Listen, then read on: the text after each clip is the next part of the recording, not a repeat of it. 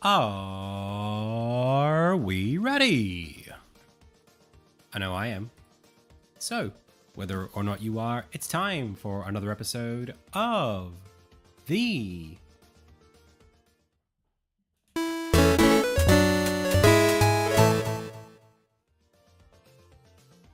Indie Tales Game Dev Livestream. Hey, my name is Adam. You are the Pixel Pals. I've already said the name of the show, so without further ado, it's time to go. Welcome, everyone. Welcome to the Thursday edition of the stream. There we go. Today, we're going to be working on more Insignia dev, of course. I want to say a big thank you to everybody who's here in chat on YouTube and Twitch. And I want to say a bigger thank you for the most recent follow, El Sarcastic? Yeah. And Little Milk for the most recent subscription. Thank you so much. All right. How are things? Things are good. I'm feeling pretty happy about... That's tense for the sarcastic. Oh, wow. You must speak Spanish. Yeah, things are okay. I've had a bit of a rough night. Didn't really sleep the way that I wanted to. The last few days has been a bit tough for me, and I've been trying to keep track of my I've been trying to track my time and be more productive in my general day-to-day life stuff. So it's definitely been a little more difficult for me to do that today, although I just went for a walk and had a shower and had a nice lunch, so you know, should be feeling okay as long as I get a good night's sleep tonight. You know, I always forget that I spend about a third of my time plagued by sleep deprivation when I'm not in sleep deprivation. You know, I have these like days where I'm like, I feel perfect. You know, this is me. I should be feeling like this every day. And then I have like days where I'm just like, I'm not. What do you want? What do you expect? So, I don't know. We just try to keep on top of it and keep working at it. That's the cross that I have to bear, as they say. So, I'm just going to turn the air on because it's quite muggy in here, and I don't think I'll be able to stay as sharp with a stuffy room like this. The second I put the pressure off, I just wanted to get a good night's sleep tonight myself. I'm 100% not going to get a good night's sleep that night. Well, don't jinx it for me. All right, I'm going to turn on the air. I'll be back in a sec.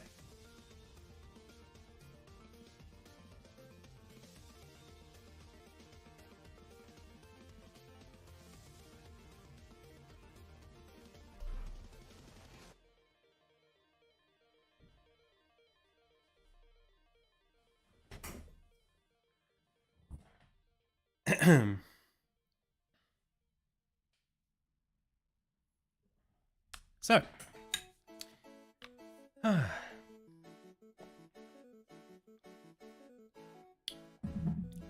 as an aside, I'd like to say I'm feeling pretty good about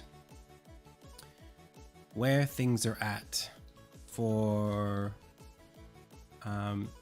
what we've been working on the last couple of days.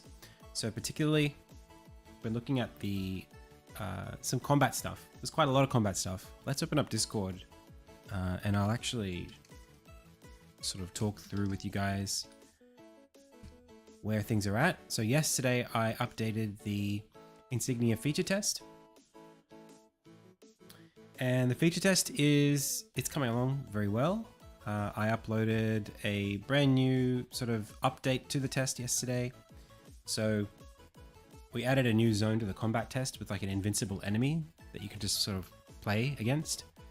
I, in this week, have been adding like juggle hit registration. So now when you attack an enemy and they're in the air, when you attack them, that move you attacked them with can't be used to juggle them upwards quite the same on consecutive airborne hits. Thank you, Slash. Hey, Turtleburgle. So that's now enabled. I also made it so that enemy patrol doesn't have them fall off cliffs, except enemy chase does. So I'll need to figure out a way to do that. I don't have like A-star in my game. I don't have like pathing. So if you leave an enemy's like path, like if an enemy can't reach you, I don't really have a strategy for what should happen, but I can design around that for the demo. It's just like a little thing to keep in the back of my mind that I should probably solve for. I think they should just give up if they're chasing you and you happen to leave their path. What else? I added some like search behavior. So if you do leave an enemy's line of sight, but not their path ability, they'll run to where you just were, and then they'll look around for a bit. And then if they don't see you still, they'll just go back to their patrol state. I also made enemies be able to hear you sneaking up on them. And the faster you move, the more likely they are to see you from a different distance. So you can do stealth stuff now. I added some animations to the Martin to make him a bit more interesting. I added a patrol rotation script, which lets enemies sort of go between points and then come back. Was that hard to implement? The pathing stuff? Or the search and giving up stuff? The stealth stuff? Oh, no, not hard to implement, but you need a solid state machine first. Solid state? You need solid snake? Otacon.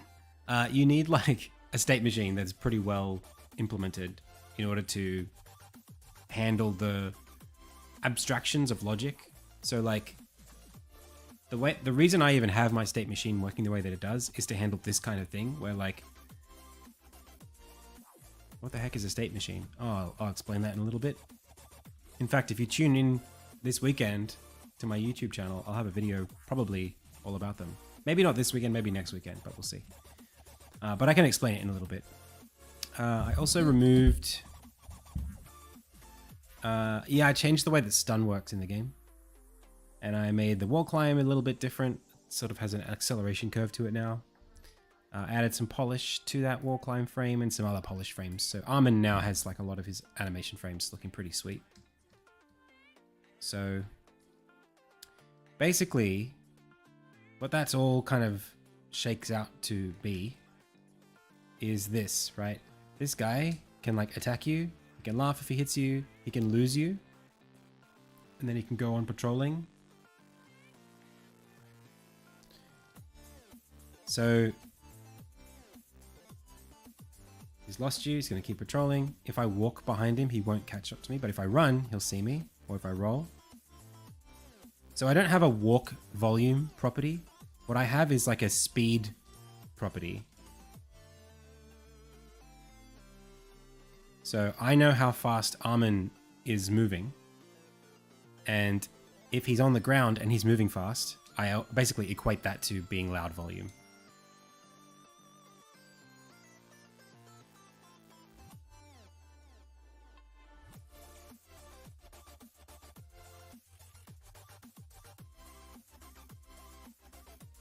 Thank you so much. Oof. I have this I'm working on like an optimal combo. What I do is I launch you, I attack you once, attack twice, 3 times, but not the third, sorry. It's like launch, attack, upper, attack twice, launch, hang on, launch, attack, upper, double attack, forward, back, and then can reset from there. So it's like launch, attack, up, double, forward thrust, but then I've got to line it up obviously. So it's like da da da da da da da da nope da da nope. It's hard to get the max combo.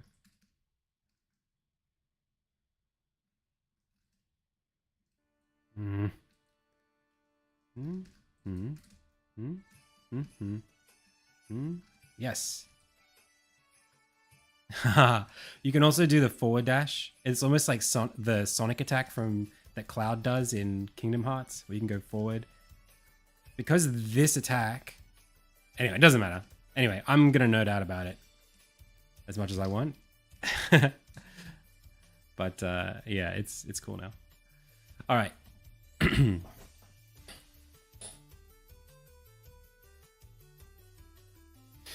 So let's go. The one thing I wanted to change was Martin forward swings. This attack, I think the hitbox is a little too... It's not generous to the player enough.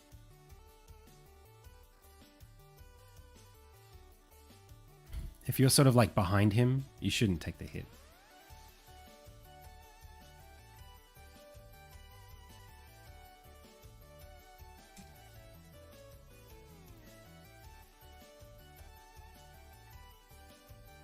Let's try that again.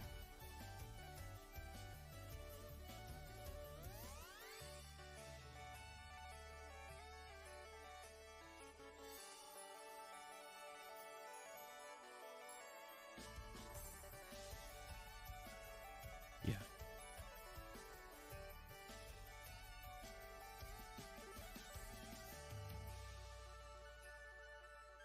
Well, maybe I can do this, this, this. Oh, I can't do it.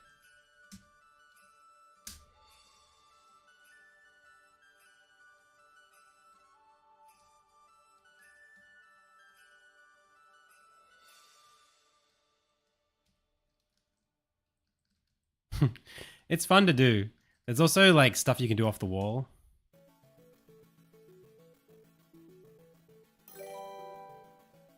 So like you could go... Hang on. This, this, this, this. Oh,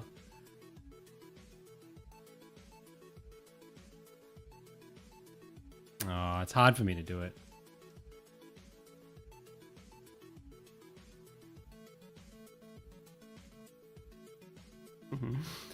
Fun stuff. Can I keep this ability? I can. So now you can do some really fun stuff. Where you could go like this, this. Oh, hang on. Try that again.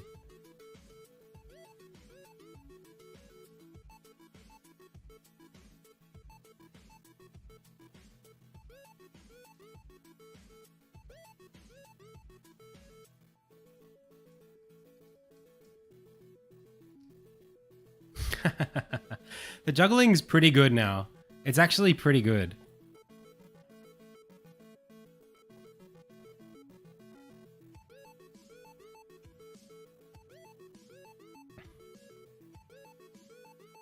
I never tried the ability yet. I should create some more options.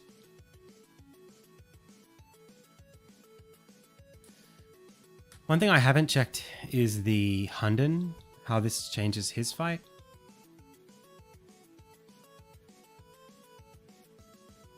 That was fun to do. It's definitely... Yeah, the down spike's cool too. Yeah. I might even make it more like the knock... I might make the knockback on the down spike faster and like heavier.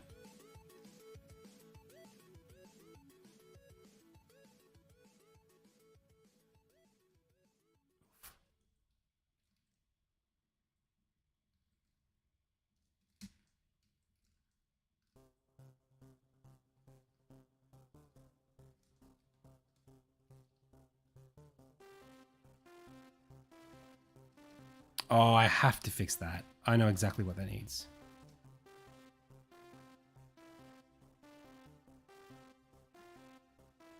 Oh, he falls super fast. Oh, what happened there? Is his gravity scale different from the Martin? That might be a big deal.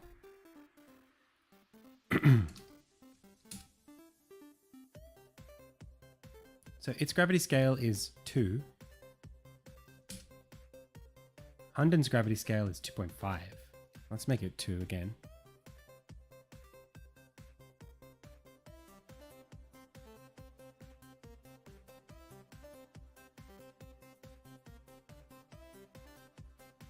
But that didn't feel like a 0.5 difference.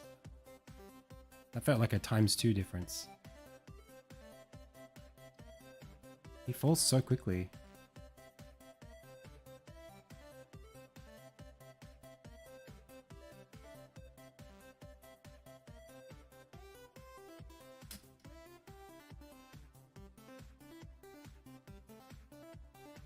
Oh, that's hard.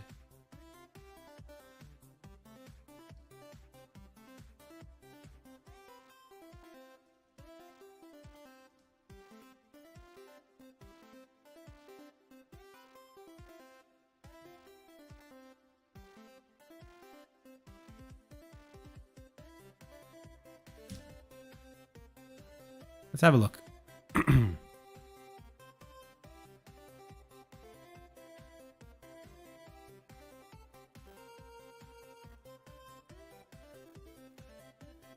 2. He's falling so quickly though. Gravity shouldn't have a different effect on his mass. Hey, PMD cat. Will the background waterfall move? Maybe. We can make that move today. All right, one sec. Let's have a look at your art.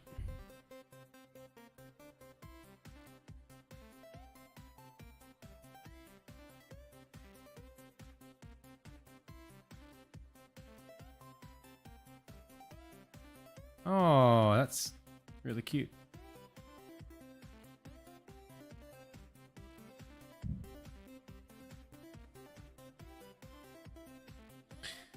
Similar to Stardew Valley, but isometric and on Mars. I'm looking for feedback regarding the use of color.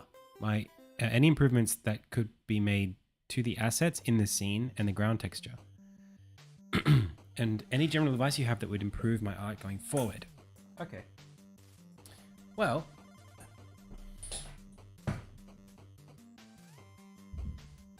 what do we think?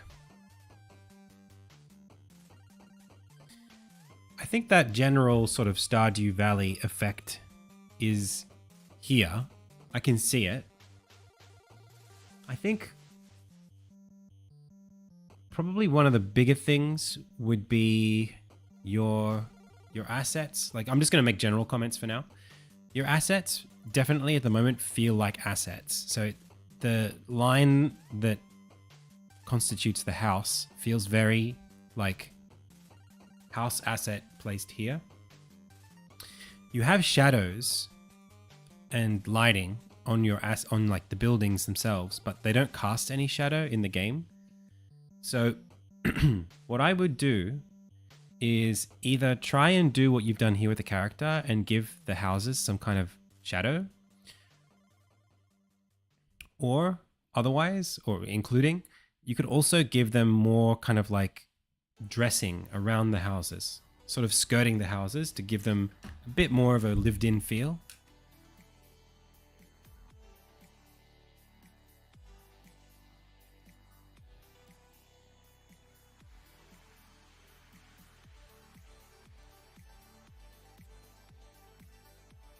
So just doing this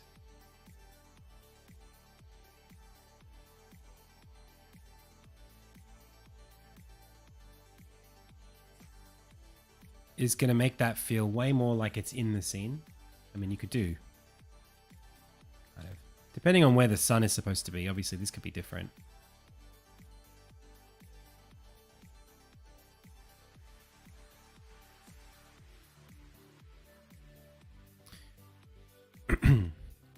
The rocks are fine. I don't have any major criticisms of them. They're consistent with the rest of what you've got in the game.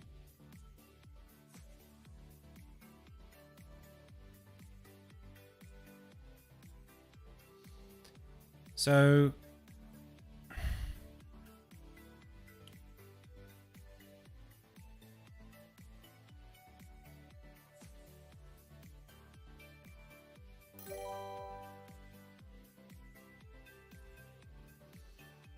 I think what I would do is think about the rocks, and if you can have the buildings have like sort of their own,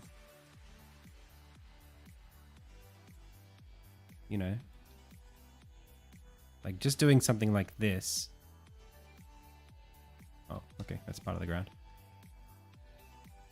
I think it gives you a lot more of a like, I think it just feels more grounded in the scene if you can do that. Even something like this. It's like, oh, now the building and the rock live in the same space as each other. Obviously not this one.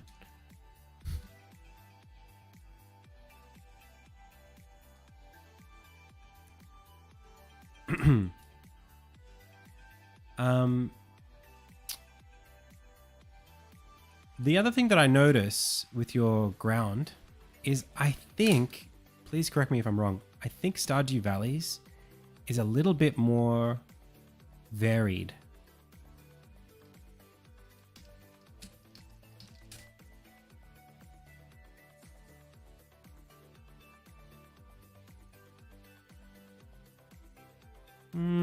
Not really. It's pretty much a repeating texture.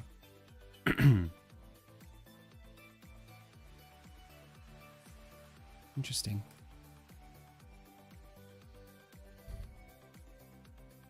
It might just be more of a question of them filling the scenes with more diversity. But are you going to have, like, I guess you've got crops here. I mean, I review people's art, not necessarily like for free. It costs in-game channel points, but sorry, not in-game, in-stream. On the Twitch stream, there are things that you accrue called channel points. I review games for channel points. Another thing that I would consider is just the lighting among these objects. If you're going to have like a difference in, like if the sun is above or behind or whatever, you might want to do something like this. Now, forgive me, I'm just going to do this in kind of a lazy way, but you know, everything like here should probably be in shadow, you know, at least. And you might do something like this just to demonstrate the fact that there's like global light that's making its way around. So like this, something like that, I think gives you a lot more of that depth.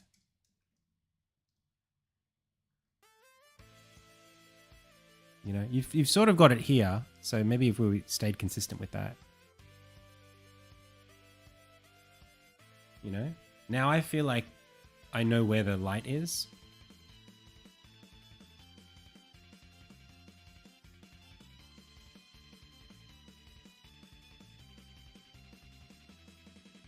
And it's not, you know, like this kind of thing, it's all a bit in the details.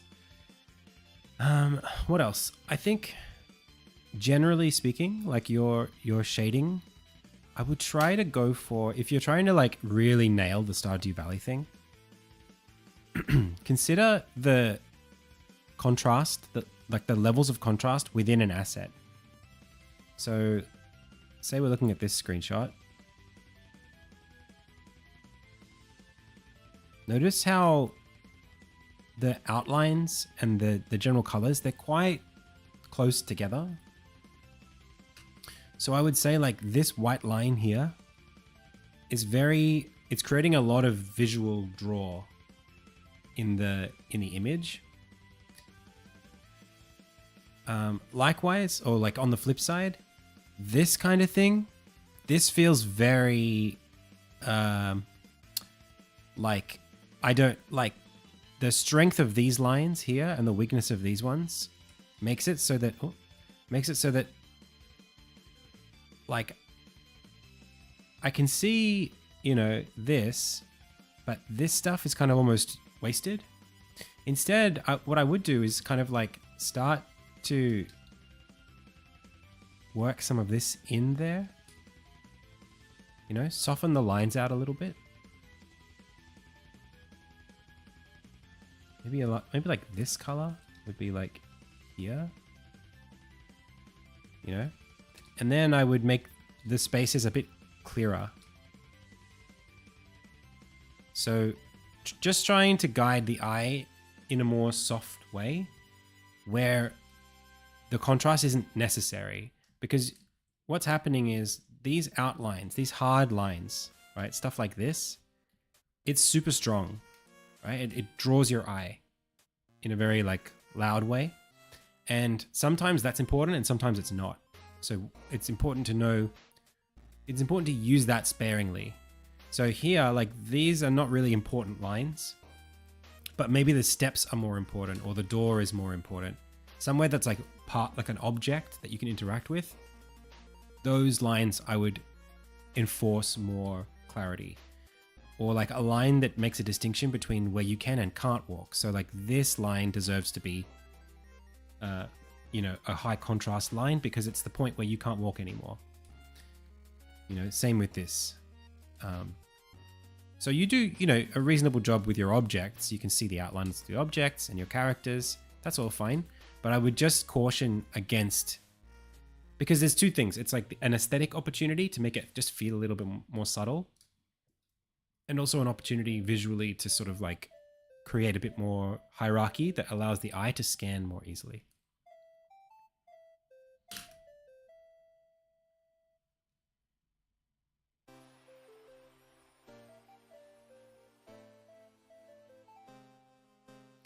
So as far as your ground texture, I mean like a little bit more kind of like, you know, gradual change. You know, if you want to do something like this, you can see that there's like sort of softer mounds within this. It's quite a high like detail texture.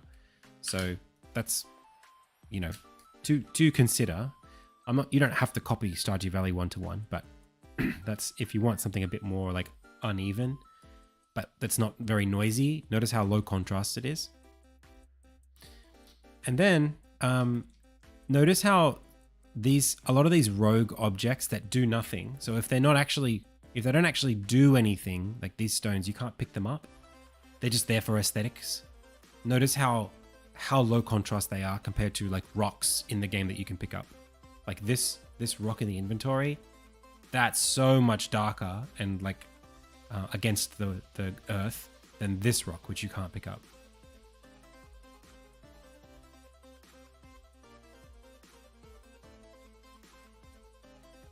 Okay, so right now you've got like flat ground and then you've got what look like collidable objects. You know, I feel like I'd run into this thing if I crossed over it, but maybe that's supposed to be a lot softer. Maybe you don't.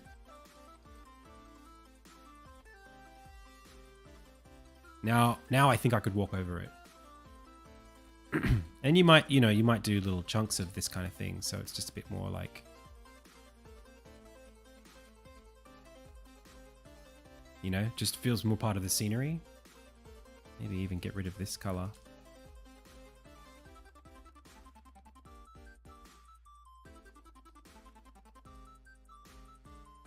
You know, that feels like you could just walk over it.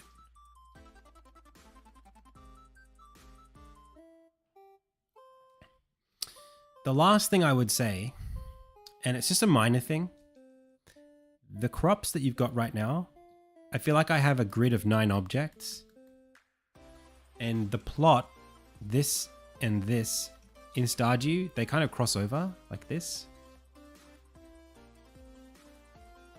And it will sort of create like it'll sort of group. I know that's more of a mechanical thing, but it might also help reduce some of that noise.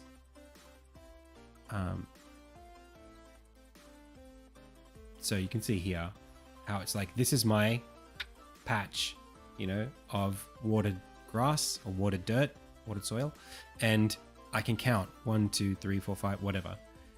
That's another thing that I would do or consider, because you've got isometric, you have this problem where something that ordinarily would be a grid of visual stuff on screen. So I can count cabbage, cabbage, cabbage, cabbage, cabbage, cabbage, that's 6.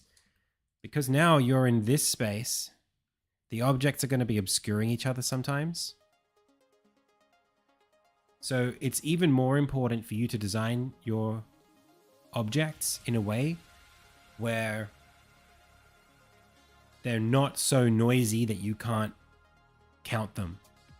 Here, these bushes are very high contrast. It's very hard to sort of count these. Even though I can tell there's 3, I really prefer for them to be a lot more simple and continuous in their colors.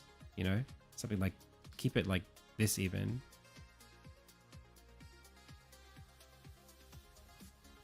You know.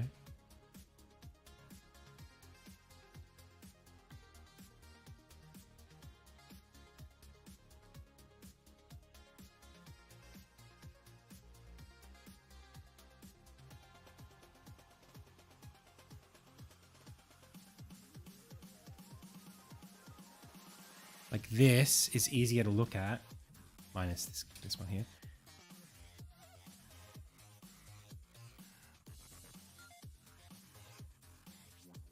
That's easier to look at than that. It's just easier to count, you know? And you could still give it, like, it's not that the tones are wrong altogether. You could still give this one a nice little highlight here and a nice highlight there. And you could still do your little visual kind of like details, but give them purpose, you know? Make them feel like here, I don't know why this color is light and this color is dark. Or like this, there's so many different colors. It almost looks like a really high res image that was scrunched down so that the pixels are all colliding with each other.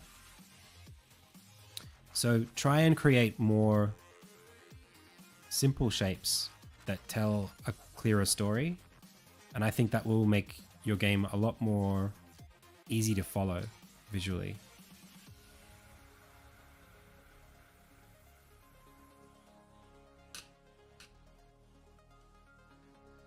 Especially because you're in isometric view. No worries. Cool. So, where were we? Trying to figure out why this guy's falling so fast.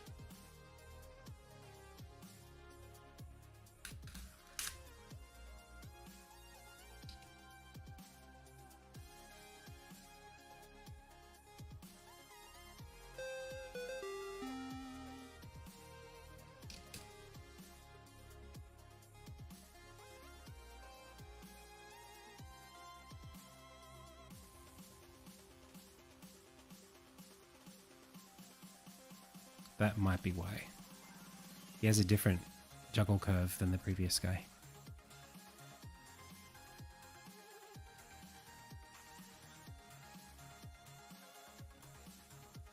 There we go.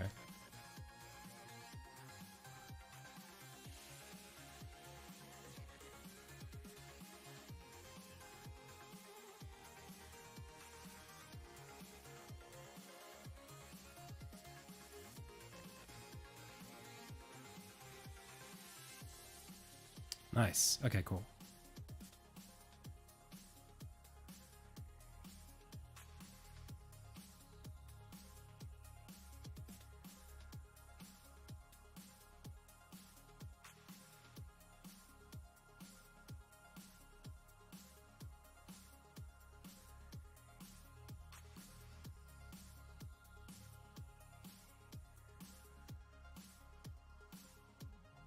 Cool. Standardization. I liked him falling faster. Yeah, but that's not really how stuff works in real life anyway. Big things don't fall faster. Hey, PMD Cat. Thank you so much for the gifted sub.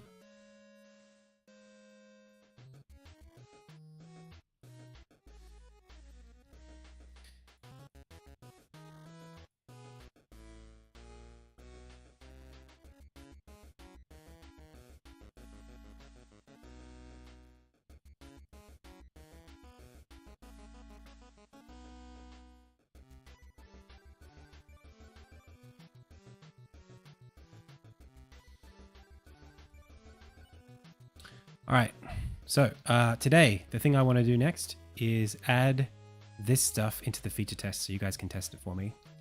And to do that, I'll need probably another scene here.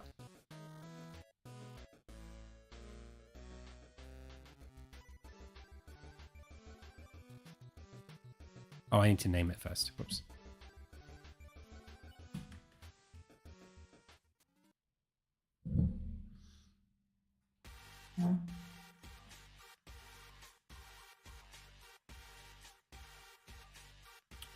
So we'll call this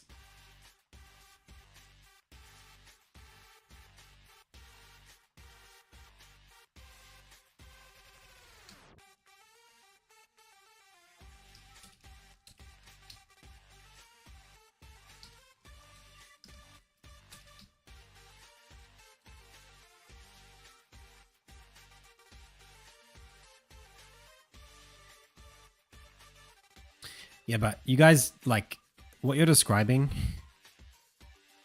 air resistance and stuff, it's like, at the scales that we're talking about, like terrestrial scales, it does behave that way.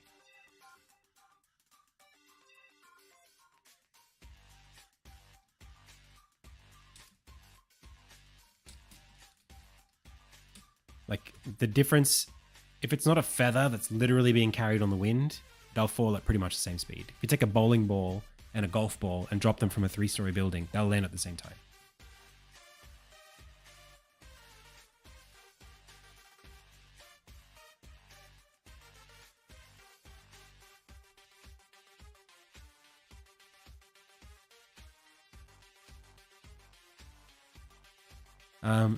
It's difficulty is not, that's not the point where difficulty should exist.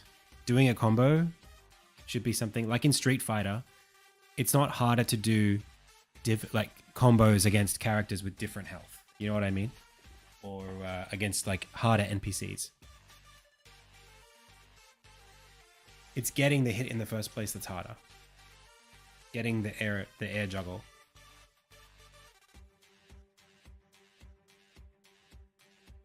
Like if you're in a point where you're supposed to be rewarded, have your reward. I want you to enjoy it, you know?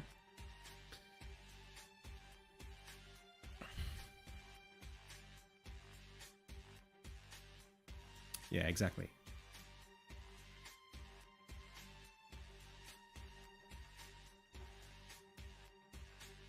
Especially because if then you have to learn different combos against different enemies, it becomes a little bit more meh. And this game isn't necessarily, you know, this game isn't Smash Brothers. So, will there be a way in the game to fight a large number of enemies for a challenge? I mean, like the game is a story-based game, so when it happens to make sense for there to be a large number of enemies, there will be a large number. But that's assuming that the game's systems support that. I'm not really sure yet if it's going to be able to. You could fight 2 pretty comfortably, but 3+? I don't know. It's not really practical. The fights kind of break down. Maybe I'll make an arena. I don't know. We'll see.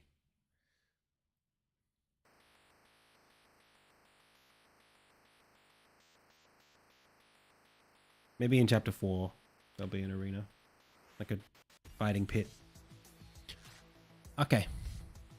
So I need to make a tile set for this.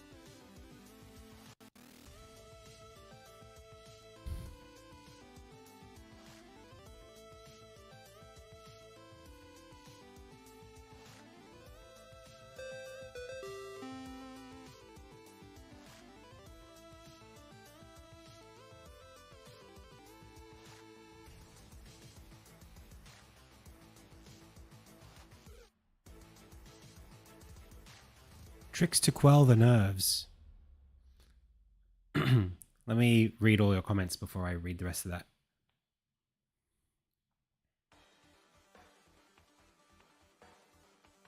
Thank you, Samantha. I missed a lot of the game. What's the premise? You play as the son of a blacksmith who specialized in sword crafting.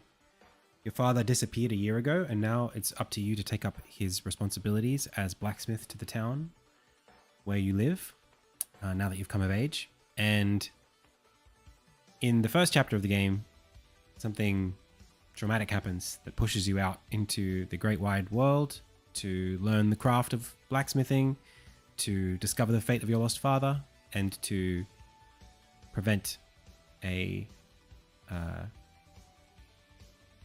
invasion from enshrouding the kingdom.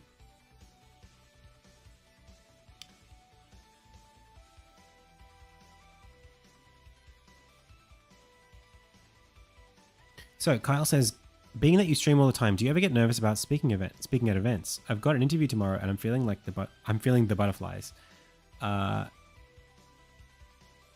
So do you? I mean, if it's an interview, do you need to speak at length, or is it just like a conversation?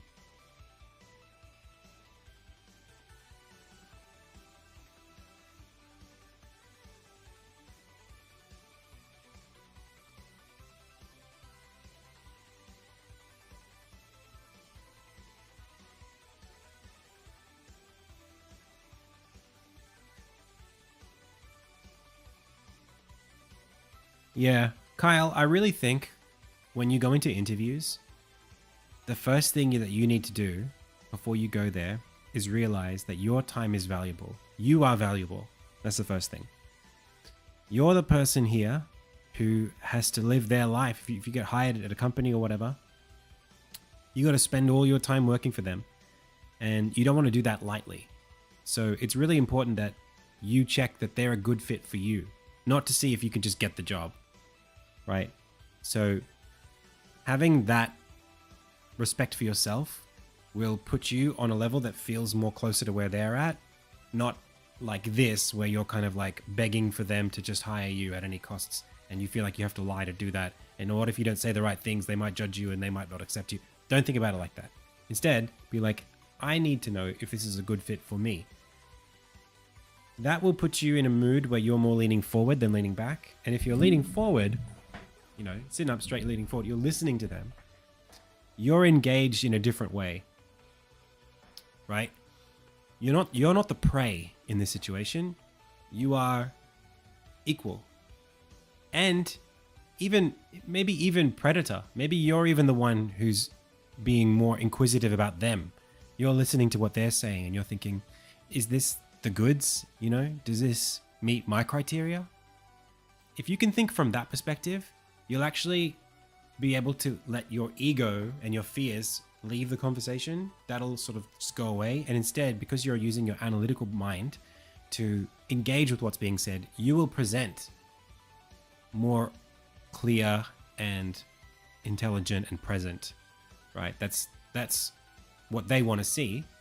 Someone who's prepared to show up and be engaged. And that's what you will be, because you're listening, because you're looking to see if they're right for you. It's not you're not under a threat. This is not a threat scenario. There's nothing to be afraid of. You're there to interview them the same way they're there to interview you. It's just a conversation to see if you're right for the company and the company's right for you. Company's right for you. Yeah. So definitely know your stuff, but yeah, you know, don't be intimidated. There's nothing to be intimidated about.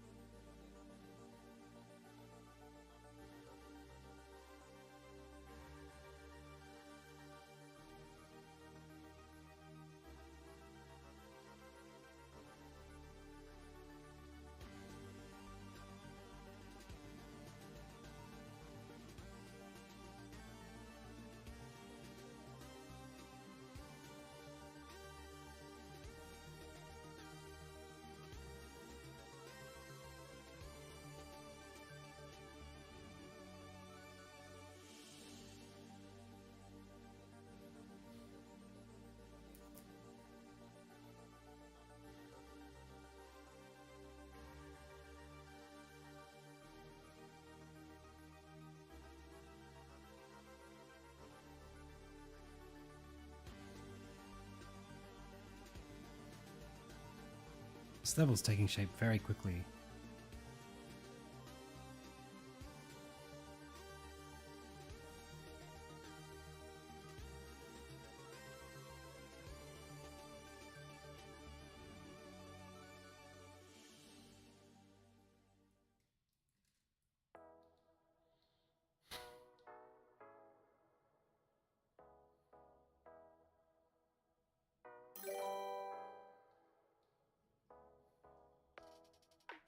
But I'm not sure how I'm going to convince the player to jump down somewhere they can't come back up from.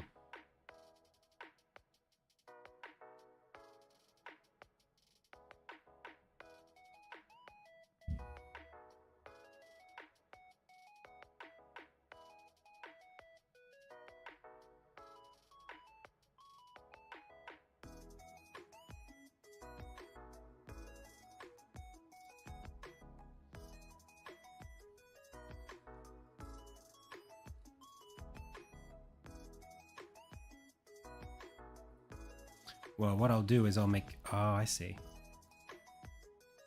I'll make this the kind that you can come back up from later.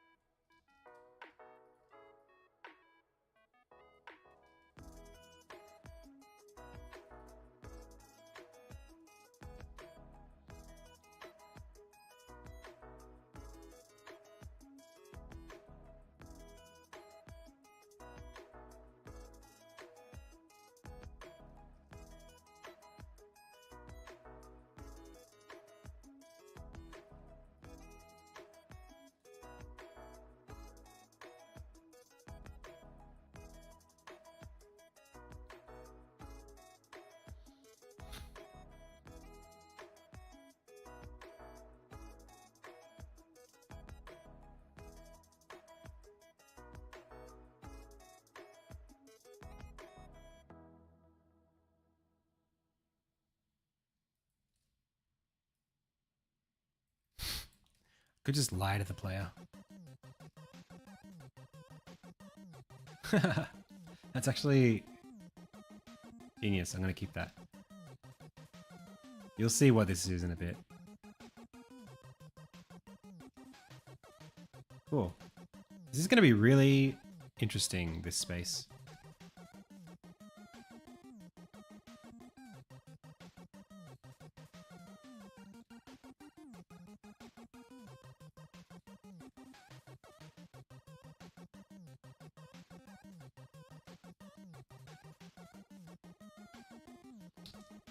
All right.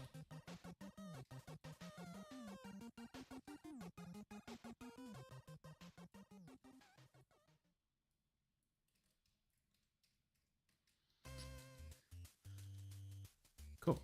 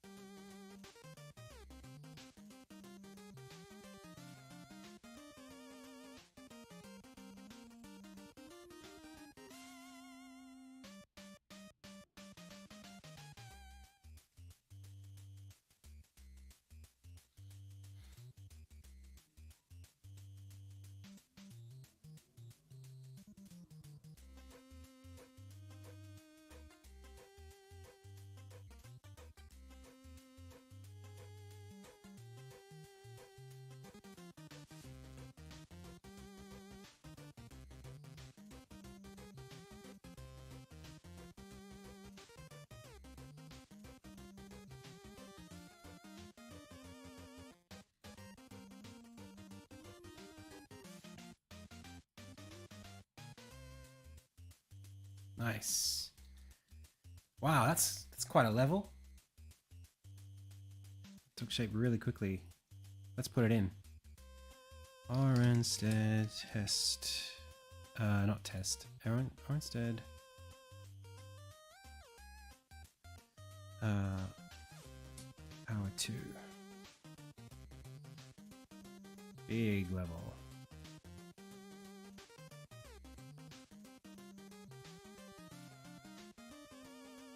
Let's do spiky wallvine here.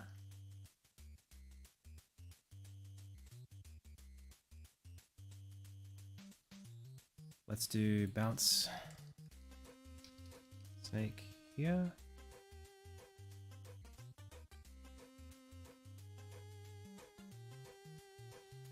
That's too high.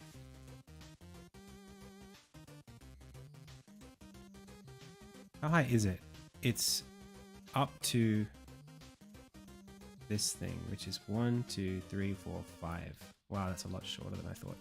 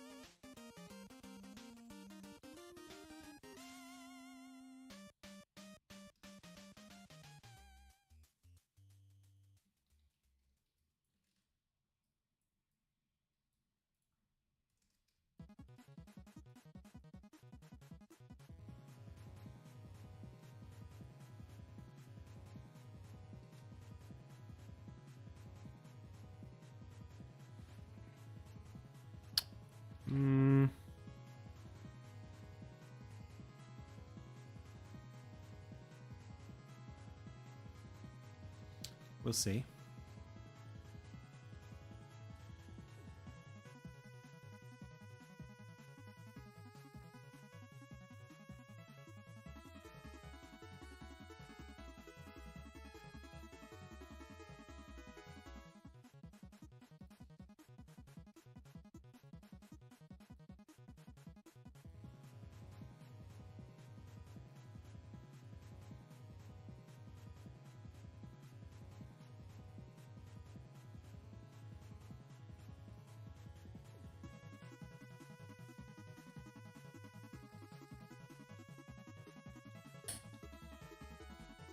Well then, if it's this distance here, then it needs to be that same distance there.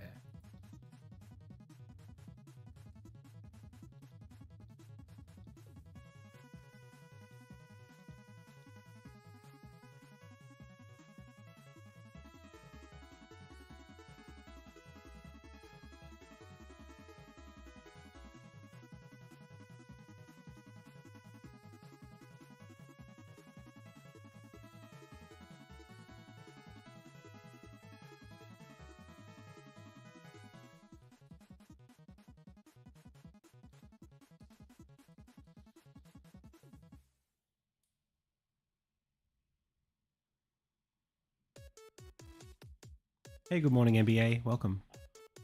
Hey, Dragon's Bloom. Please don't spam promotion, stuff like that. Does Australia get tornadoes? Sometimes. Good morning, NBA says, hi, I finally got a tablet to use with Asebright. Thanks for sharing what you used the other day. Oh, nice. I hope you enjoy it.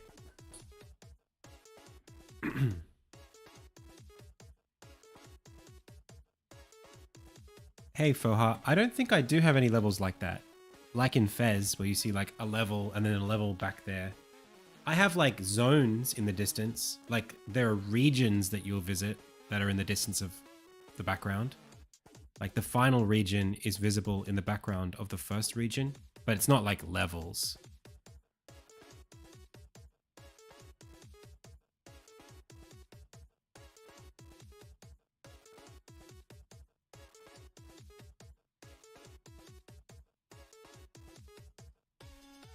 Yeah.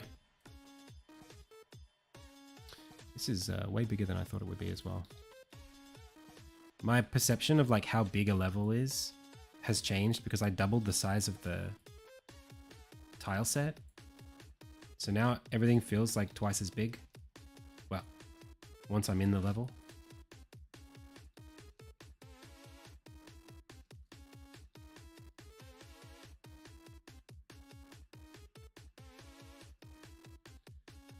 Do some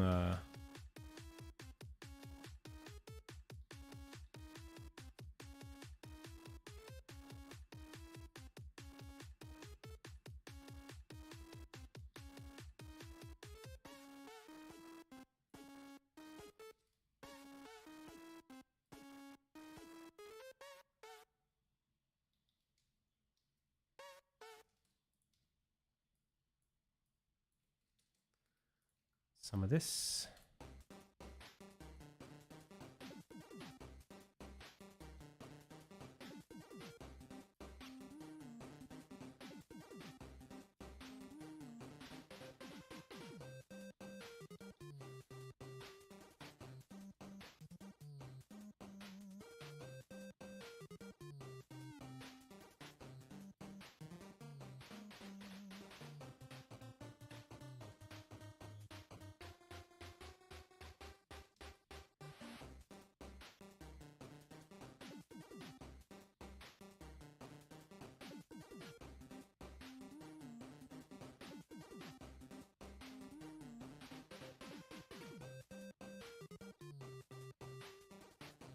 Thanks, Samantha.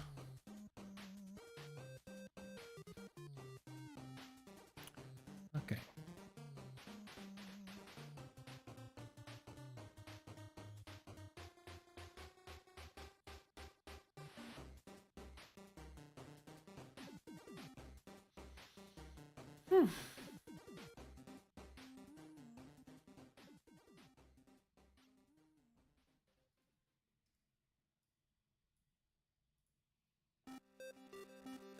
Oh no, I renamed Almond W.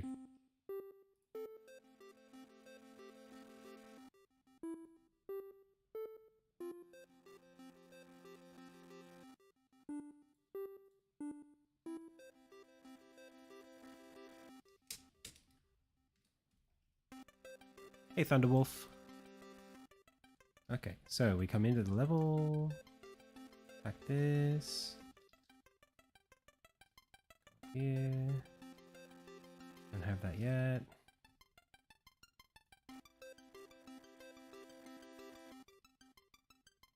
Do this. That could be a bit bigger.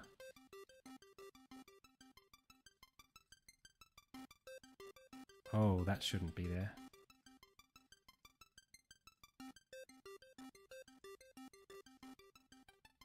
But we can't actually do it unless we kill it.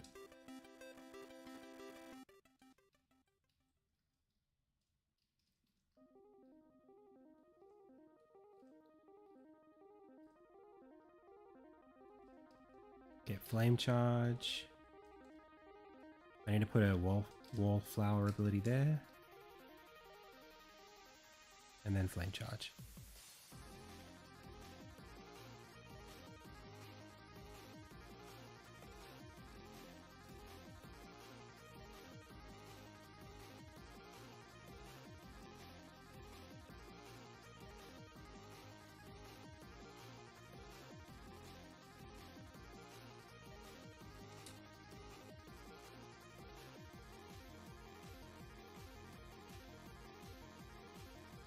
Cool.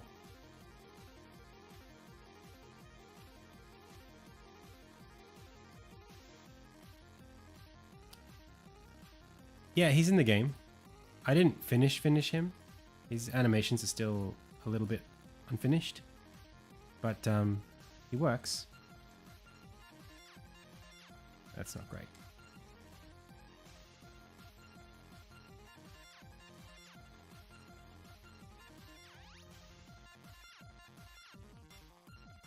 Cool. And then you can come over here. Can I just jump at that? Yep. Nice.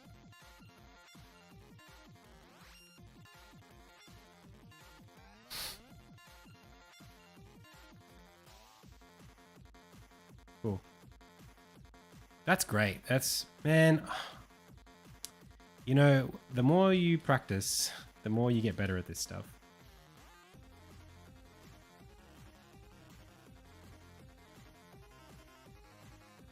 But also, it's easier to design a game that has clearer ideas.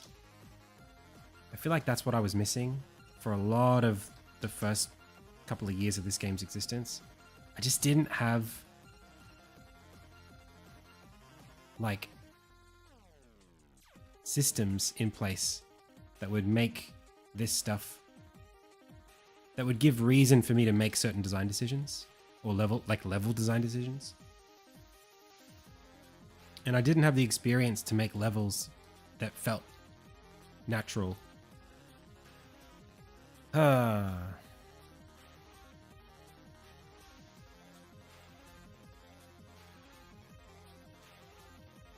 I could probably just do, could just do that. That.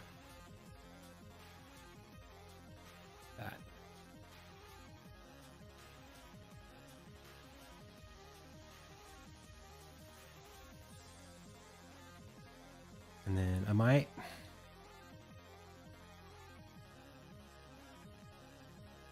I don't think I could shift this any further over unless I move this forward. 2 maybe?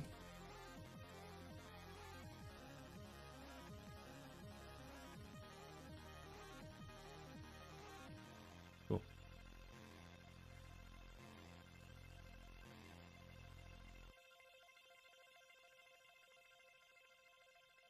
Nice. So cool. Okay, but now I'll need to rearrange everything.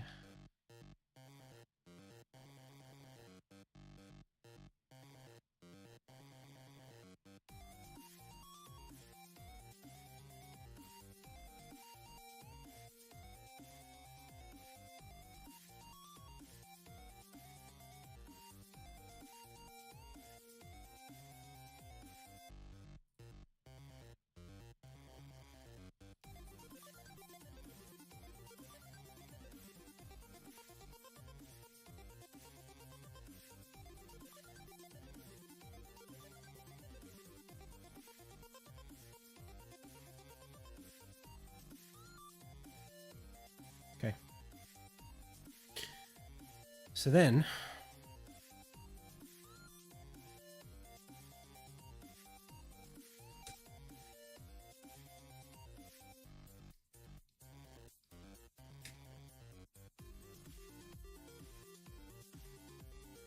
not that, not that, not that, not that.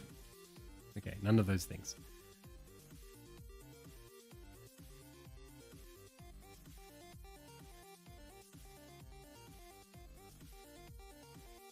Wait, where is this level?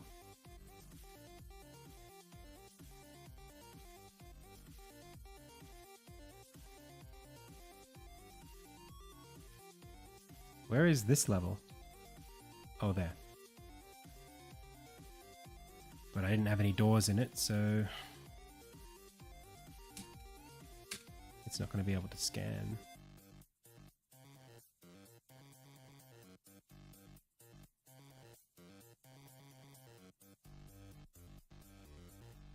Door 1. Door 2. Door 1 is an east door. Door 2 is a west door. Door 1 has got no appearance. Where is the where is the huh? Where is the appearance?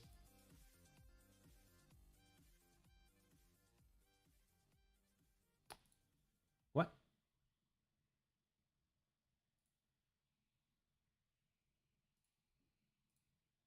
What? What? Why can't I see the drop down for the appearance?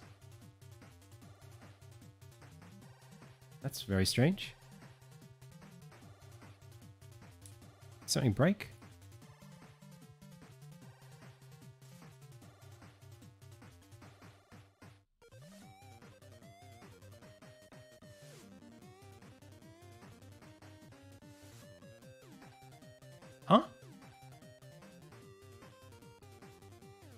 Hey, nickname generator failed. How's it going?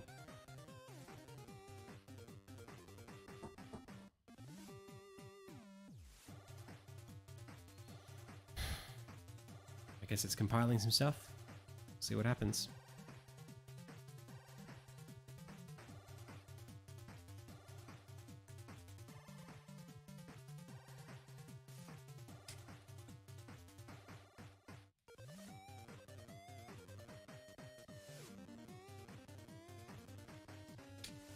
Still there.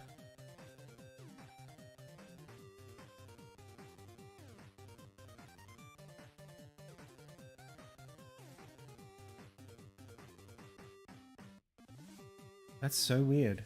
Why is the editor not working?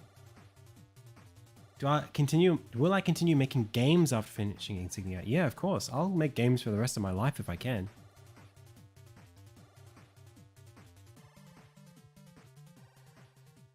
Wait, why is there no door manager here?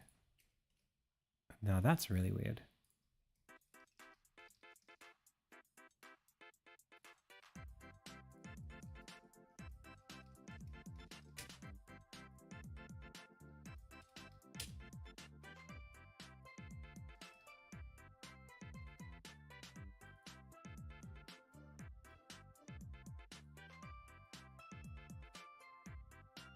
There we go.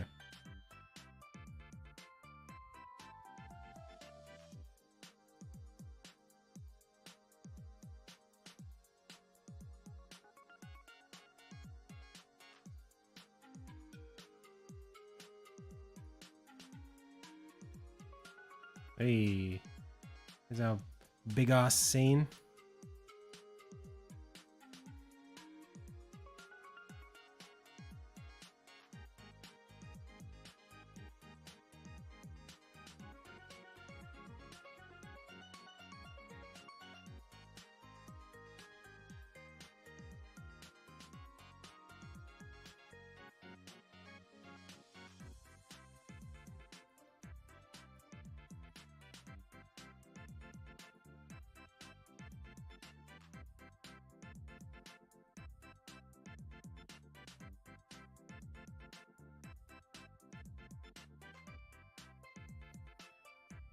Finish Insignia. I'll believe it when I see it. Will I stick with Unity? I'll probably, I don't know. I mean, I might be working in a custom engine at that point. Who knows?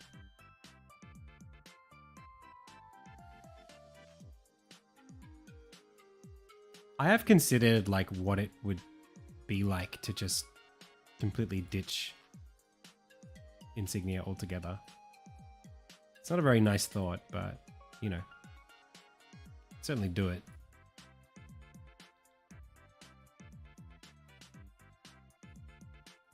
It would be such a waste. What a huge waste that would be.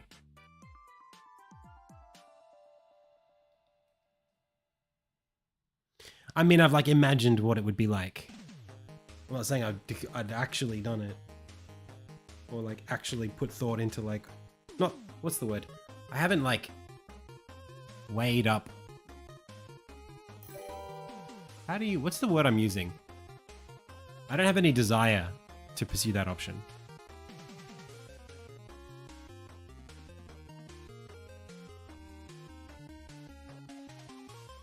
Hey, PG Racer, thanks for the follow.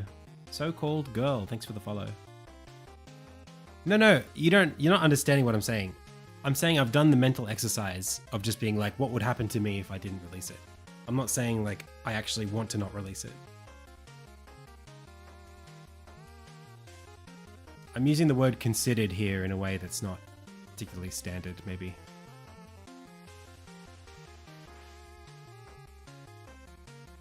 Like I've done the mental exercise.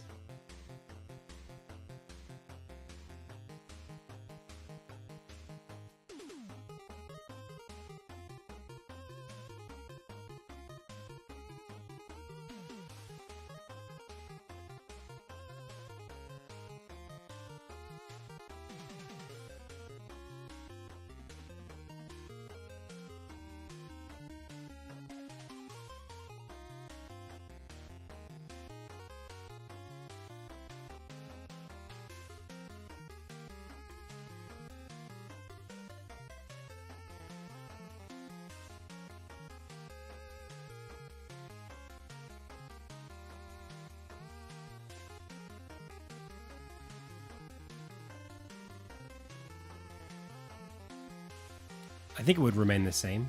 Yeah, it might even grow. Honestly, and that's if I was to do it, if I was to stop working on Insignia, one of the reasons might be because it would be easier to build a following on a smaller game.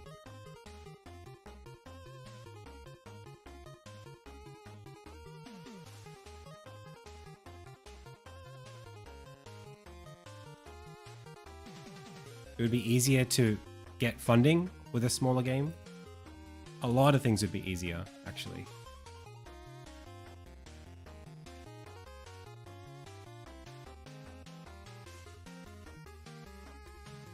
So that's why you consider these things. You do it so that you can understand the parameters of the space that you're working in and make good decisions in the future. You know, if there's an opportunity to shrink or to take on a small project that helps follow, you know, if my dream is easiest followed a different path or a slightly different path, considering way out here and way out here are ways of finding those paths.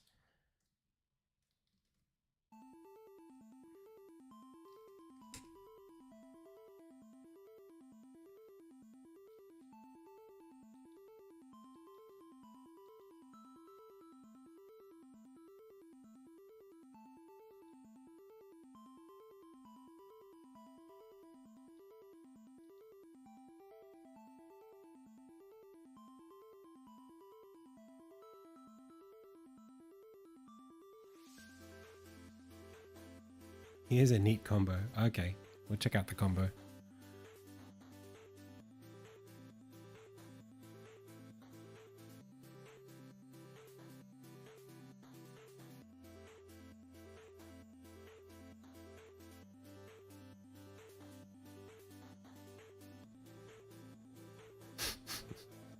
Is that a combo?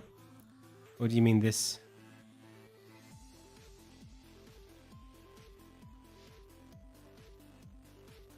Oh no, that's an old one.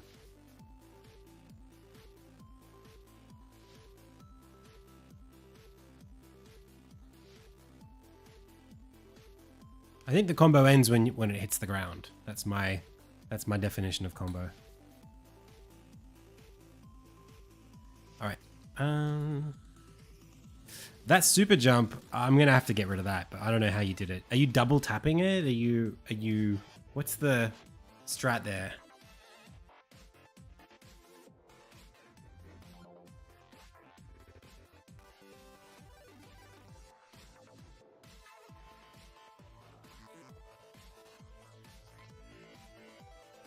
Could have teched.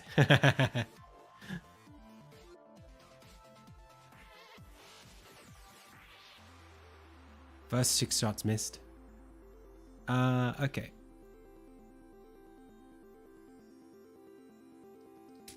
Let's just throw some enemies in just for the sake of it. But I might actually put like a goat up here or something. Maybe I'll put 2 of these guys here. Flip them around.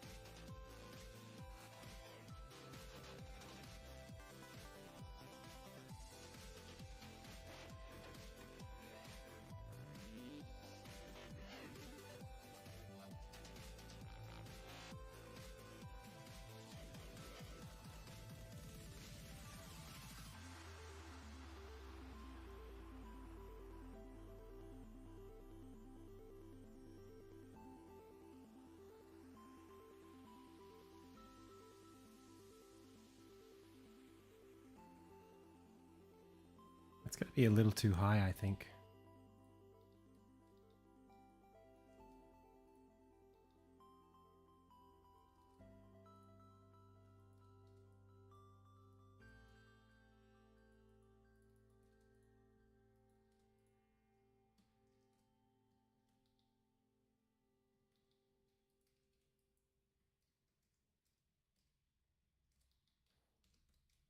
One, two, three, four, five.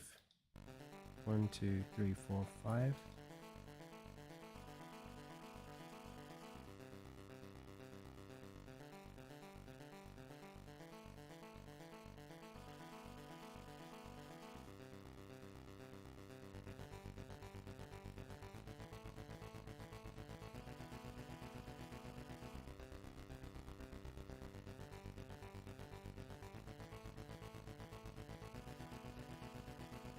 Ugh.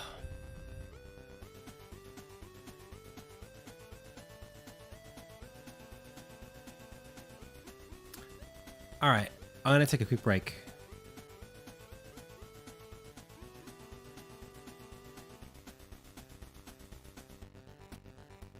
I'm back in a little bit.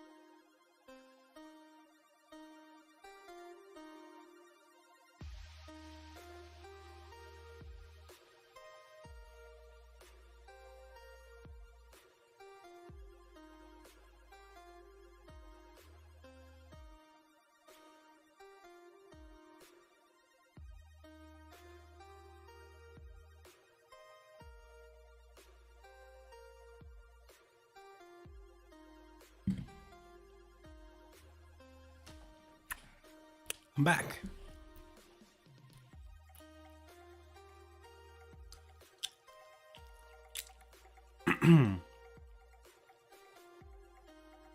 I gotta let you cook bread at the forge still.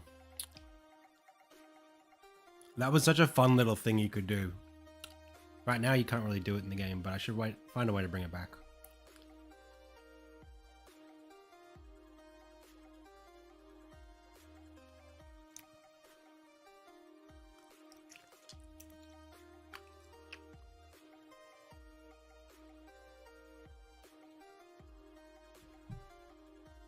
Okay.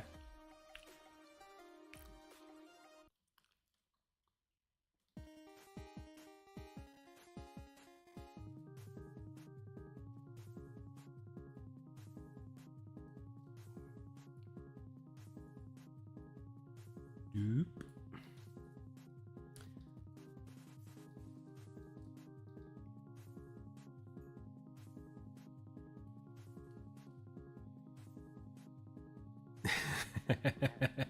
The old man. I don't know you. All right.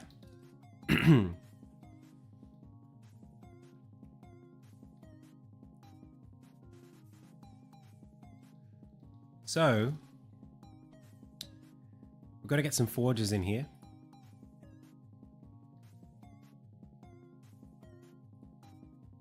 Two forges. One for thrust, which I don't know if I've got an ensign for that yet.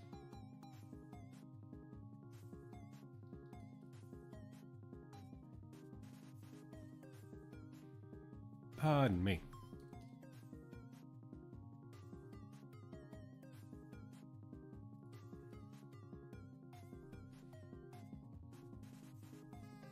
Am I going to regret?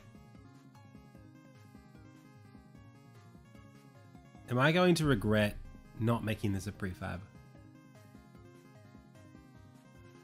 I really don't feel like it should be a prefab, but there might be 12 of them in the game, which means maybe there should be some aspect of them that is a prefab. They just have such different instance variables. And every scene that contains one is different.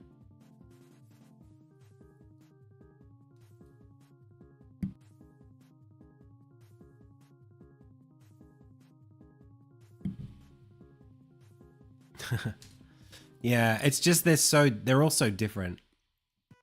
I'm gonna not make it a prefab yet.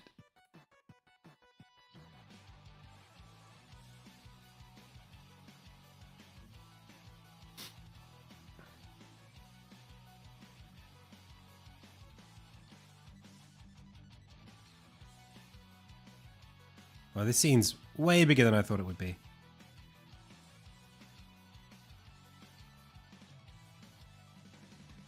Hey, Arda. Just working away. And then another one over here.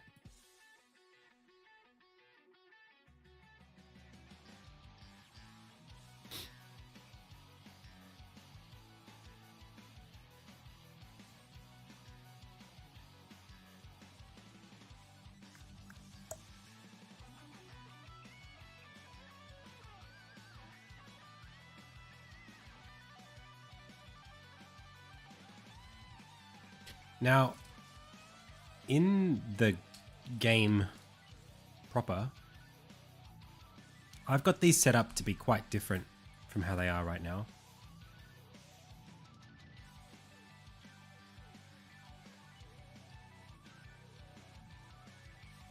Where you go into a tunnel to get the thing. Maybe here they can be out in the open. I don't know. There's a lot of like in chapter 2, you have to go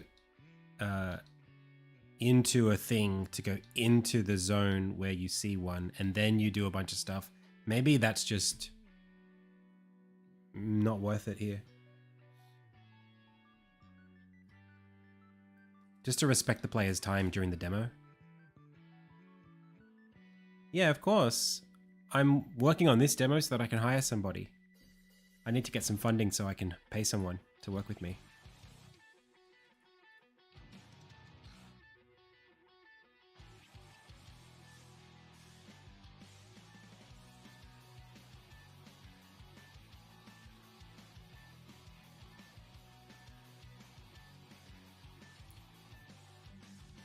So this is the Arise Forge.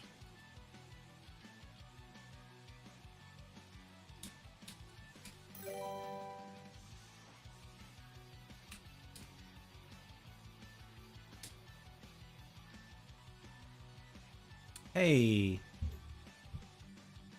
Milintark Trooper. Thank you so much for the follow.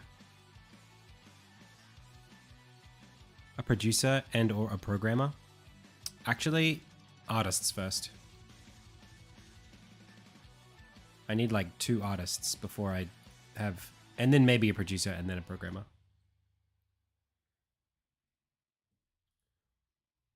Yeah, there's just too much art for me to do on my own. Hey, Feroy. What color? Well, the art budget for this game is like another... It's probably like another like 3 man-years of art just on the game. And I can't spend all that time just doing art for the game. Think, please.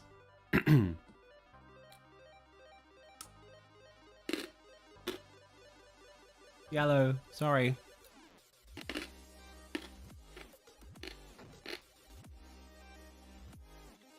Thanks, Lazy.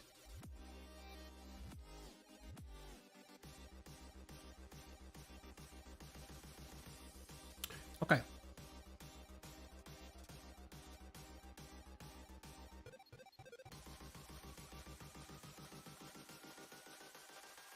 I was just about to press the button and you got there first.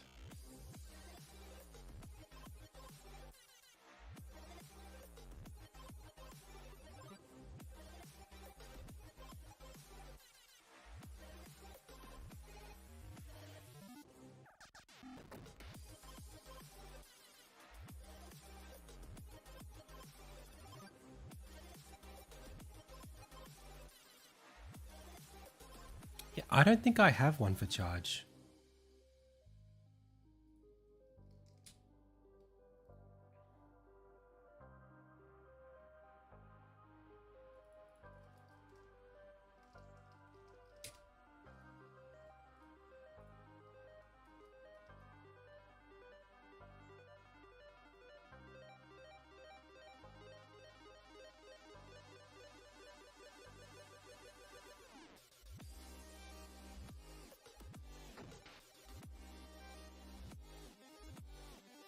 Okay. There are 3 colors. It's 1 in 3.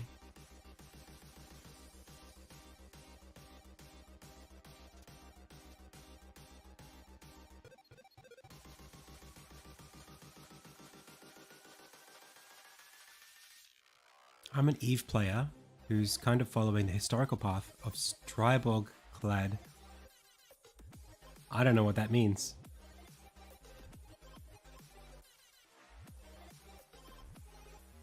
Thanks for watching.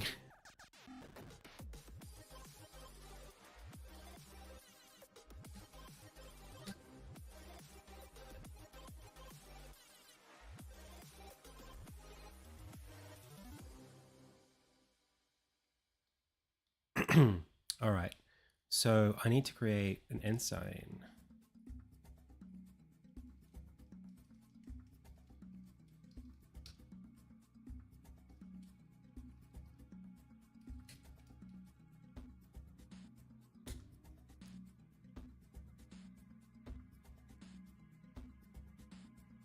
Oh, it was run by Thor. Okay.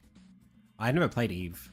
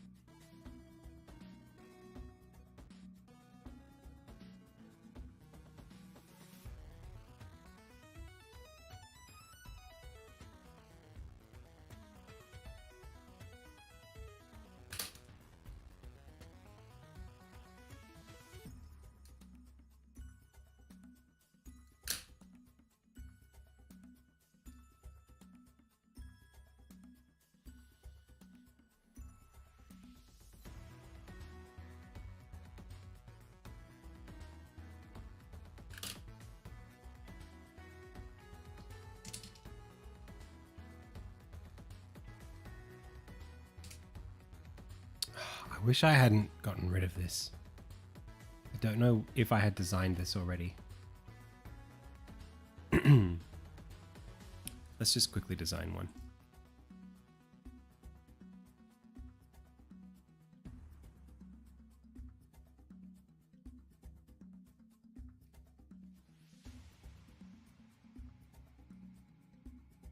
I think that's what we've got for this, but it's flat on the other side, so I've got to rotate it.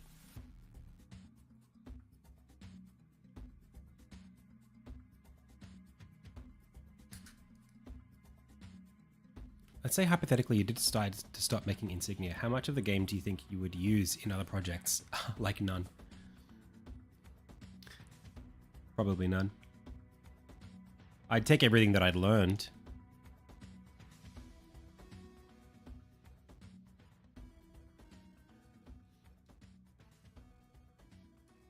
But I wouldn't take any of the assets.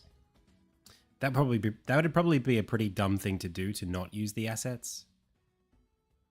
But I wouldn't be making a game that was like Insignia if I wasn't making Insignia. Do you know what I mean? Like, Insignia is my side-scrolling pixel art game. If I make another game, it won't be side-scrolling pixel art. Unless it's a sequel to Insignia. Like, I'll move on to something else after that, you know? I'm not just going to make, like, more games that look and feel like Insignia that aren't Insignia. That seems kind of weird to me.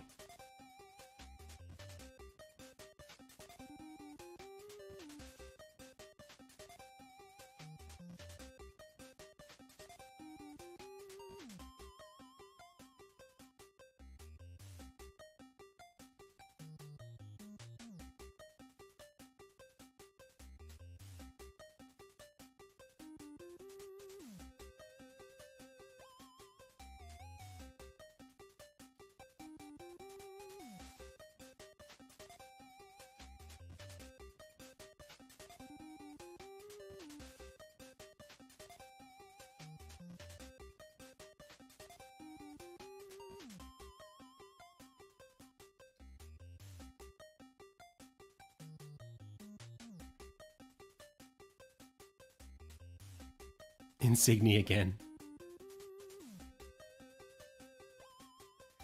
I mean, I wouldn't do it.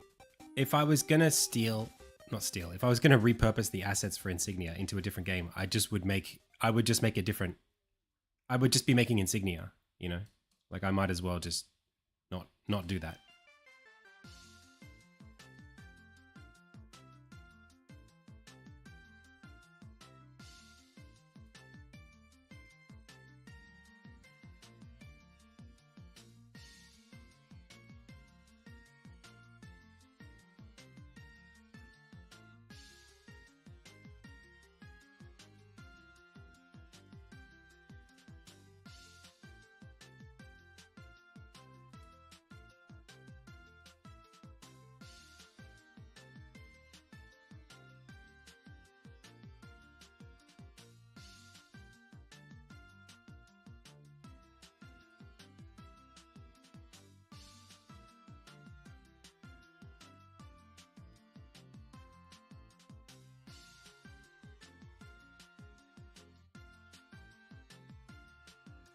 How do specials work?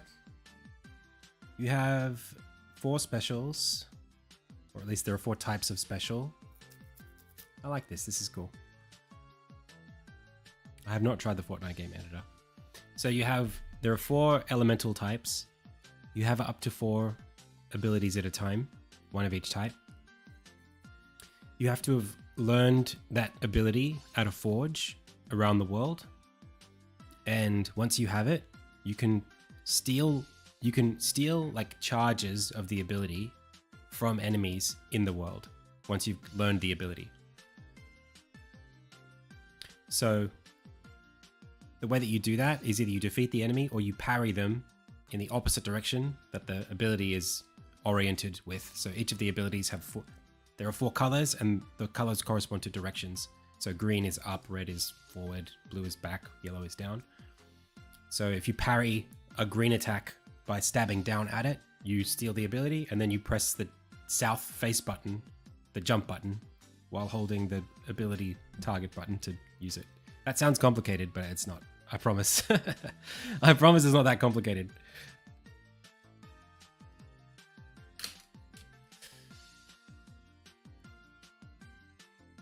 Think about this. What about animals? What about animals?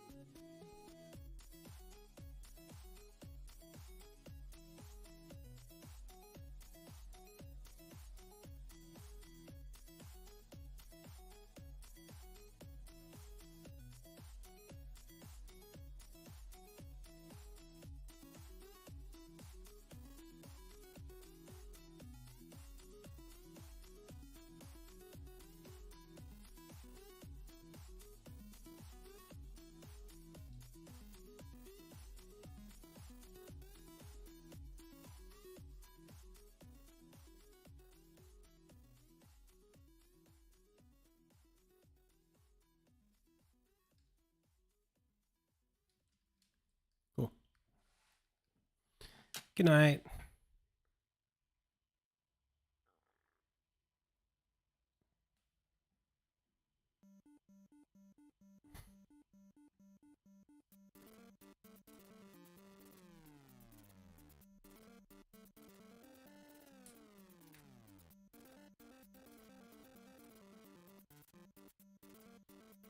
Well, I'm happy with that.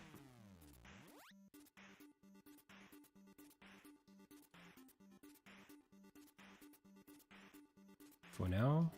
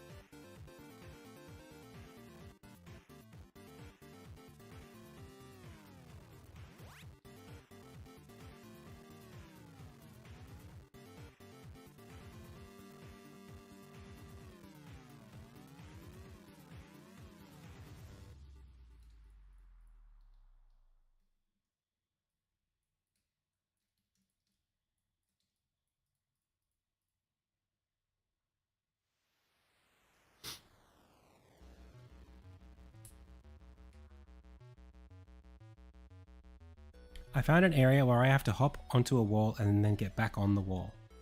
No, there's nowhere that you have to hop on the wall and then get back on the wall in the original demo. You have all of the things that you need for that demo as you do it, but I don't know where you are. If you just got through the watchtower, you should just be able to move through everything normally. If you haven't been to the watchtower, you can do that. Otherwise, it sounds like you might be... You can jump back and forth across the walls up above where that Wolverine is to get to the watchtower, if you haven't got there yet.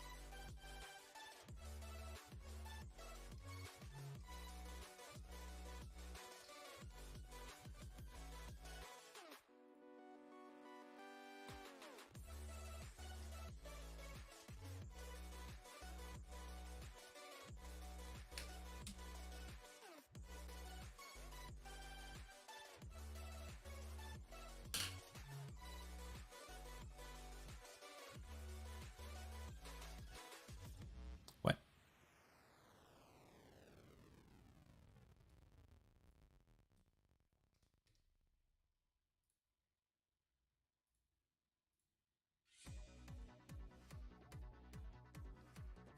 There it is. Ah, except I don't want this.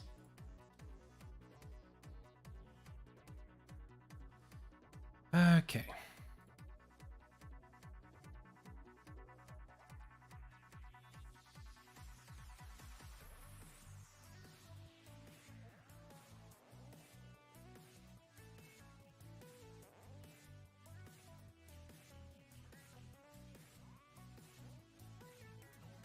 Let's have a look.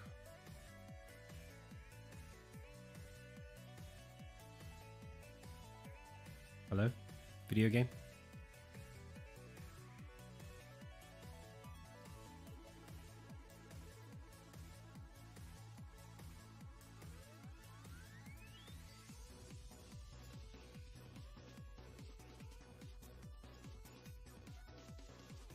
Cool.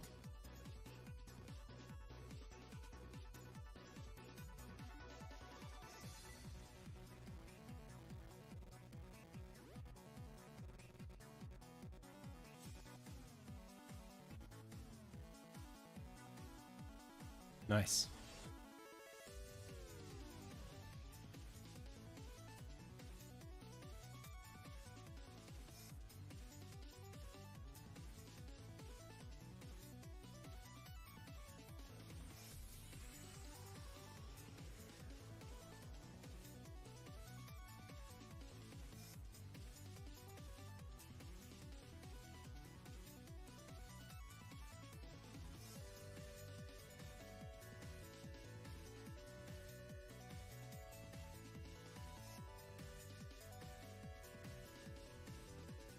Can you tell the difference between these? I guess the green one and the red one are quite similar, other than the fact that one's horizontal and one's vertical.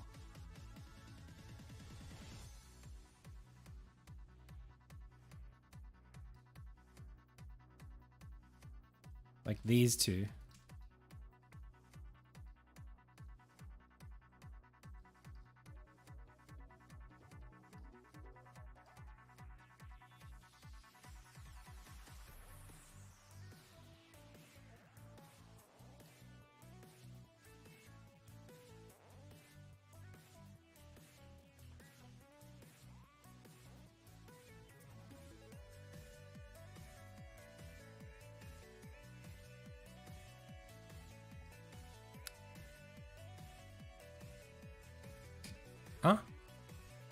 The red diamond is always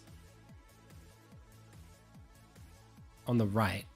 It's only above his head when he activates it, but then it disappears back over to its spot on the right. So this maps to this.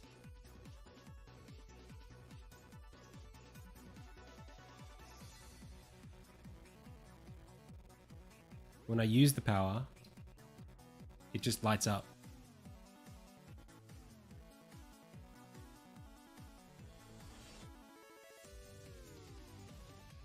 It's just a little reference. When I press the left trigger, you have reverb. Are you sure you're not just watching the stream on 2 different tabs accidentally?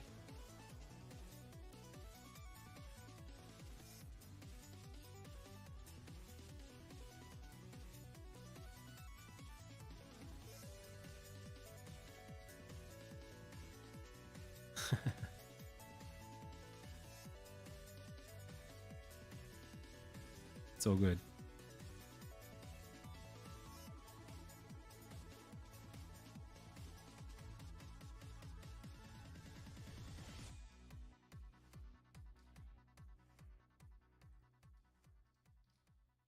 It's all good. There's not that many things that can cause that kind of effect. I've been streaming a long time. Do I read YouTube chat? I do. Hey, Stixie. Why are your backgrounds always so low detail? What are you talking about? This? There's no background here yet. What are you talking about?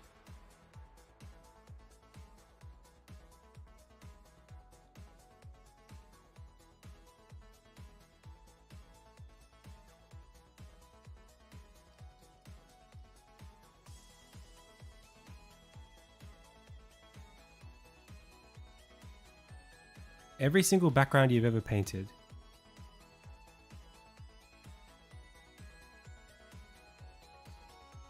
You don't like this one? This one's too low detail for you? Let's give it a second. You don't think that that's high enough?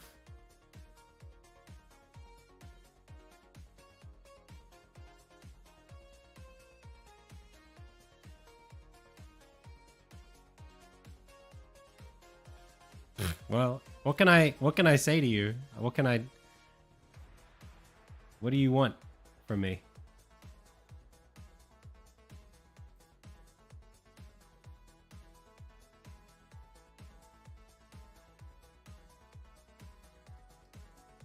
It's not really something where you would want to place more pixels than this.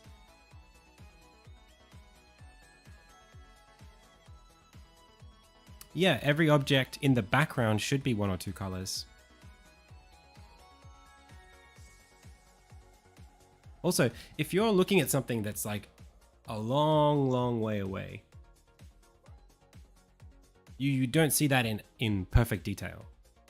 So what I'm trying to do is create a space where you can focus on the gameplay in the foreground and still feel what you need to feel about the background without being able to look at these specific... I mean, like, what more would you want back here? I don't know. Like, also, the game's not finished. Just like, to be real for a second. So, like, if this isn't to your taste, like, that's fine. If you don't like these shapes or whatever. Or, like... I can't believe I'm defending this. This is like... The messenger wasn't made by one person. I'm a solo developer. Like, is that something that you're able to recognize?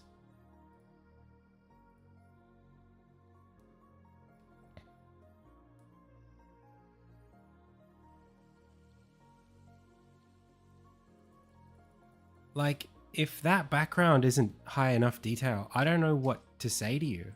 I just can't. I just don't. I'm just making a different game to what you're expecting, if that's not high enough detail.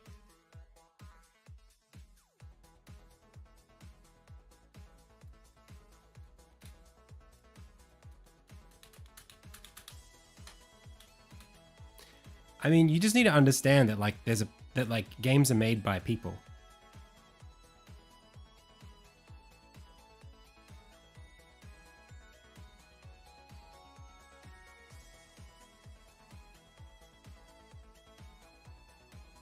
You know, like I'm a human being. I put time into it, and where it's at right now,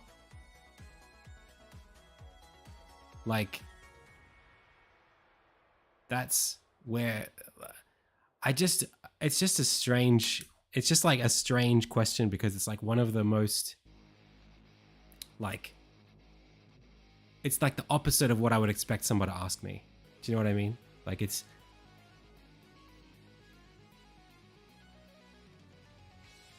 I would criticize myself for having put too much detail into some of these backgrounds.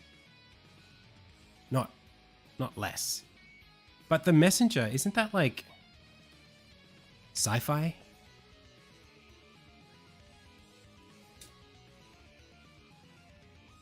Or is it all just, or is that the one that switches between Super Nintendo and NES graphics? Like, what do you mean? What are you talking about? How are these more detailed than mine?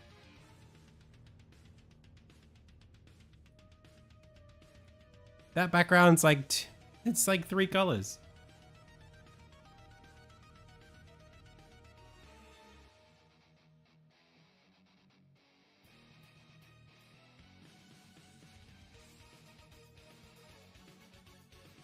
Like pick one background. Find me a background in this game that's more detailed than the one I just showed you.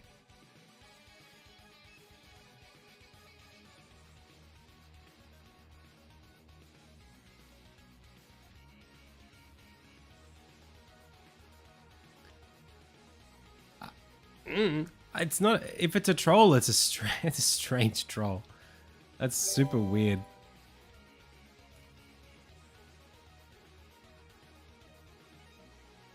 I'm playing a game. Get out. Get out of here, buddy. Leave.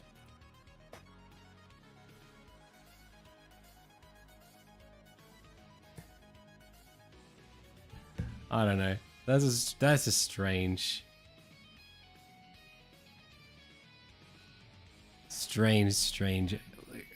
angle. I've never heard of that before. I'm not offended, I'm just sort of confused.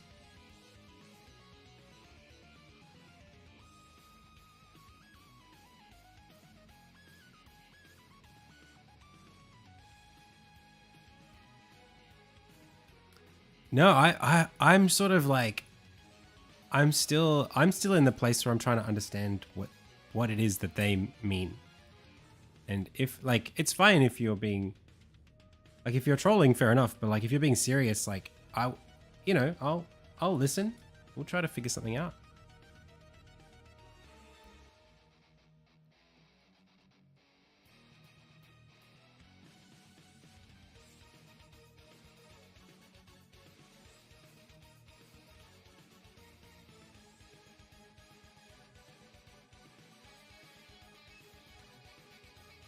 But what are you doing watching my stream? How come you can type, but you can't? Like, what are you doing engaging in this conversation if you're in the middle of a game? What are you talking about? Just don't be here. Just go play your game. Don't start the argument.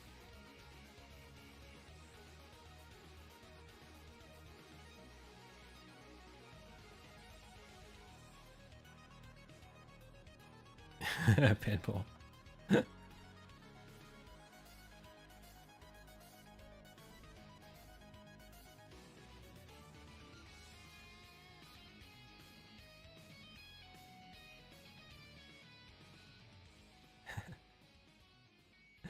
All right.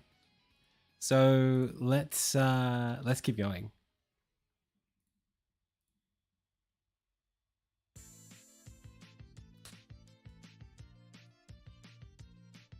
I think you need to consider the way you asked the question.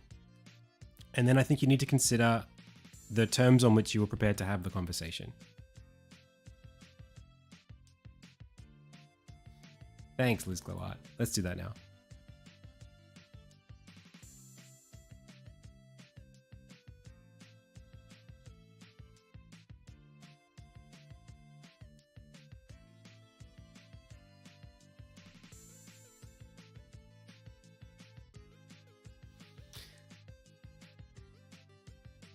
rescued. So,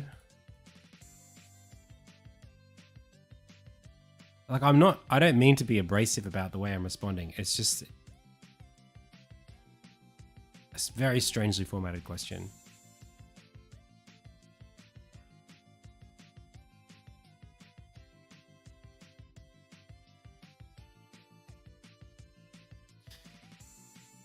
Okay, so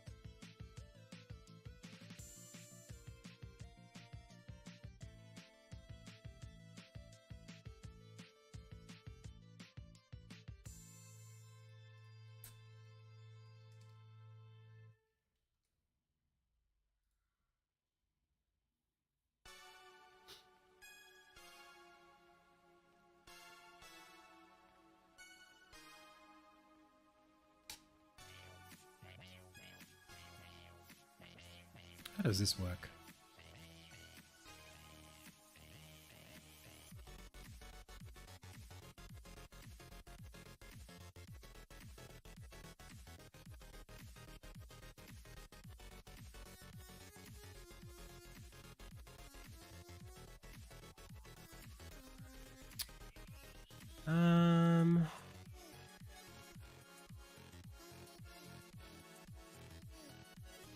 I need like story reasons to make this interactive.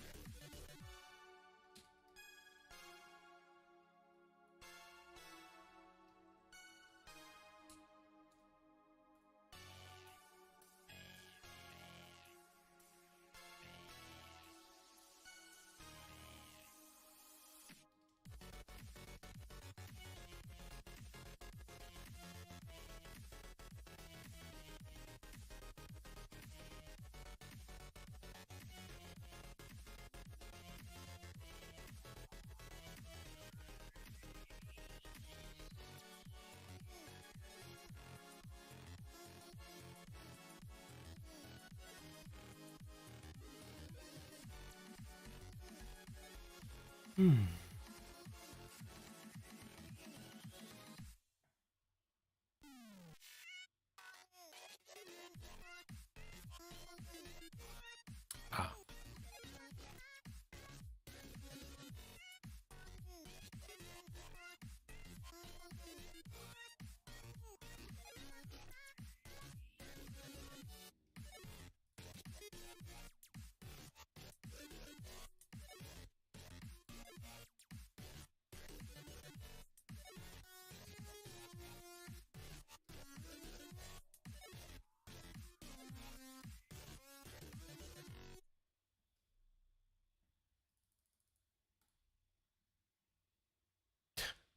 Very high.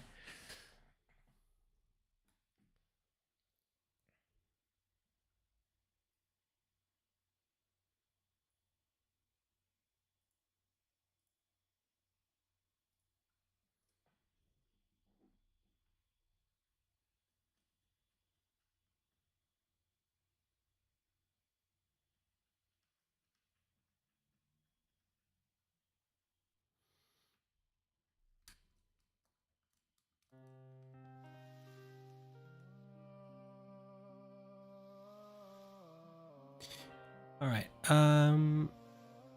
I need to do something here, but I'm going to take a break first and then I'll come back and we'll do it.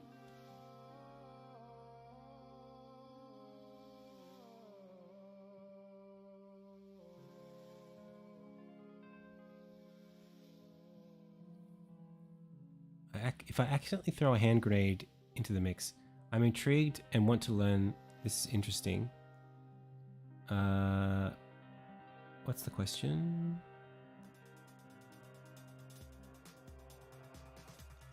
I'm trying to... Milintok Trooper, do you have... a clear question? You talking about this thing? What are you asking what this is?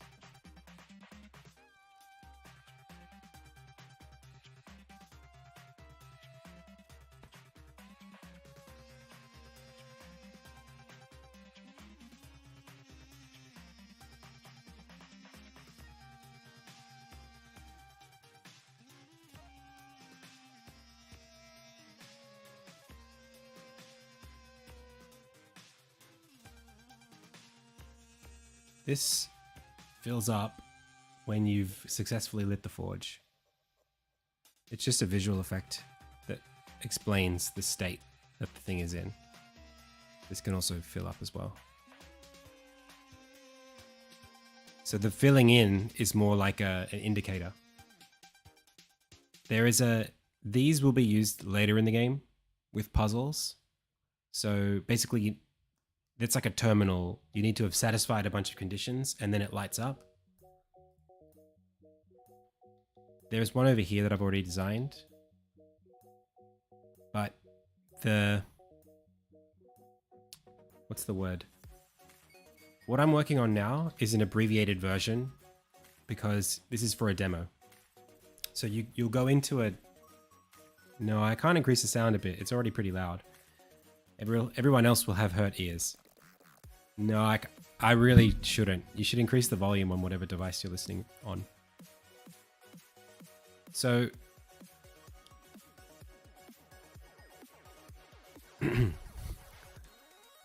So basically, you'll go into a dungeon. There will be one of these, but it'll be completely black. Then, there are like indicators here. 1, 2, 3, 4. There can be more or fewer, depending on the dungeon. And you'll go around solving puzzles to light up the terminals, and then this thing will light up. Then you come here and you learn the ability, and then you can get out of the dungeon. But because this is a demo, I'm removing that bit in the middle, and I'm just giving you the ability when you walk up to it. So that you don't have to do 3 dungeons to get 3 abilities, because I'm trying to teach the player, I'm trying to sell the player on the idea of all these different ability types. So this is a very like abbreviated version of the game so that it can, you know, fit inside of more of like a 20-minute thing. Right now, you just get the abilities when you walk up to them. They won't be even in the same room like this. They're like entire dungeons. They're like shrines in Tears of the Kingdom. You know, like you'll go into a shrine, you'll do some stuff, you'll come out the other side, you'll get a thing, and then if you like, these will be in totally different, you know, scenes, different rooms. Like one of these in the main part of the game takes up basically like this, like 1, 2, 3, 4, 5, 6, 7, pretty much. Or like, yeah, like that. That's one dungeon. That's one of those things. It's just that running around between them and stuff is not, it's not worth it here now. So what I'm working on right now for you guys to test is the demo, which starts, you know, starts at home and takes you through here and lets you do all this stuff. This is just the room where you get the rest of the abilities. So you get 1, you'll use the first one, and then you'll use it again, and then you'll get 2, use the second one, and then you'll get 3, and then you use the third one. in the one space. And then the next couple of rooms will be using all 3 of them back and forth and learning about how they work and stuff. And then you use them all to get out, and then that's the end of the demo. Well, that's part of the end of the demo. Well, the demo doesn't contain any of this stuff. This is all new as of like a month ago. So the old demo doesn't have any of this stuff in it. Yeah, for now it's demo specific. I might remove chapter 1, replace it with this. Like this stuff from chapter 1 with the spiders might just go in place of this. All right. So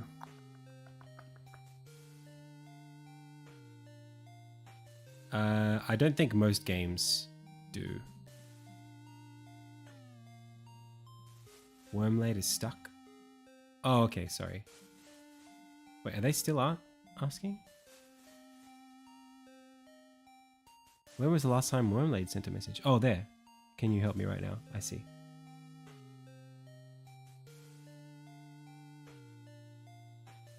Okay. All right, I'm just gonna move on.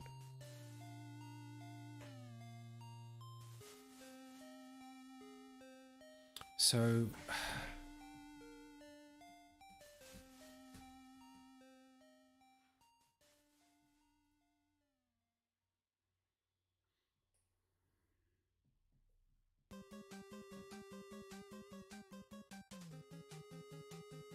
most games didn't have a visual editor to do their levels organization in back in the day, but these days probably.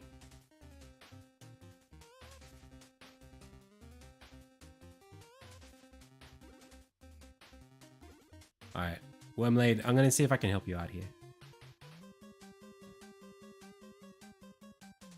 This room... No. You don't need to go up in this room. This is a back path. This just connects 2 scenes. You just go to... If you want to continue the demo, go to the right.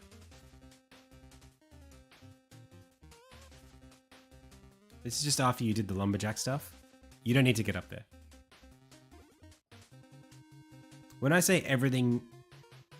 I didn't say everything in the demo is possible. I said you start with all the things that you need to be able to do everything in the demo. So if you can't get up here, you won't be able to get up there in the demo. There's no like unlock ability that lets you get up there. But in the current game, there is an ability that would let you get up there, which I'm working on right now. So in a way, I'm working on the game so that that kind of thing will exist in the game. We're trying the entire time. Well, I don't know what to tell you. So, do I have like a...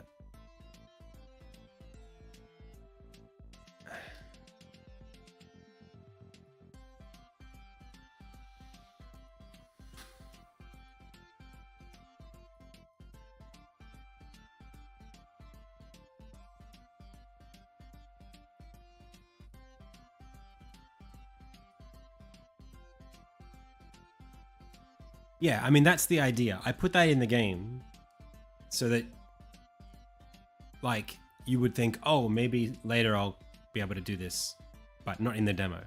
That was the idea of that.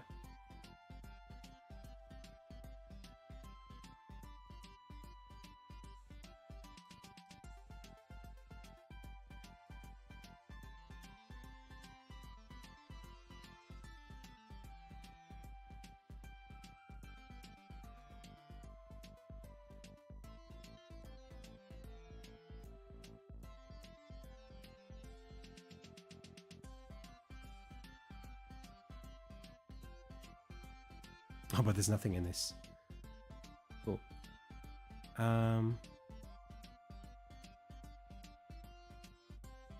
So...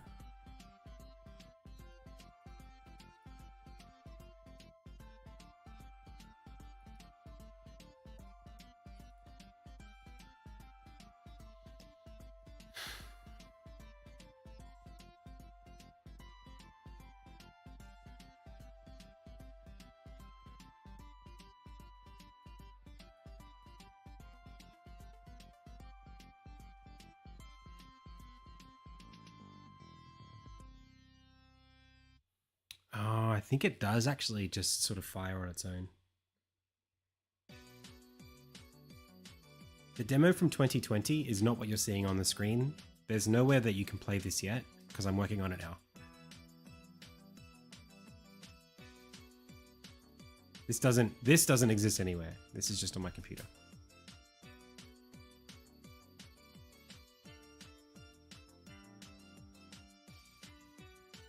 The demo from 2020 is what Wormlade is playing right now.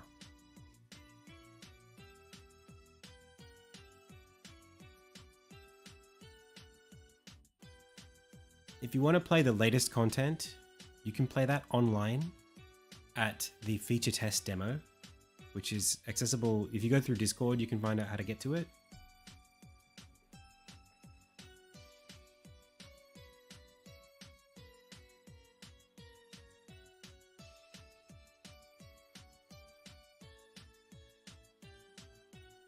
I also have backups, but not on my computer, yes.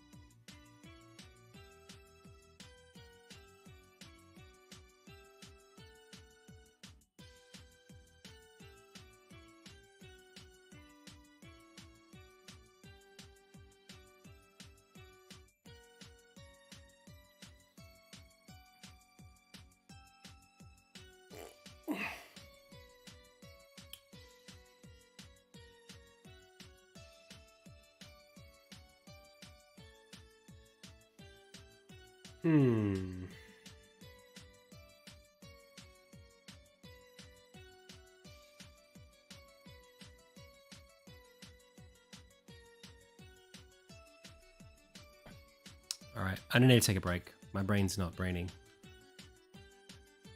I really want to get this done by tomorrow, though. It's already the 22nd of Feb. Getting kind of late.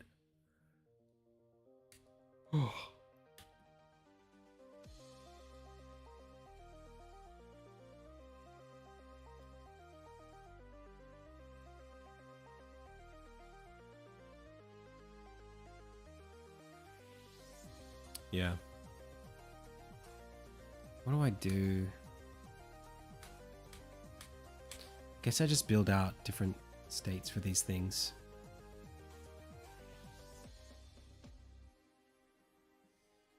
So I need to make it so that I have like 2 more of these sequences. And then I'm done. Then I can move on. I don't have to worry too much about it. All right. I'll be back in 10 and we'll press on.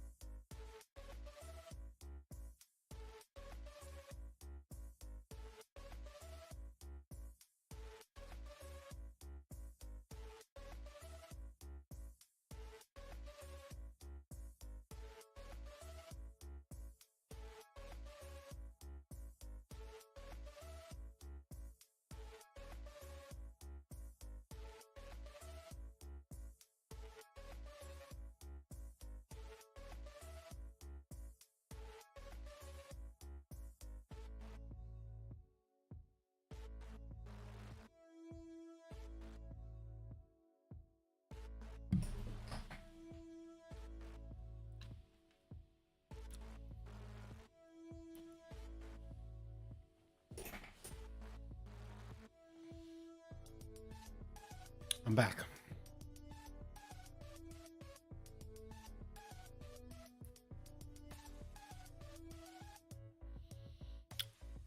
Just so that you guys know, the test stuff that's in the game right now, pardon me, it's not really designed to be like I'm not asking for your feedback specifically on the live test gameplay stuff, but soon there'll be a whole quest line, not quest line, but scenario sequence you can do inside of the test that I will get your feedback on.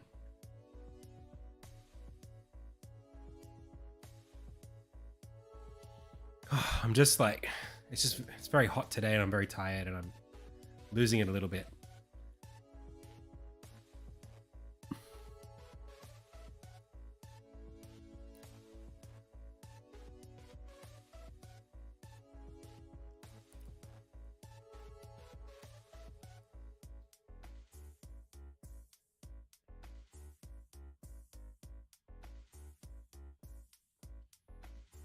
Yeah. So like the live test gameplay stuff doesn't necessarily have tutorials. It doesn't necessarily have like the right stuff you need to understand what you should be doing.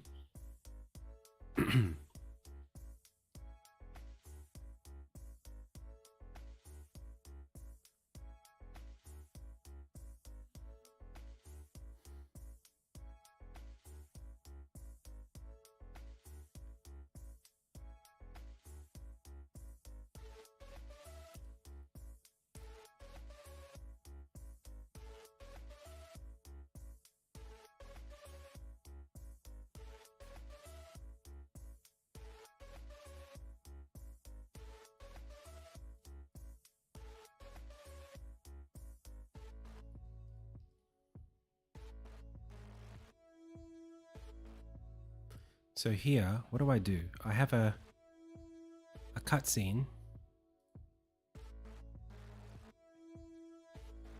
When you do the cutscene, you get given sequence flag. And then I guess this is waiting for sequence flag. It is. Okay. Hey, Cybe309. Oh, wow. Congrats. Oh, thanks for playing. Yeah, the feature test is going to get very big very quickly. I just got to do this. I just have to do this first, and then there'll be like 5 or 6 different rooms you could run through, all in a proper sequence with a little bit of story as well. So I'm actually just going to go into focus mode for a bit. It's not your fault or anything, anybody. I just need to get this done, and it's going to use all of my brain power to do it.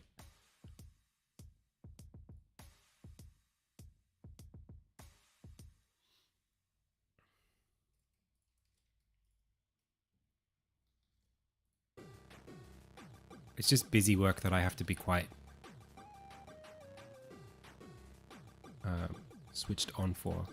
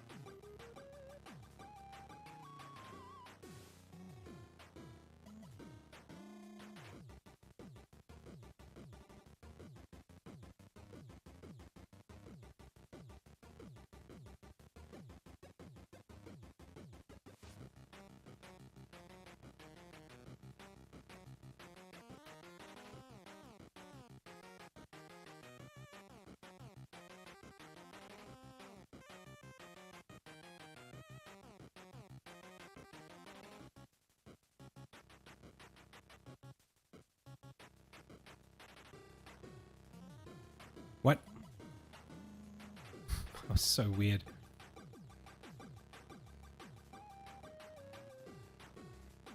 Why is... When I click this, I want it to be there.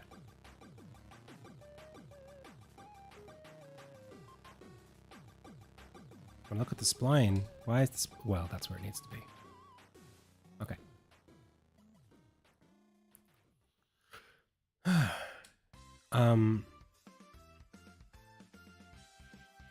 I think this needs to be a prompt.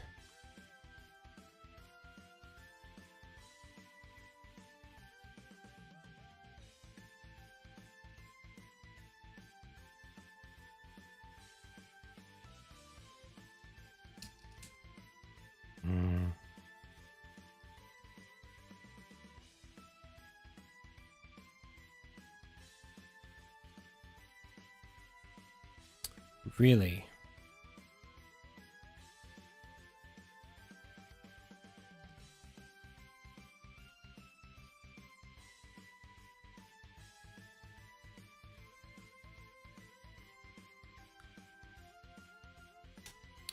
Alright, well, gotta go find something.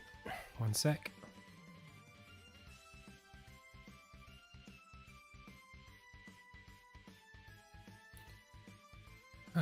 Okay, so the cello, what is that?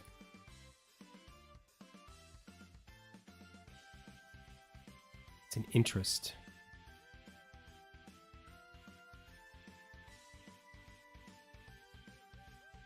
Is that not a interest? Is not a thing? It is a thing. Okay.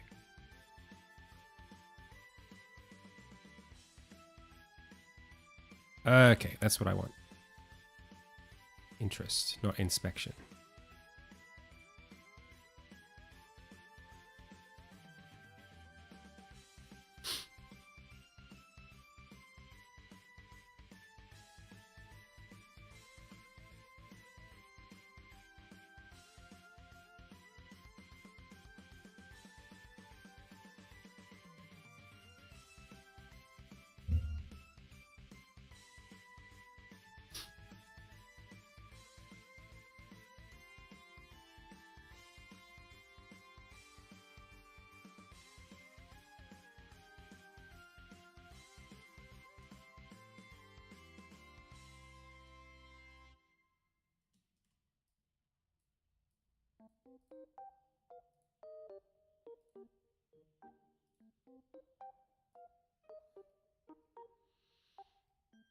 Destination?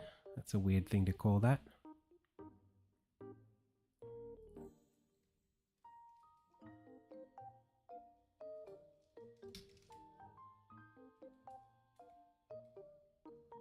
That's the place you have to stand once you interact with it, maybe?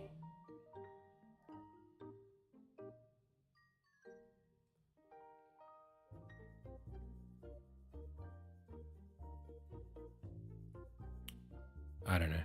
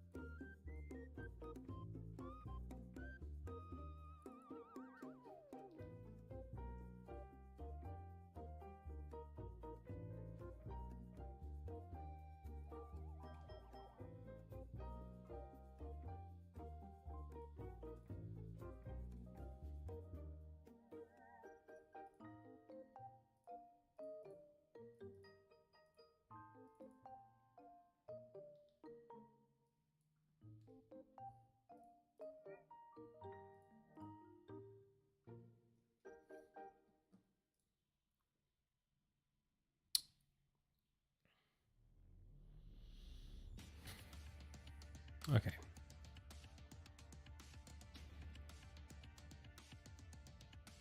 So I'll need a new event sequence here.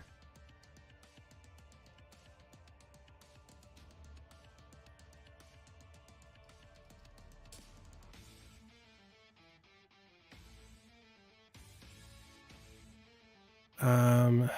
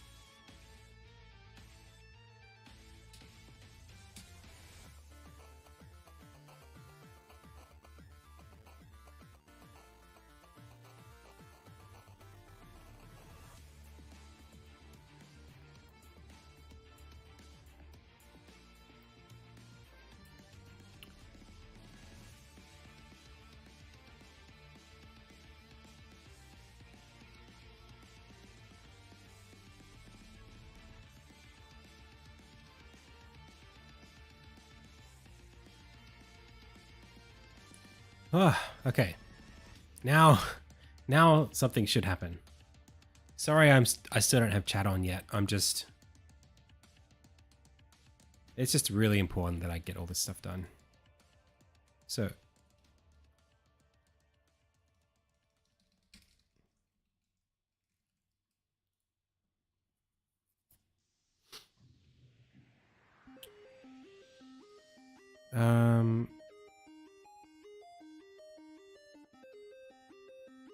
This. More focus mode. Thank you so much. 5 more minutes. This climb tutorial sequence has a sequence player. Where is the collider for that?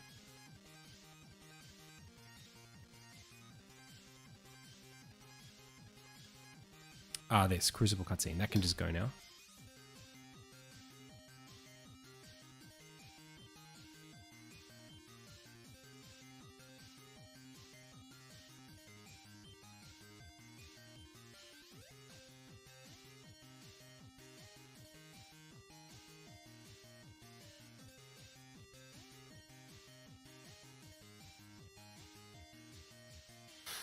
Oh, that's fine, because we haven't updated the library yet.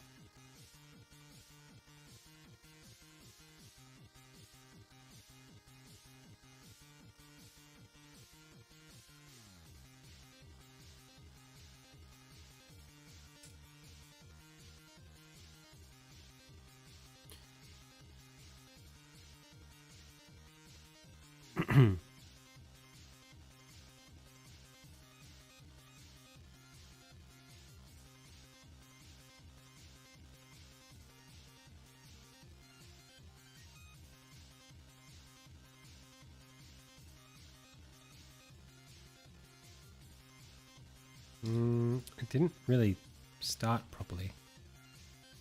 Probably because there's no recipe for you to use to learn that skill.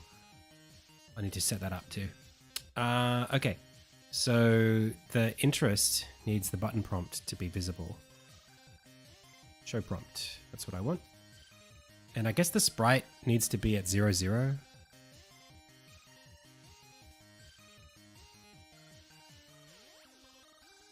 I mean, it feels like it went to 0, 0. So maybe the interest needs to be there. And then the prompt can be there and the sprite can be there. It's fine by me, I guess. I would put the prompt here though.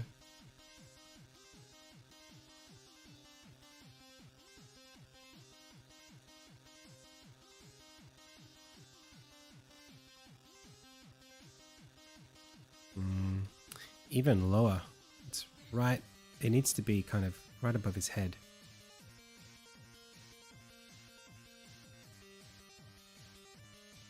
And even then,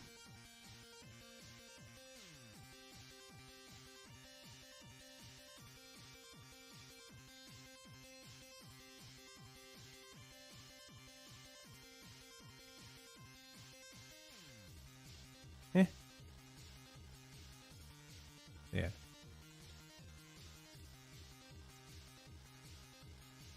They unfortunately use very much the same colors, but...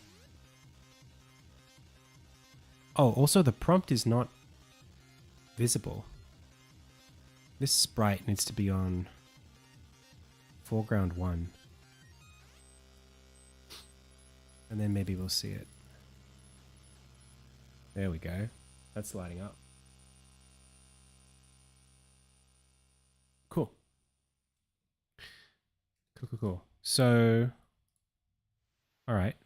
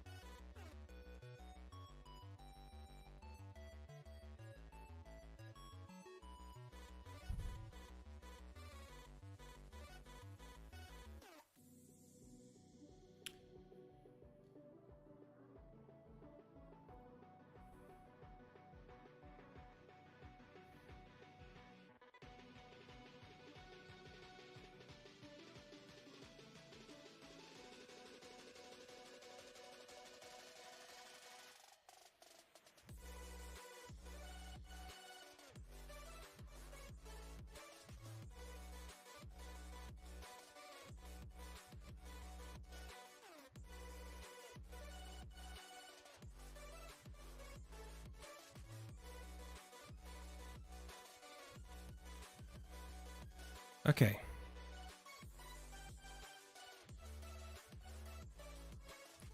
Not bad, not bad. So we need to now do the forging minigame. All right, I'll bring chat back. You're out of the ban zone.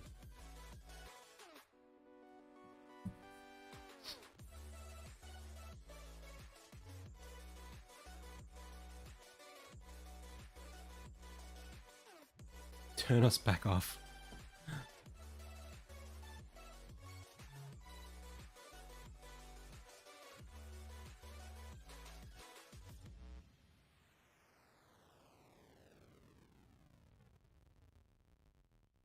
Hey, Stitch. I didn't think you were trolling.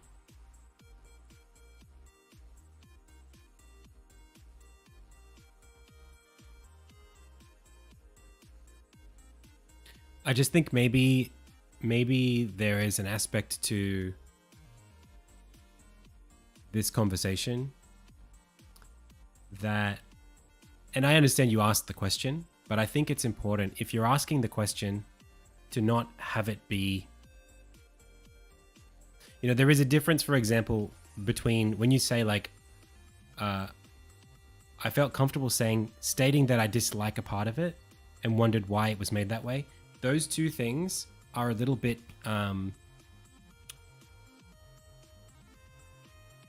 what's the word? So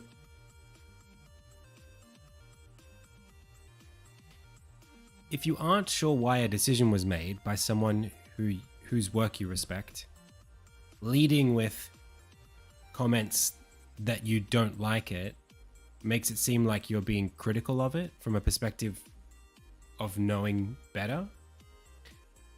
And that's, you know, like, I wouldn't actually have a problem if someone did come in. Like, there are people here in chat, not today, but at times, who I super respect, who come in and say, hey, like, have you considered doing this differently? I don't really like that you've done it this way.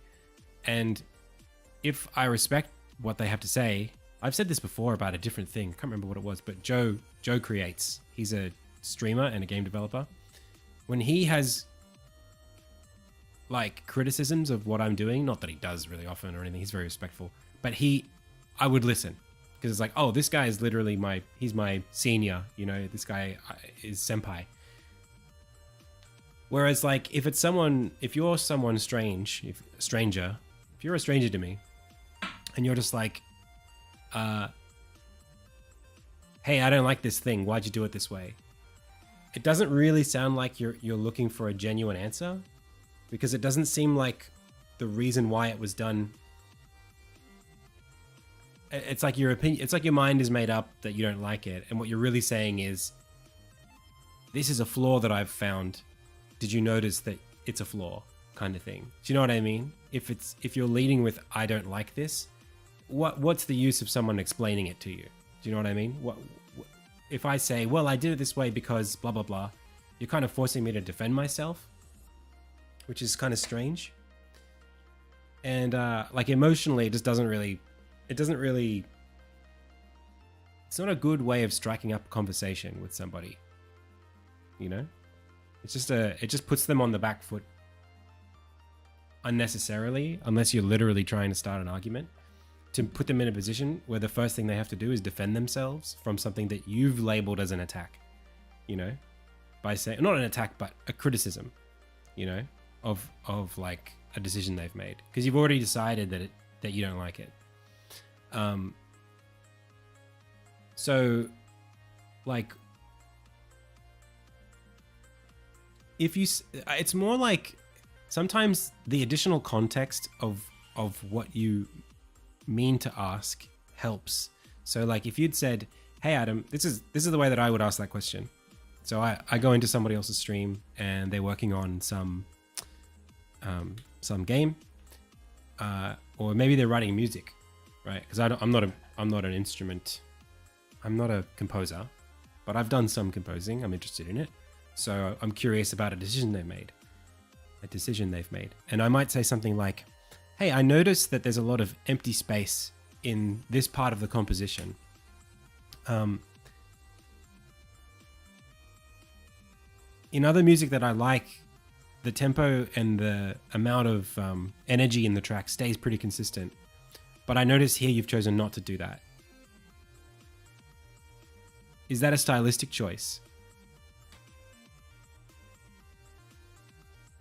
That's how I would ask that question. So it's like, I'm giving them space to say, yeah, that's how I intended to do it. And it gives this effect and blah, blah, blah. And then I can say, if I really want to start an argument, I could say something like, I'm not really sure I feel that when I see it. You know? I'm not really sure I get that effect. If they're trying to say, hey, this part of the track's really quiet because I want the listener to reflect on their childhood, I might say, well, it doesn't really make me feel that way when I look at it. It just kind of sounds like an empty section. Then you could start getting into the nitty-gritty of the critical, you know, aspects of it and why decisions were made and whether or not they're effective decisions. But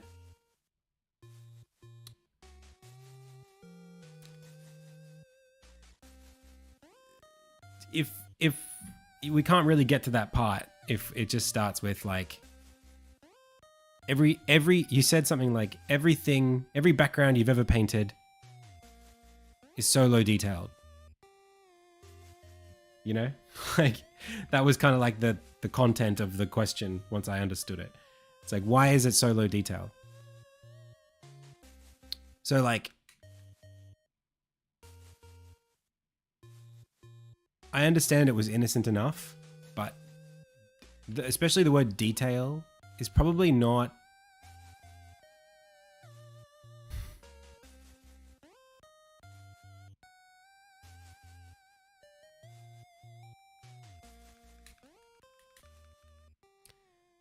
I think it just came off. I think the question just came off more judgmental than it deserved to be given how it was formatted. Because those backgrounds are like... No, it's totally fine. Those backgrounds are like giant sprites that have like so much pixel work in them that have taken so long to create that like detail is not the thing that they're lacking.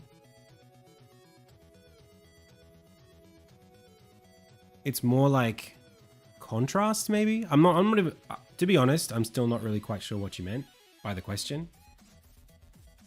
Because I don't know what you mean by a detailed background. You couldn't give an example that I could understand.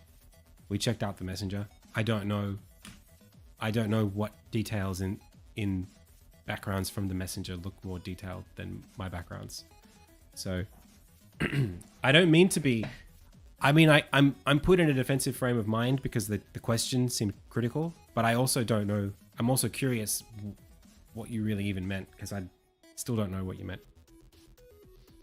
I don't mean to like, what's the word? I don't mean to like, you know, railroad the conversation by telling you how to ask questions or anything like that. I'm just, I don't know. I'm still kind of confused, that's all.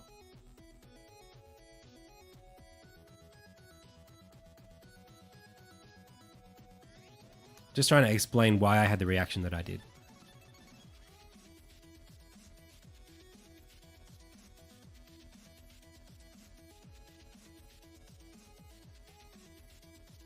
Hey, Minima, welcome.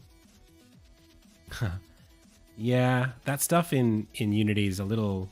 I don't know if it's changed since I made that tutorial, but it's a little tricky.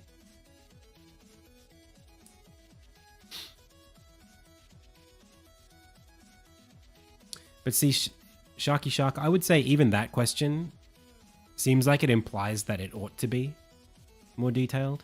Like, why isn't your background more detailed?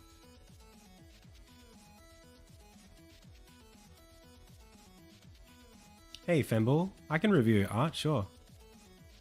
The big stone piece, it's a shrine.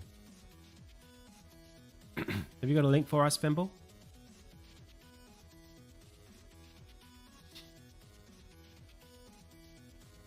The green ones, it goes upwards if you're on a wall, and it does a backflip if you're not on a wall. Hey, Femble. Sure. What have you got for us? Mm-hmm. Hey, Calcite Dragon. Thanks for watching.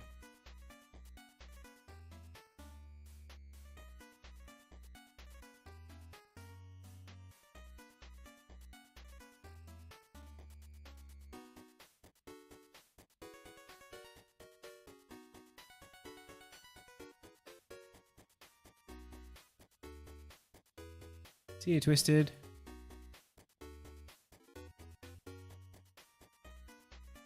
An idle animation for your game. Okay.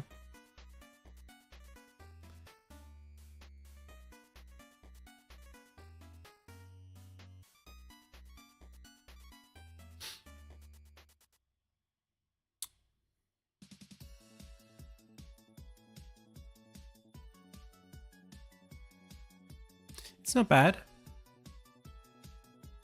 I would say the first thing I notice is that like you've got quite a detailed like wind or flame. I think it's wind in like the helmet feather.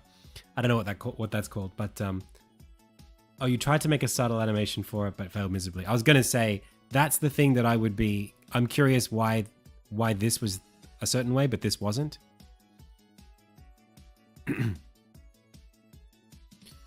So like, I understand.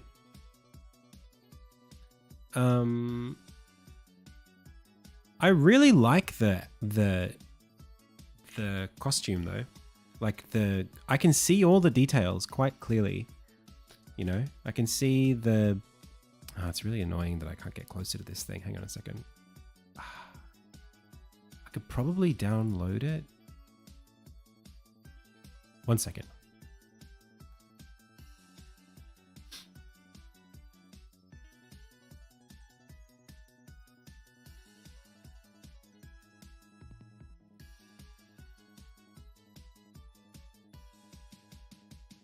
Cool.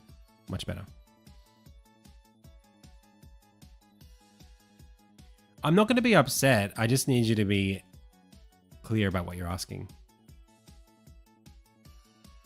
I mean, you can be critical. I would just say like, frame those criticisms as your preference rather than good or bad. I'm not gonna get upset. It's fine. Just be polite and you can say whatever you want to say. I would be crazy if I couldn't take criticism. Yeah, I quite like it. I'm assuming, so there's a couple of things here though that I'm noticing. Okay, I'm just gonna draw over it a little bit.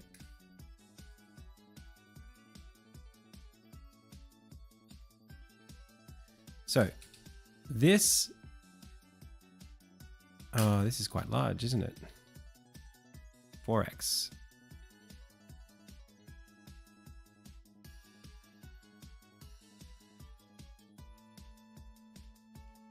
Yeah, that's the same. Okay. So I'm looking at the sword, yeah, and I'm seeing this go to about here, and I'm wondering where the handle is of the sword. I would imagine that the handle goes here, but it looks like this is a hand and this is a hand. Is that correct?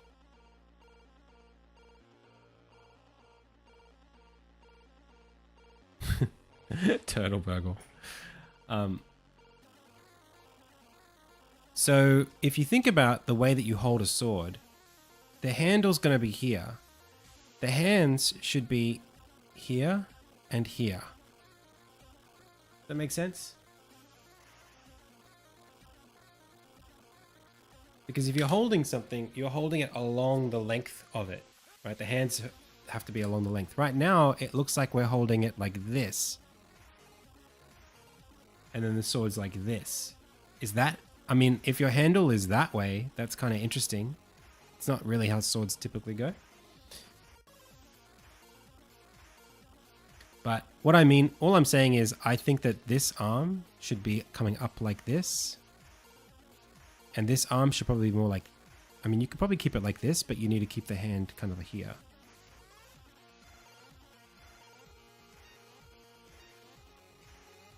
Otherwise, I would take the sword and I would move it down like that so that this hand was along the handle. Hey Minima, thank you so much for the super chat. 20 USD, I have to leave. Coming from 6 years, 3D high fidelity games to pixel art. I'm struggling. Your tutorials have been the biggest help by far of everything else, so thanks. Thank you so much for watching and thank you so much for the super chat. Cheers, bud. I hope I can keep providing you content that you can find useful. So that's my first thing. Other things that I like. This is great. For how it's very high contrast, but it's very clear. I really like it. It could probably be a little bit cleaner. You know, you might want to make the shapes a little bit more like simple. But even so, like, I just think you've done a really good job of making it feel metallic. Yo, Turtle Burgle, thank you so much for gifting that sub to Wormlade. Thanks, buddy. I love this this coat. The coat's great. You know, just the general sort of shape and what you're doing here. It looks good. Looks very lavish.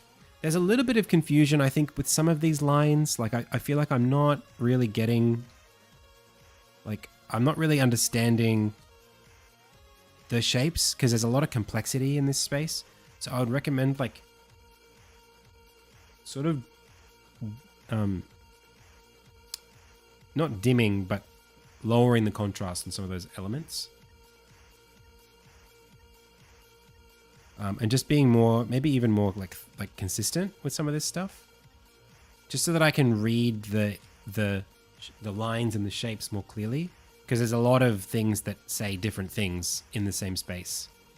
There's a lot of, it's like a crowd all talking at once, you know? So like, for example, what is this? I don't know what that is.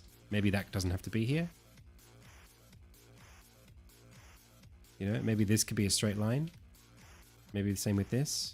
Or maybe we don't have this part at all. You know, now we can ask the question of what's going on with this. You know, maybe this should be more like this. You know, we can start being, or even do we even need this at all? But yeah, it's. Is this like the very, very top of like the leggings? I'm not sure. So what I would recommend is clearer shapes, larger shapes, because animating this is going to be a nightmare once you start getting into it. The chest rise and fall. So this looks like we've kind of gone into Photoshop and we've dragged the chest up a little bit. And then it's kind of blurred the colors a little. Like these colors here definitely feel like digitally blurred. It's not, look, it's not terrible, but it does read as not hand drawn.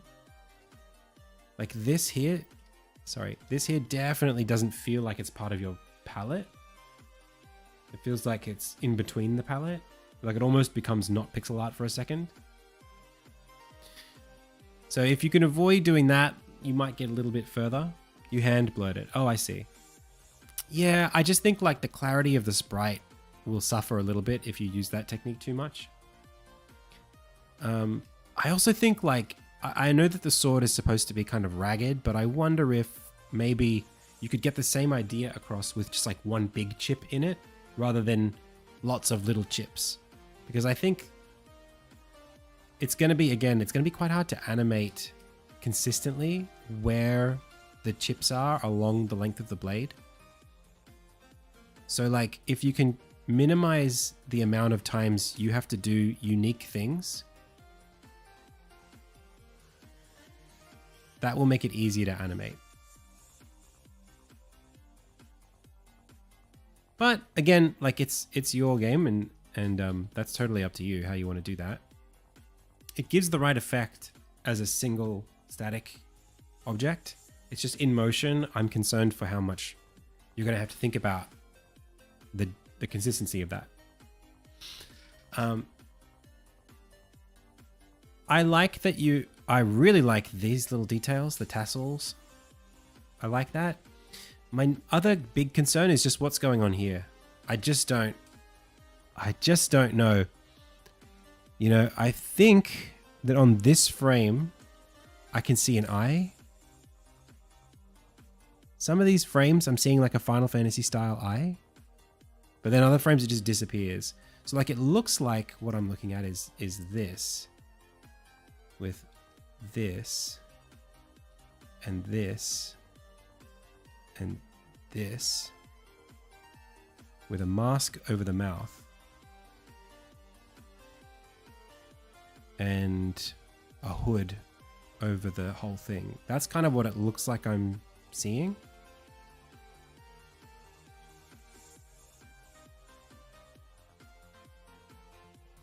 Is that what we're going for?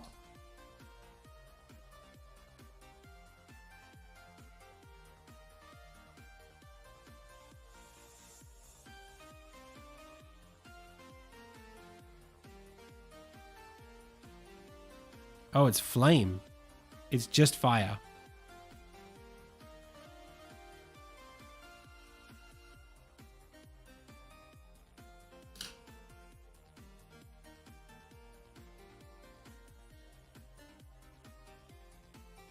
Yeah, I think instead... So instead, I would go for something like this.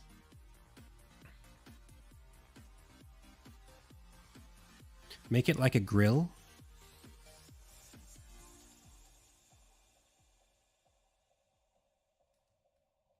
Oh my god, a grill. Make it a grill. Still do like everything else you're doing. It's all great. But then I would consider going for you don't have like a darker tone than this. You know, something where you can see the fire like inside of it almost.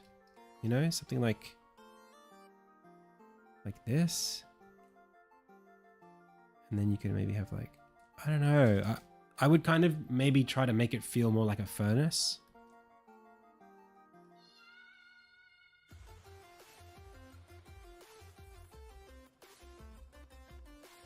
I don't know. I just think like your opportunity is to, like, what are we expressing, you know? Is it that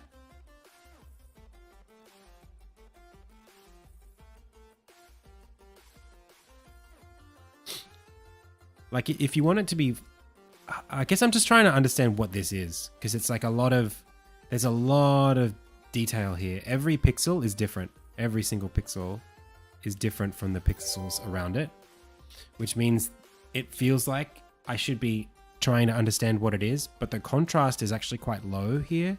So there's like a lot of detail, but not a lot of information. So I'm just trying to encourage you to like simplify that down a bit.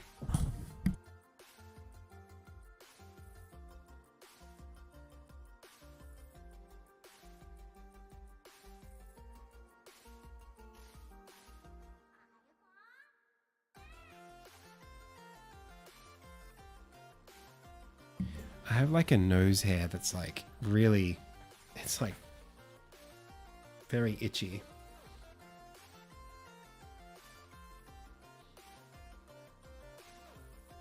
Yeah, I think like I've got a video called, I got a video that you will do very well to watch.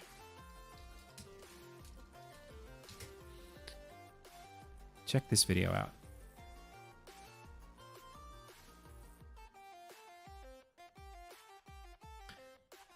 That video is the point that I'm trying to make here, which is make your details simple enough to understand and simple enough to draw so that you can redraw them. Even like this flame, you know, like practically whatever approach you're doing here, you need to do that for every attack, for every run animation, for every crouch, you know, for all of the different jump frame, fall frame. There needs to be this thing doing that, right? So what's the strategy for how you're going to do that? If you can come up with a very simple strategy that's easy to execute, easy to replicate, that will make your life a lot easier.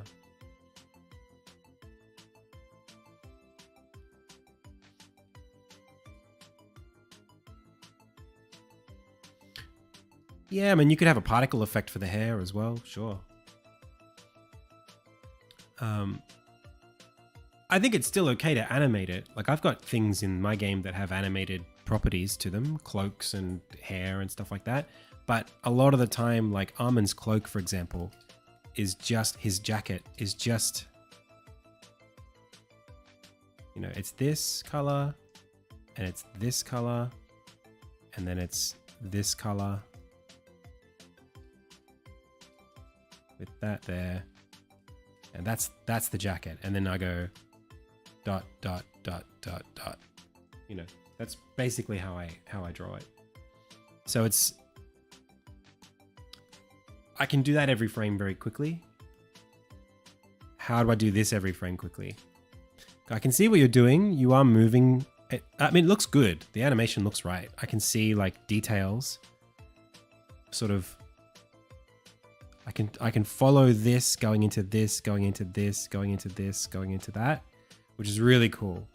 It really feels like it's flowing.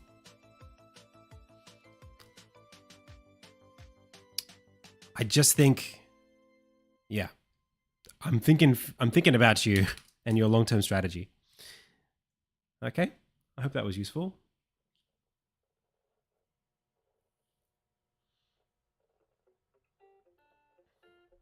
Yeah, I think it's like, take that traditional background and don't, the skill with pixel art is knowing where to place the pixels, where to place the single pixel details, because not everything has to be a single pixel detail. You can have negative space and you can use that to just as much effect as you would with traditional drawing. If you're used to like drawing characters with like, you know, like more traditionally, you know, with line art, like flash animation or whatever, or hand-drawn animation, you know,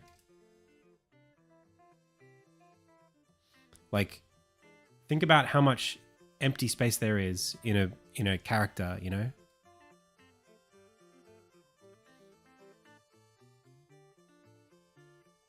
You're not animating every, you know, pixel. Is sort of, you've got your core things that are animating and you're moving based on that. You might have a shadow or something, you know, but you're defining those spaces in quite clear ways. If you had to paint a frame, if you had to animate a series of paintings, think about how hard that would be. That's the job that you almost set yourself up for if you do your pixel art with that level of grain in it. So that's my advice.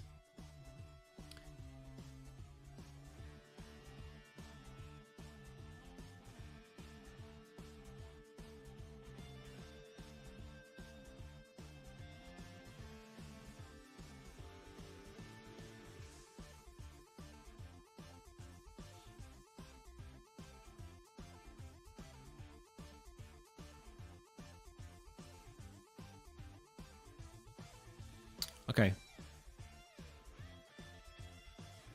But there's a lot of cool stuff about it. Like it's a very striking, like the pose is great. Like a lot of it feels like very, you know, I want to pay attention to what you're doing. It's super cool. It's just a bit hard to read in some places.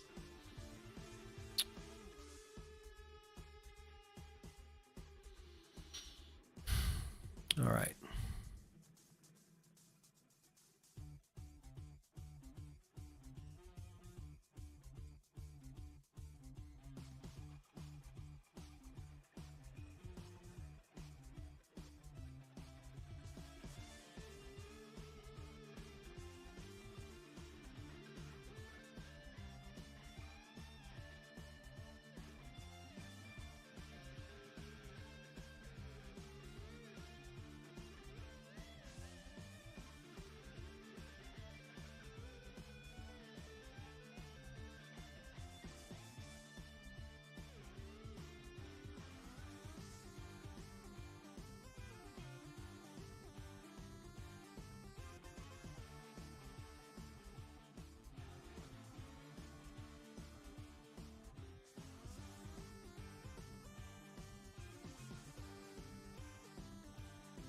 What's up, Kobe Bell?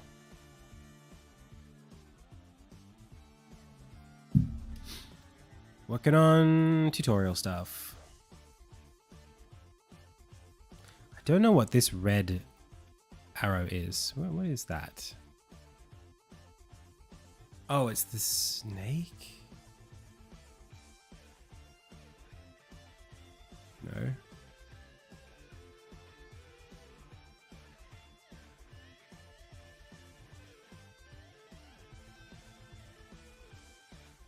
That's so weird. All right. So... oh yeah, I need to do the mini game for this.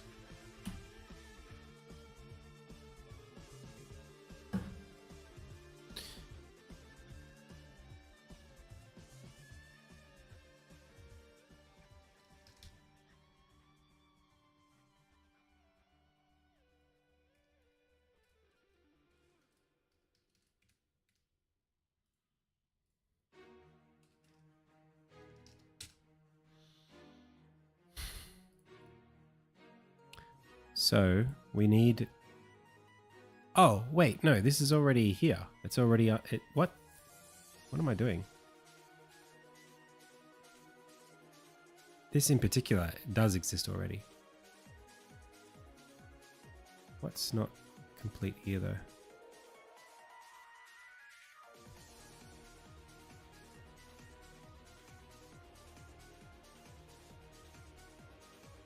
Oh.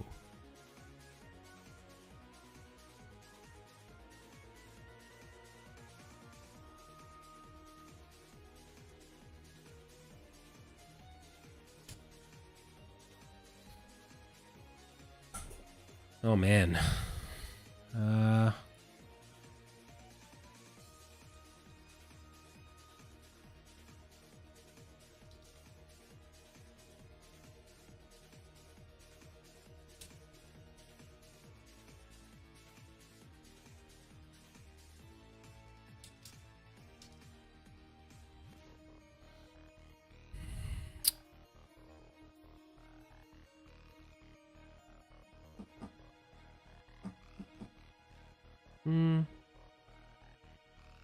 Maybe I...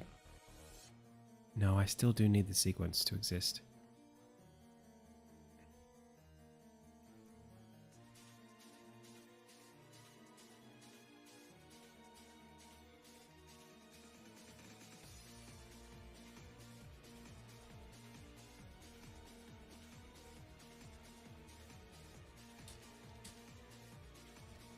Ah, okay.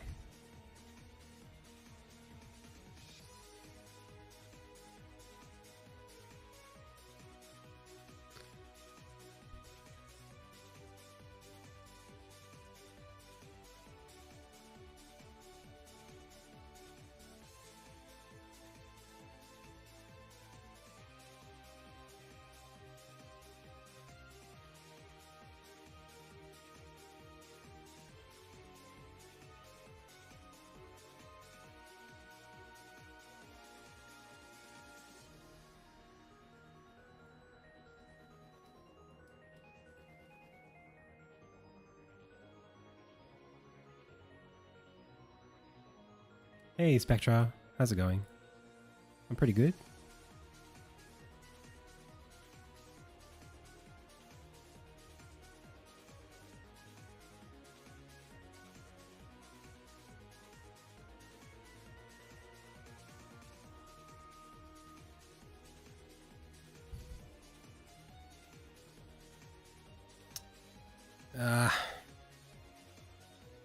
Alright, I'll have to do this from scratch.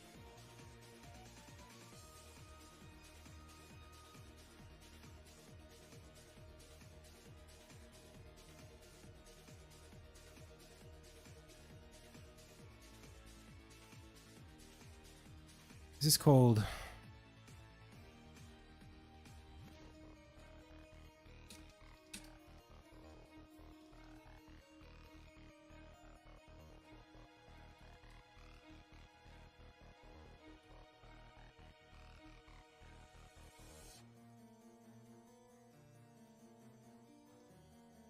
That's right.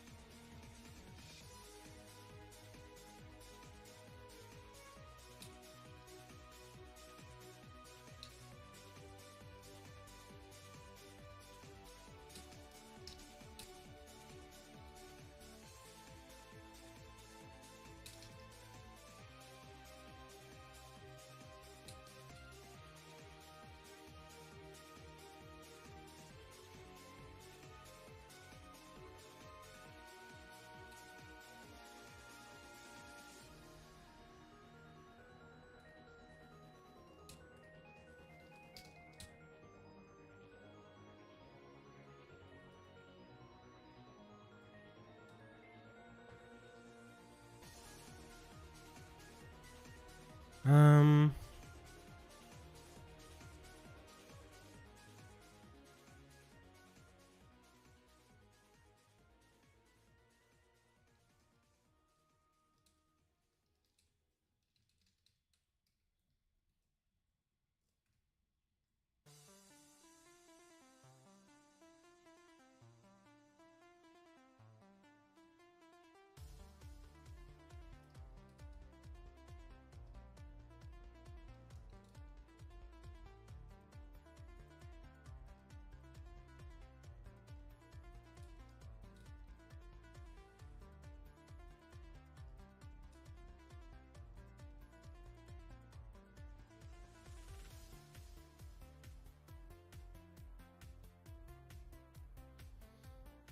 Oh gosh, are they going to explain elements?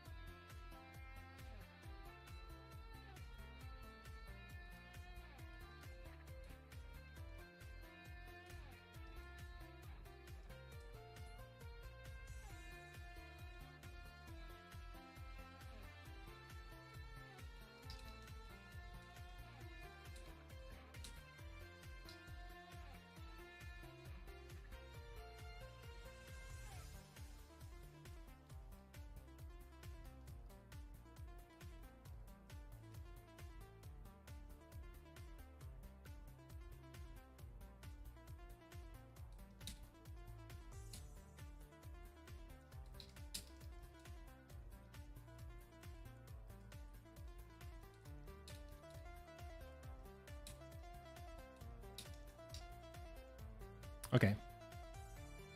Close enough.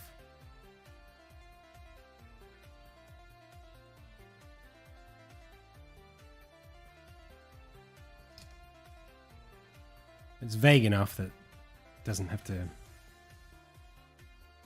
mean anything. Okay.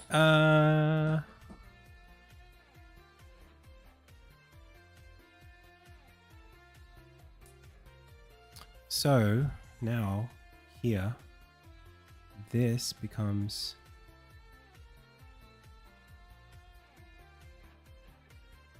I really have to come over here and change this from demo forge to just forge.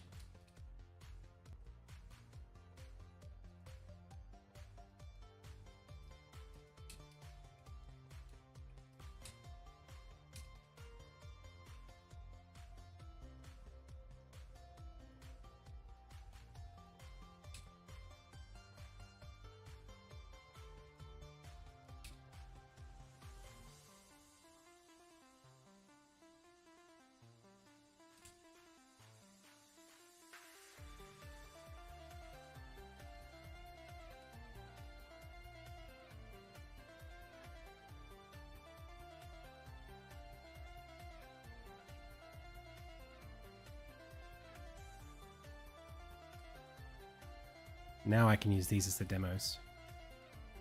So back over here, this needs to be demo forge.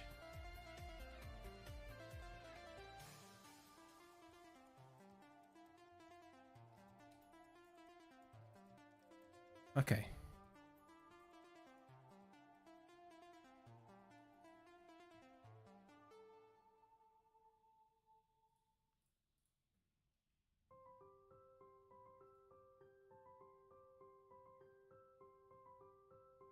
Oh, I made this so complicated.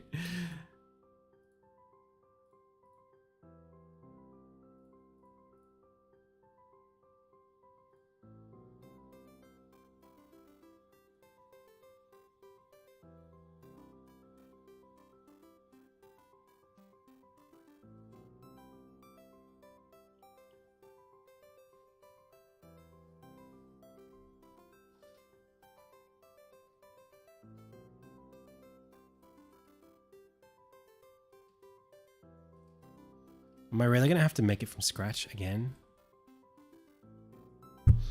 Focus mode. I'm trying. I'm trying.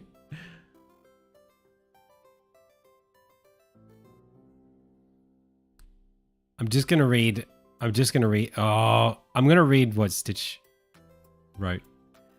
Just because they've taken the time to wait, and I'll do that. So we'll do focus mode in a little bit, but I'm gonna read it anyway.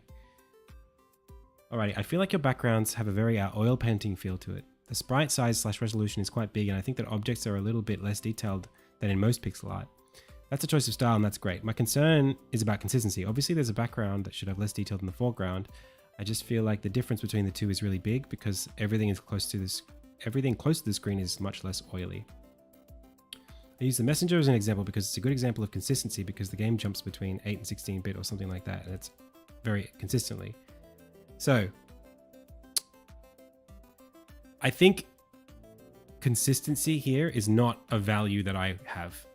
I don't want the game to be consistent in its detail because I care more about the game being readable in its detail. And I think most games actually value readability over consistency. If by consistency you just mean the granularity of details in the foreground versus background, I would argue that if you really look at most games, the backgrounds are less detailed. I have a video where I talk about a bunch of different games and pixel art styles. If you look at those videos, that video, there's a point where I show like a bunch of different games. If you take a look at something like Iconoclasts, look at how much less detailed those backgrounds are.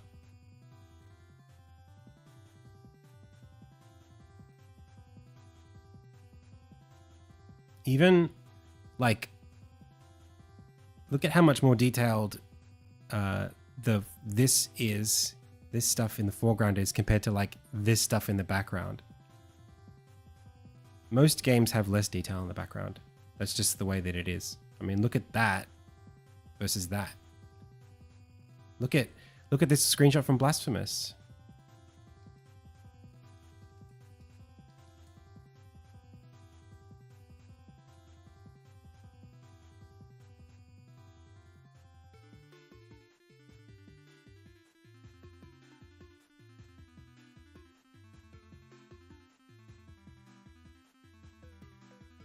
Surely Blasphemous is considered one of the better pixel art games. Is that not less detailed than this?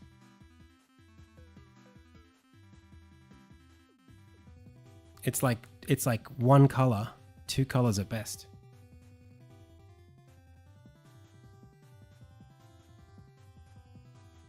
If that's what we're just talking about, color density. Right, you can see it's like 1 or 2 colors, 2 or 3 or 4 colors, and then like 5 or 6 colors. So the consistency here is actually that they are consistent in that foreground colors are there's more depth in the foreground than in the background. That's the way I would frame it. And I think that's really important because ultimately these are video games. They're not just pixel art pictures, right? So when we look at these clouds in the back, it's important that they have less detail than the tree in the front because the tree is in the front. It's right here. And that's how reality works. You can't see things that are that far away with high detail. So if we want the game to be easy to understand when we look at it, what we're looking at, having progressively lower detail as you go into the background it's vital for the game. It's not just a stylistic choice. It's a UX decision.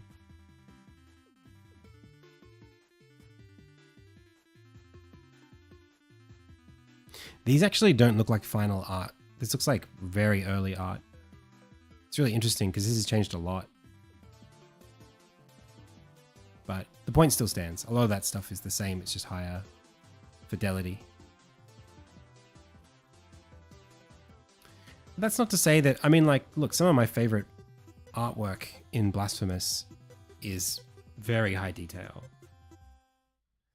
But you have to understand that, like, a game like Blasphemous or The Messenger, these are made by teams, again, of like 20 people plus. I am one person, so I have to be very careful about where I choose to put my detail. It's really, really hard. So that's why I've made the choices that I've made. And I don't think it looks bad. I think it looks good. So I'm not offended if you think otherwise. We can disagree. A good Insignia target quality screenshot. Yeah. This is pretty much the current target quality screenshot. Give it a second.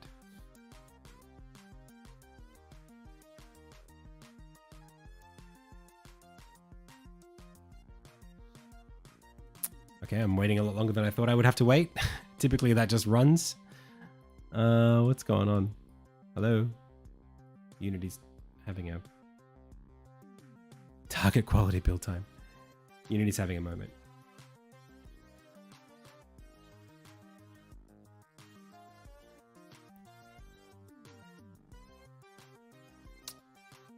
Okay, we're back. This is pretty much target. If you took a screenshot of this, that feels like what I would say is pretty much 100%. It's not perfect. Like this is still kind of low. It's like unfinished, the houses. But most of what's in this scene's pretty good. I might put like a blue shift just to separate Armin from some of this stuff, the colors. Not sure. I might do something with this. But this is like 90% finished, 95%.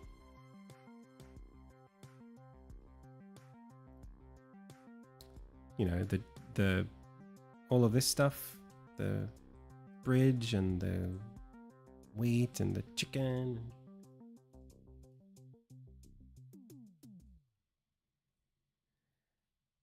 No, it's directly inspired by Kingdom. Kingdom's amazing.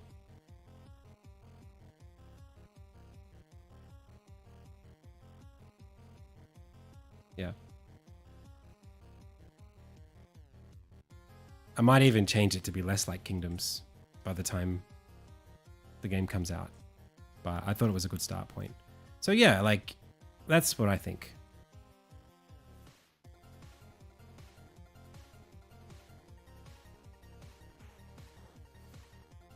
You can hit the chickens, but they don't do anything yet.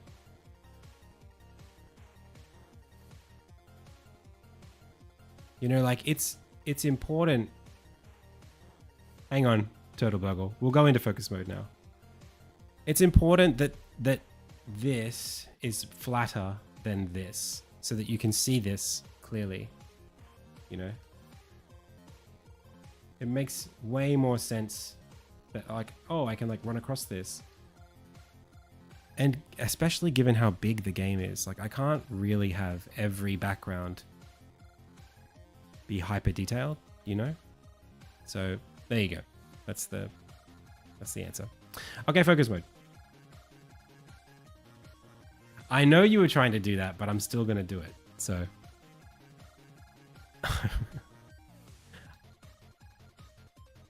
that's your penance. I'm not refunding it.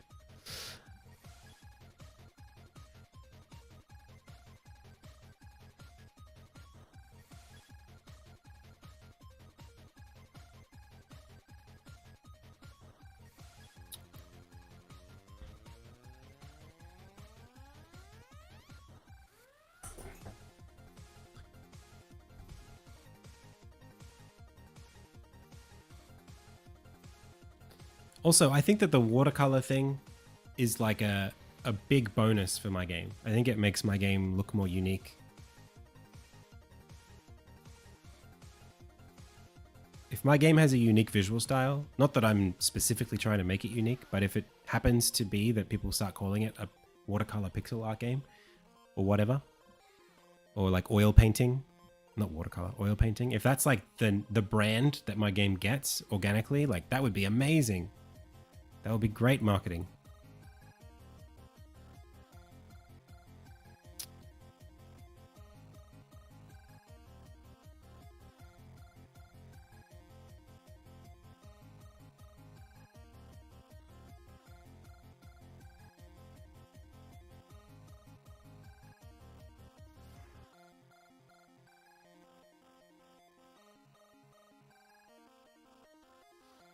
Okay.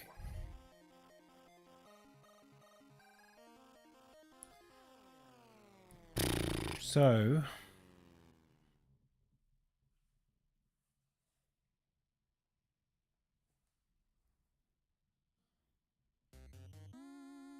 this should start basically full.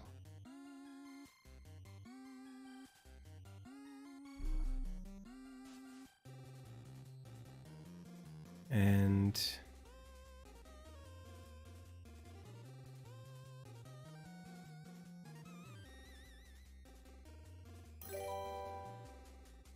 Hey, Cyremex.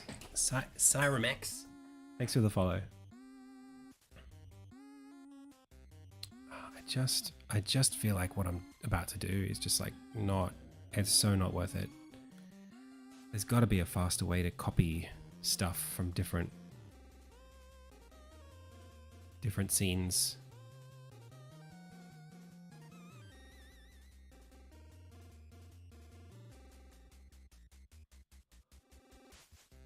Actually, there is. Climb tutorial sequence. It's basically this. I want all of this. Scale tutorial sequence. Okay. I bought a new graphics card today. Once it gets delivered, I'm gonna chuck it in my new my big computer, and hopefully we can get back to having much faster everything.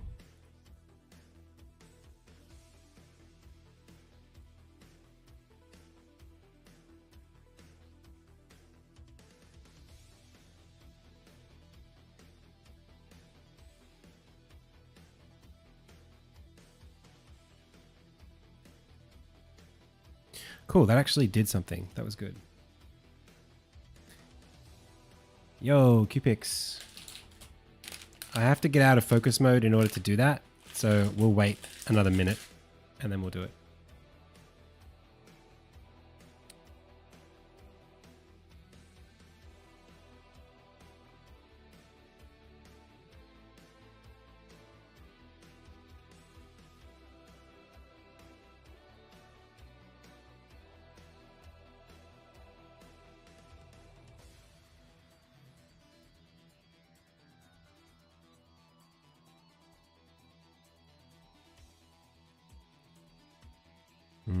Something's gone wrong. Okay, I'm just going to keep doing this. I'm just going to keep guessing.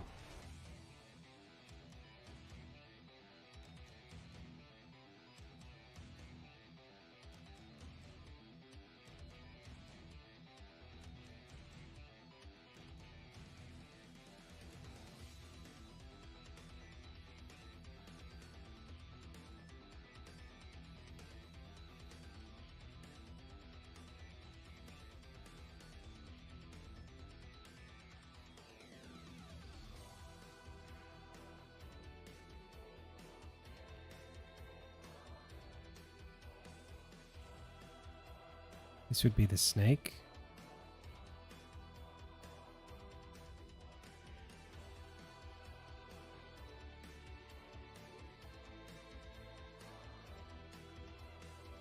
This would be the camera.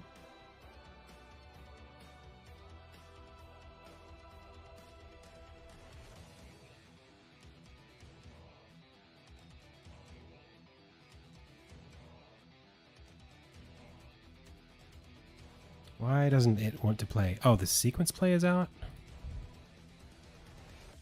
This is the Arise demo Arise 4 tutorial sequence.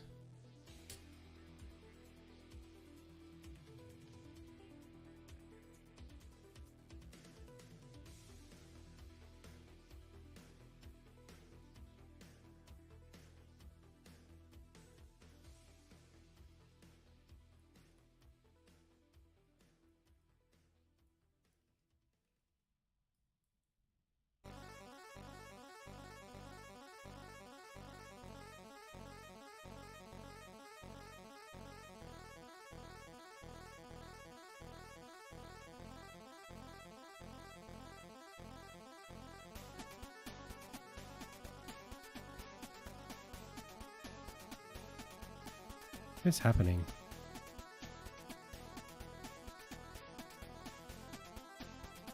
All right, we're back.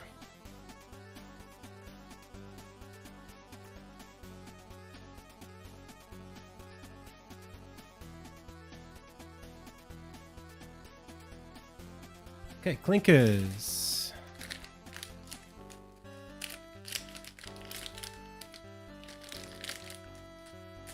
Whenever you say this is, this is what color? Qpix.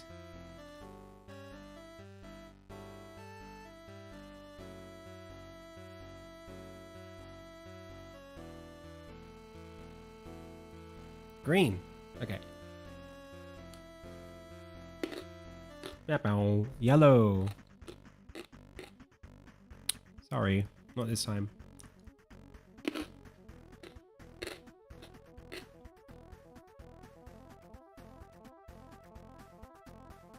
The colors are green, pink, and yellow.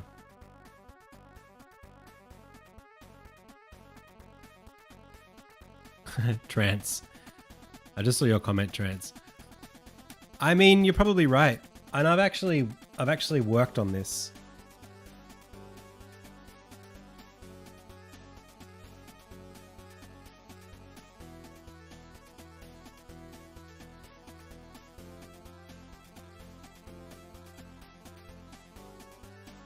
You know, I've actually put time into learning how to make my art still say the same stuff with fewer colors and fewer details.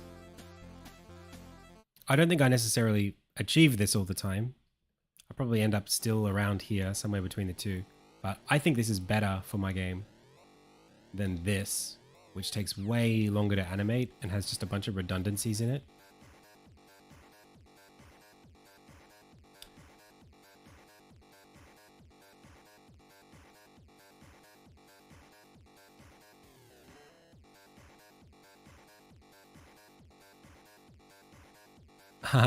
Reset. I've got a bunch. And we doubled the price at the beginning of the year. See you, Femble. Boa noite. Femble. Obrigado. Thank you for watching.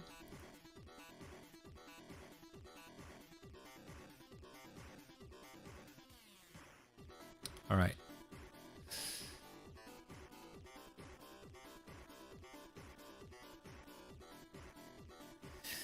Behavior type, script reference resolve. That should be okay.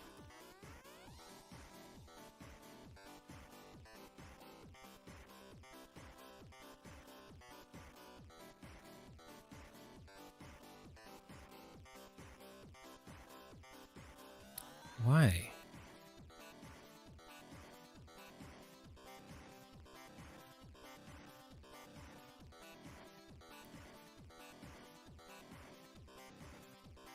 Something's like super broken about this. I don't know what it is.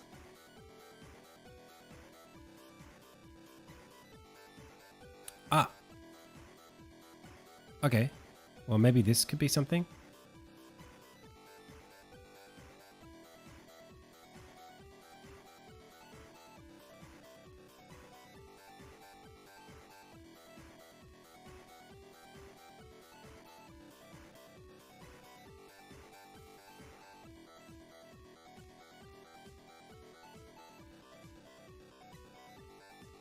Hey, stuff's happening.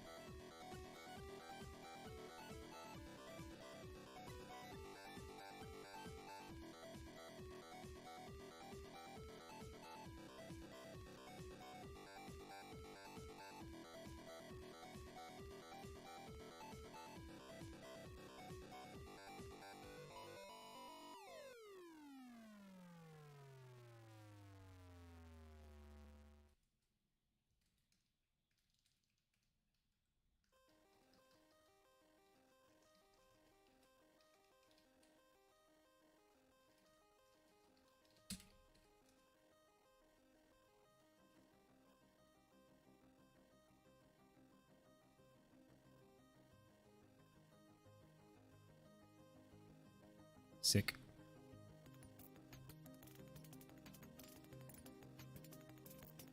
Do I find the timeline easy to use?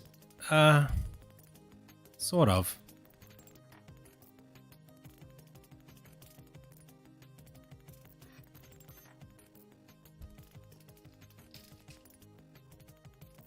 I'm surprised that this doesn't have the tutorial sequence show up.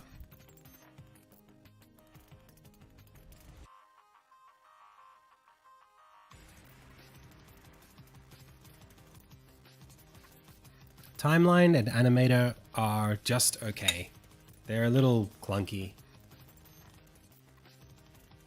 Like half the time when I'm using animator, this stuff, the timeline, sorry, all of this UI just goes invisible. It just stops being rendered, like half the time. I don't know, and then it comes back on its own other times. It just has trouble. Just, it's a little underbaked. I do make a lot of shaders, Qpix, yeah. So why are we going straight into the forging sequence without going into anything else?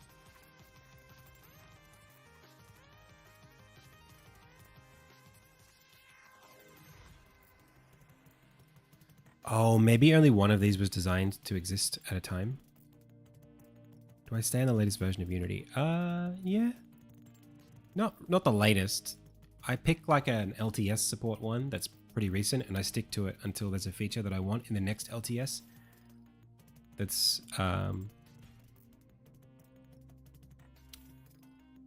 like way like if I can't miss it, if it's like an unskippable feature. No, I've never run into issues going between Unity versions. Going backwards maybe, but not forwards.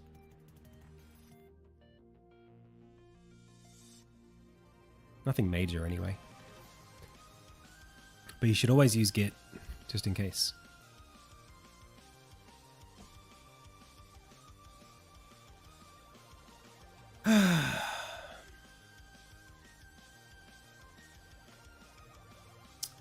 I think some of these things are supposed to be singletons, and that might be causing problems for us.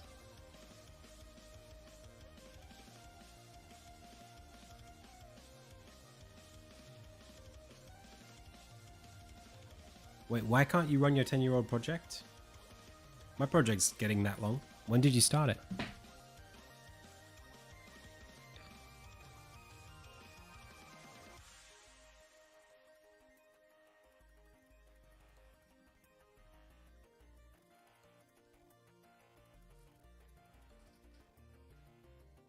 Yeah, it's a singleton.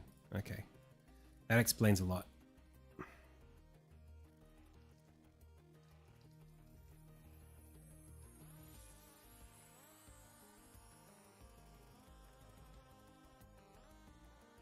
At least two.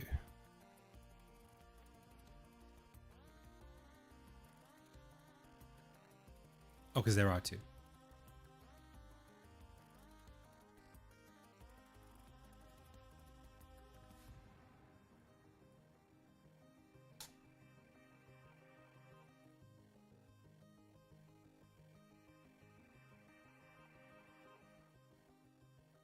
Oh, I mean, you're going to get issues if you haven't touched it in 10 years and then you use the latest version of Unity. Yeah, stuff's going to happen. But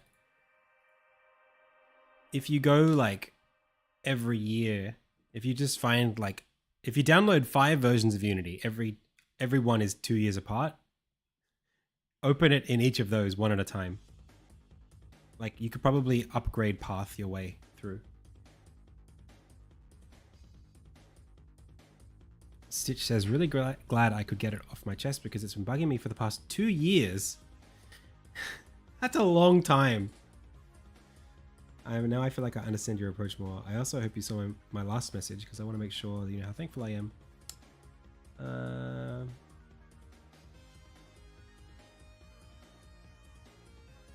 I don't think I saw your last message, but I can go find it. I used the messenger as an example because of its consistency. We talked about that.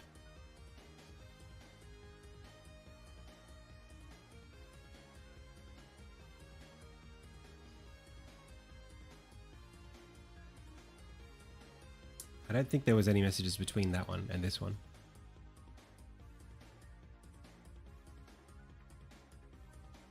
It's okay. See ya. I'm not going to make fun of you. What an idiot. No, I wouldn't do that. I've thought about doing that to 1 or 2 viewers once, and then I realized they would probably go back and watch the VOD. Could you copy and paste it? I don't think I can see it.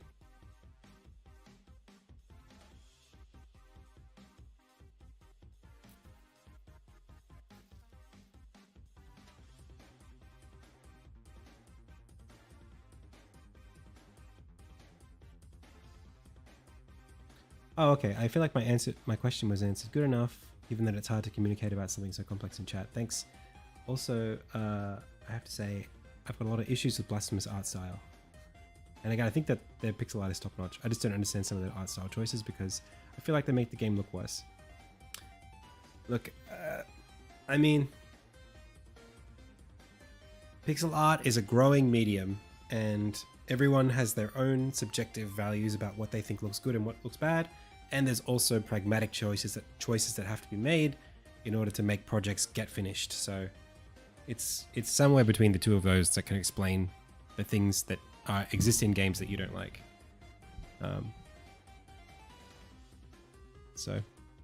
But that's the beauty of it. Everyone gets to make different stuff that looks different. And I'm still finding what my game needs to look like, and I'm enjoying that process.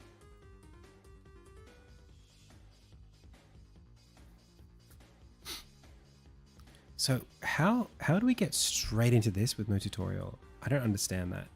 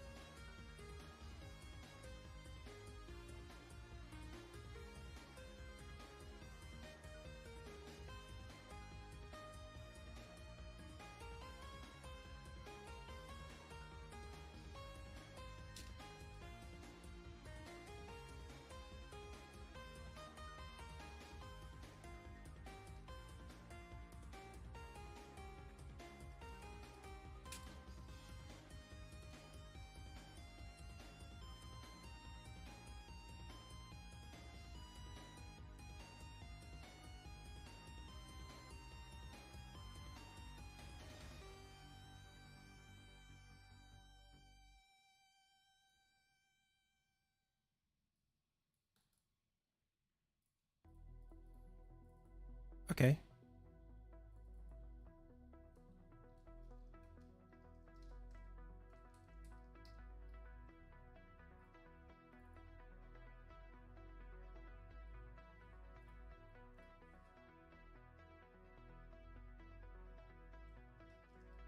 So why doesn't the tutorial show up?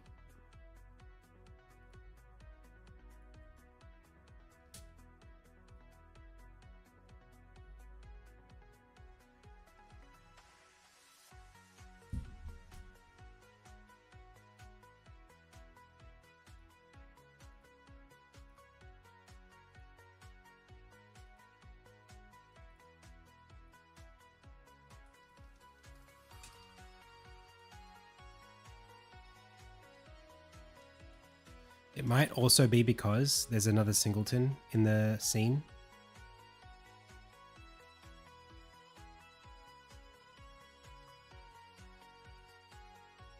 And maybe there's a process somewhere that's getting set up.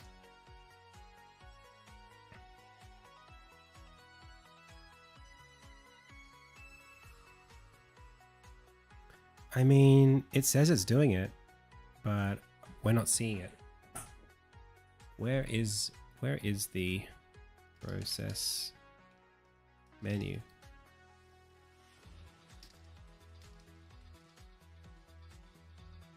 Huh?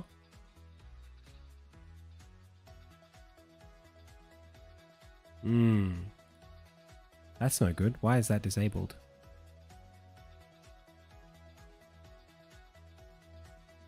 There it is.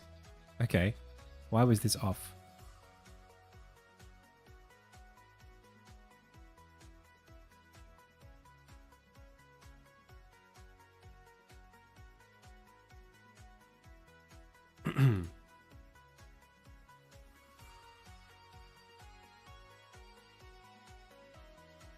It could be off because let's have a look. We run the game. It's off. I think it's off because there is a quest toggle on it. Even though that's disabled, I'm going to remove that.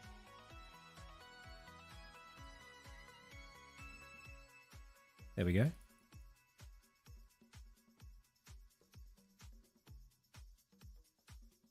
Nice.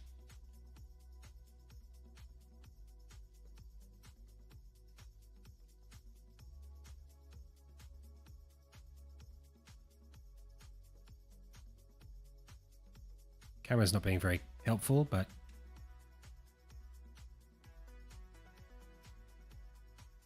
nice.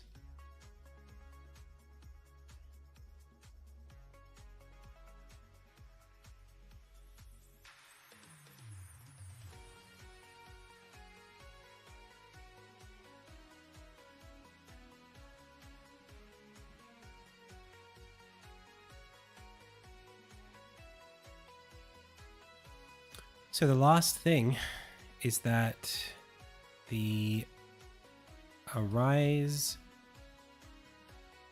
unlock sequence player needs to play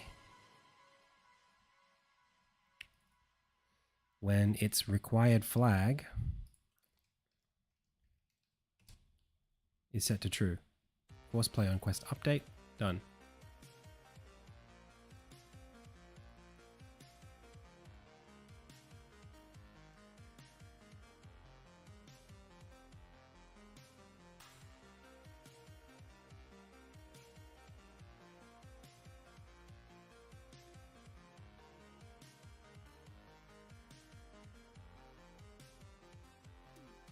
There we go.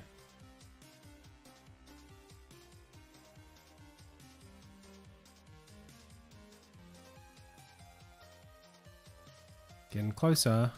Still throwing some errors.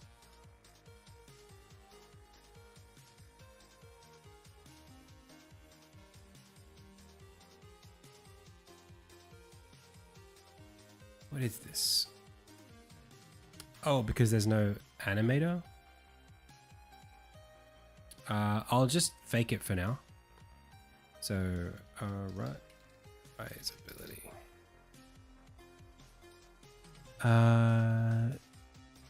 Animated example.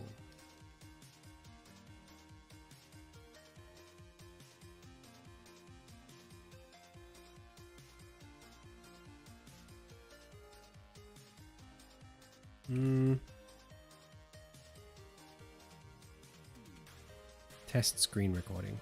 Let's just do that.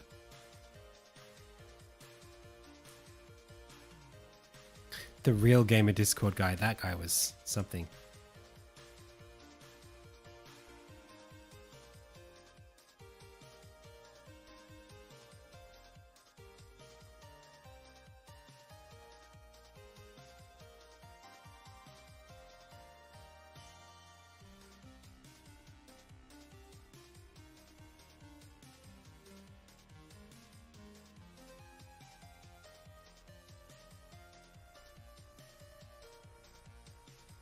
You cannot be null.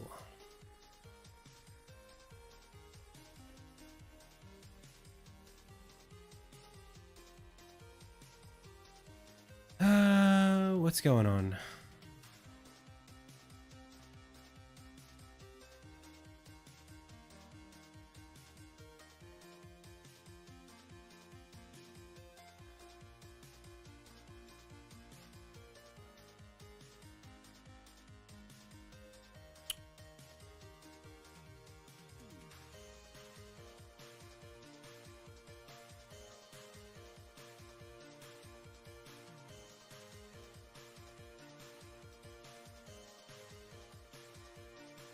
Oh, actually, there might be one thing here. This.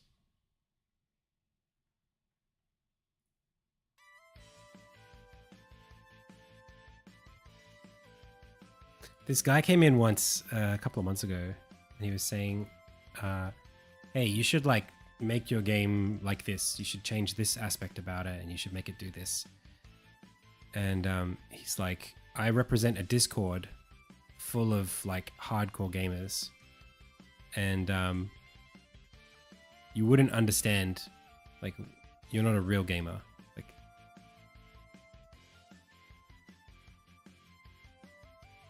I don't know what it was like. What was the argument? It was like, you need to... If you don't make a game... If you don't do the things that I'm saying, like, people won't play your game. I represent a Discord community of real gamers. Hardcore gamers.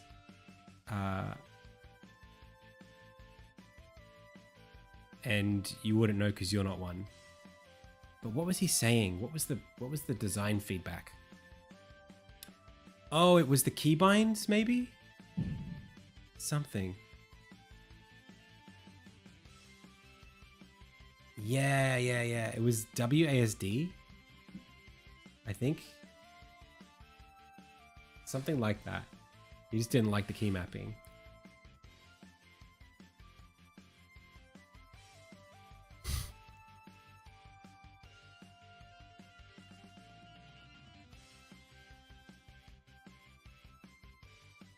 I don't understand how this was. It's like, why does this... It goes all the way down.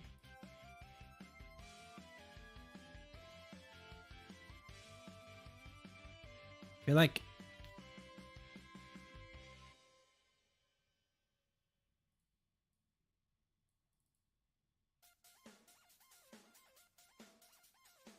It should...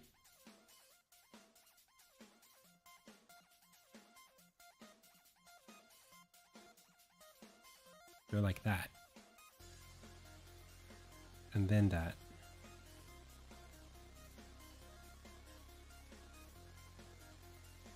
I don't know why it's different. Alright, we'll figure it out.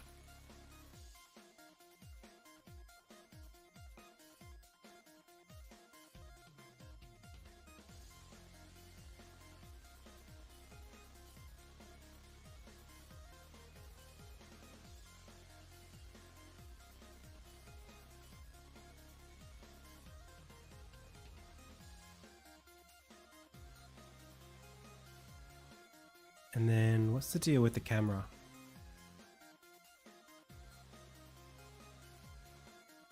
Position.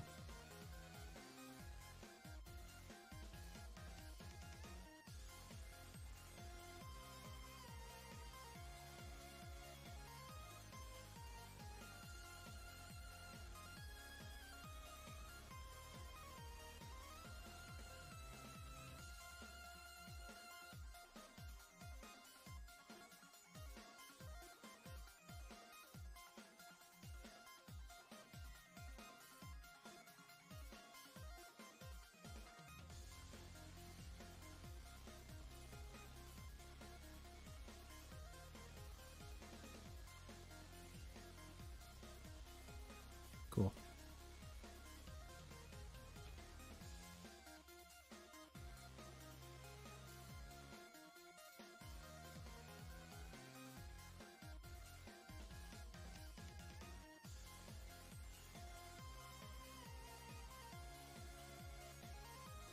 Whoops.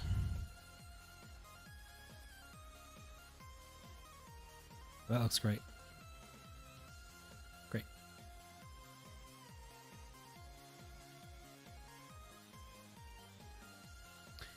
I just felt like so affronted because, like, you know, I'm only making this game because I've been playing games like this my entire life.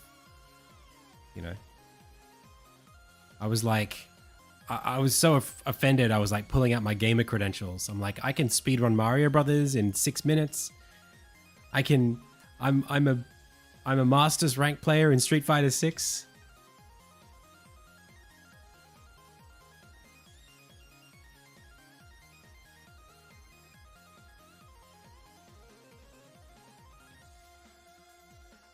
I was Distinguished Master Guardian in Counter-Strike Go.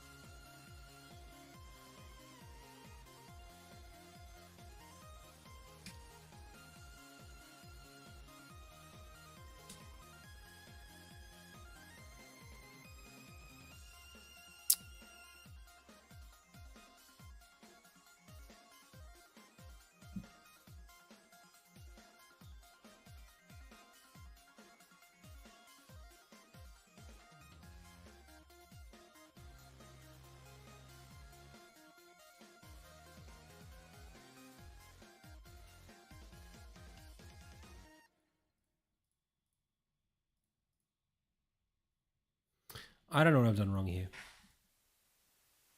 When the spline lands, the snake appears,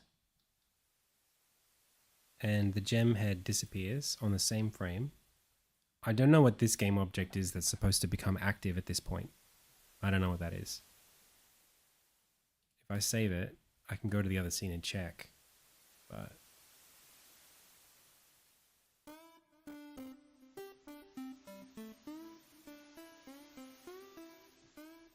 did I unlock the Hayabusa set in Halo?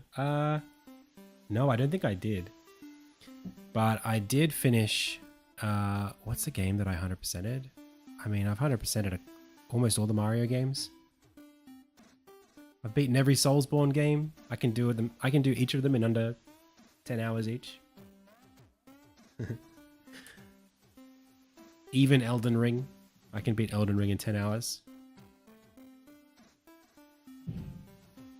I think it might be 12 is my best time, actually. This guy's a gamer. The video games. All right, what is this? Ability prompt. Oh, the prompt. Okay, sure. That makes sense.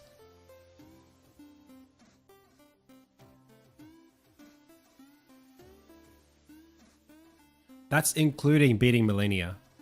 I can get through all of Elden Ring and beat Millennia in 12 hours. Pretty good. It's not speedrun speed, but it's not SL level 1. But, you know, hey. I'm proud of myself.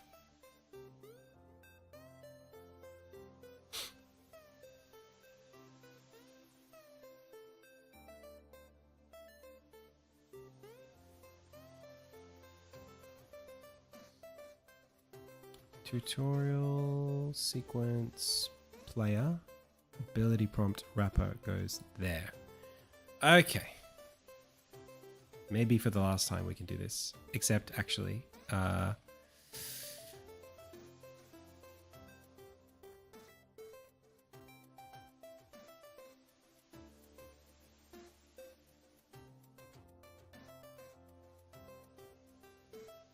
Ensign Forge behavior. Workshop tutorial, interest, no. Forge system, design menu, design logic, method, virtual camera. Yeah, I guess we need to create a camera, a zone camera in this area, just for there to be one. That makes sense to me.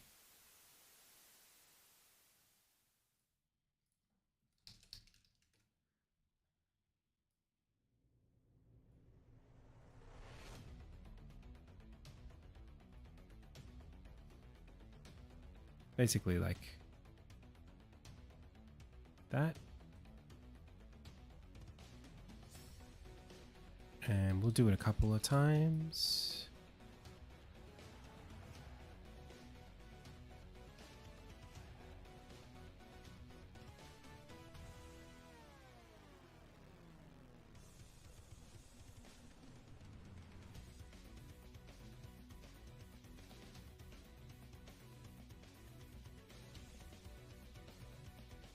Cool.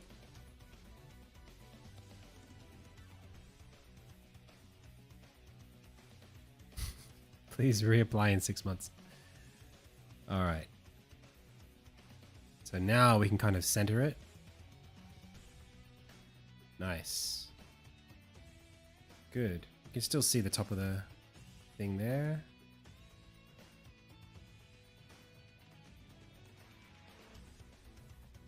Good.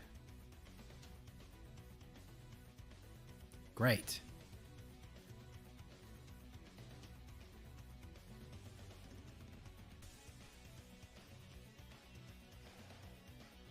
I don't like that I can see. Why can I see you? You little...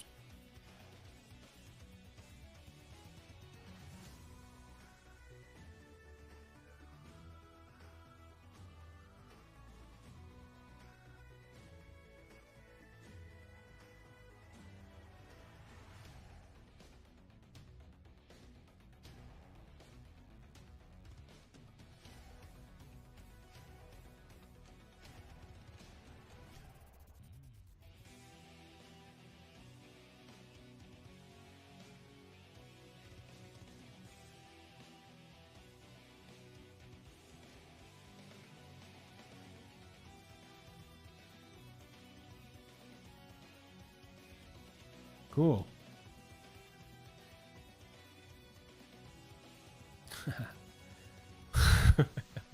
It just leaves us. Okay. Can I, like, cheese this to get back up? No. I'd have to be Turt Burglar to do that.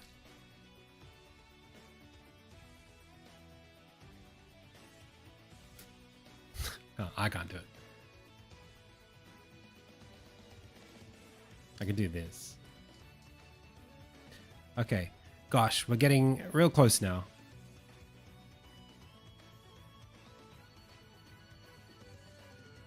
I really should standardize these.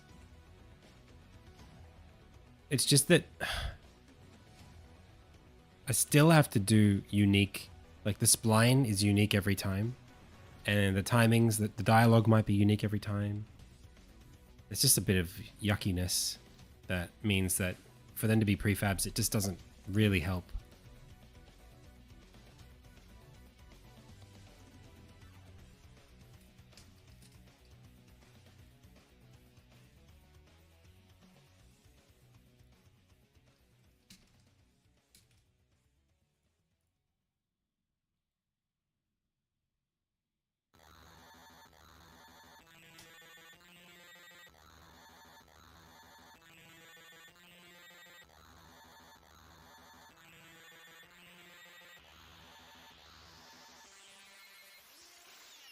All right.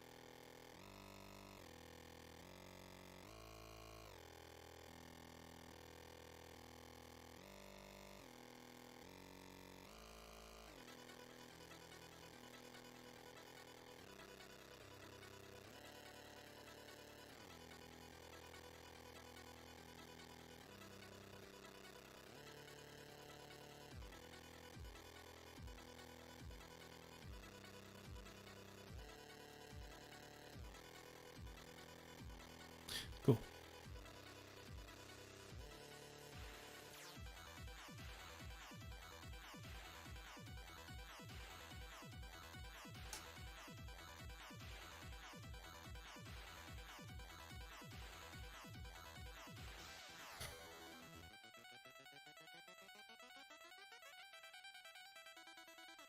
Hit it.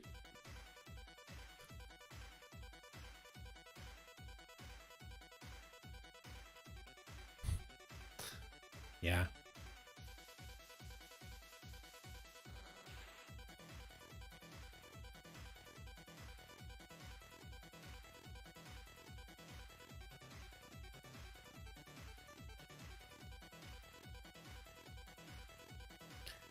Oh, man.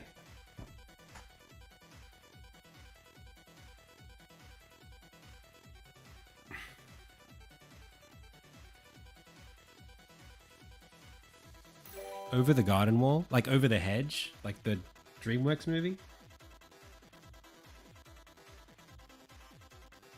Or is there like a book it's based on?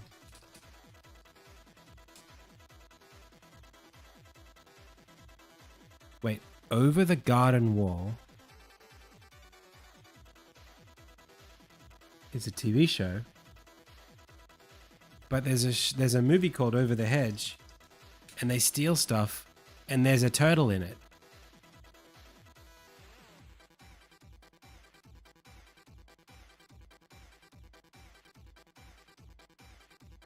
Have I cracked the code?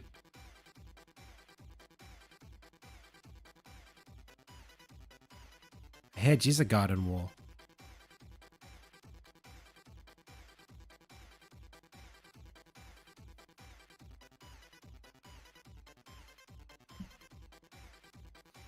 We make a good team, me and you, we do.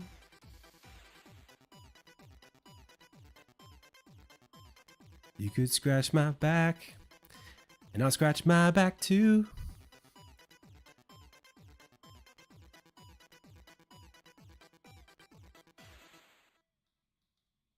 You don't pay the tab till the last drop. So we all ride for nothing, 'cause this train never stops. Ben Folds.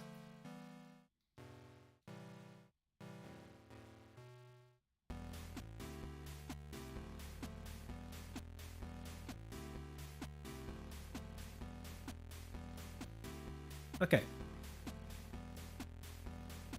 So I need to set up a bunch of stuff in the where's my sequences folder?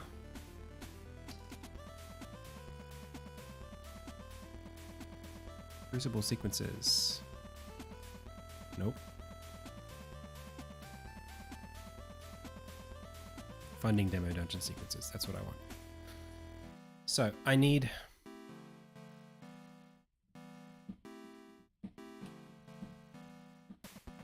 two of these.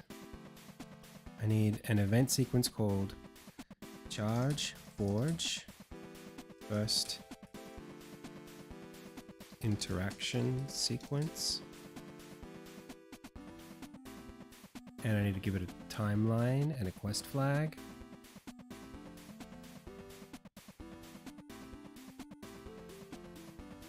And I'm gonna export that, copy that. Not that, just that. And I'm gonna paste it and import it because can't be bothered writing it out myself. Save that. And then a new one called Charge Forge.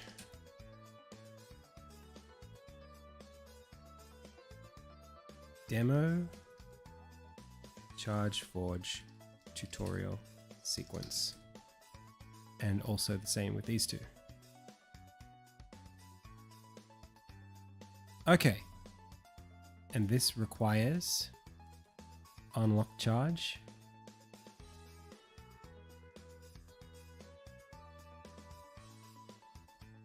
I think I call it dash unlocked. I think it's dash is what this is called. Flame charge unlock. Cool. So now this charge unlock, this interest is set to first interaction, and the overgrown forge is set to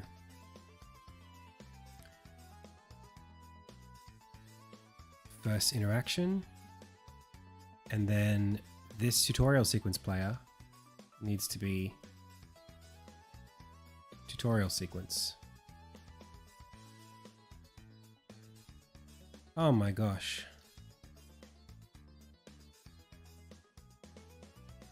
Okay. Then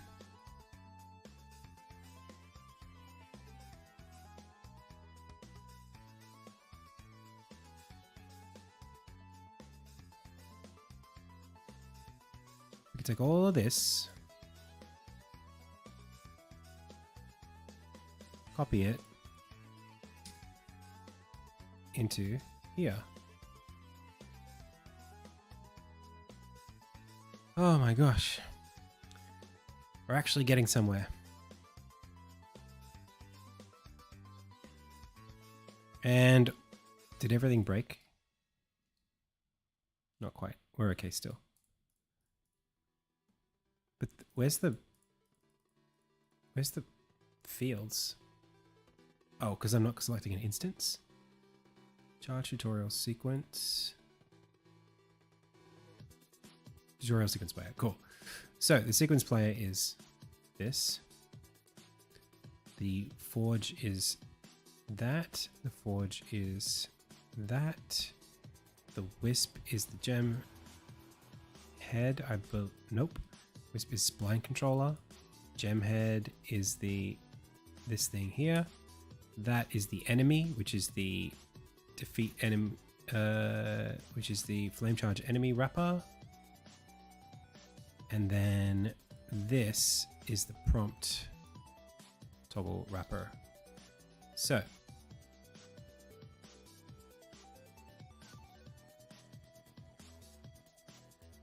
demo charge forge tutorial sequence is what we're looking at here. Can delete these. We don't have any dialogue yet. That's okay. We need to replace this with the overgrown forge charge. Ah, these need to be this one. Okay, good. That's pretty good, pretty reasonable. Now we can go grab this sequence. We can write some dialogue. You can post a YouTube link here. We could say ethereal voice.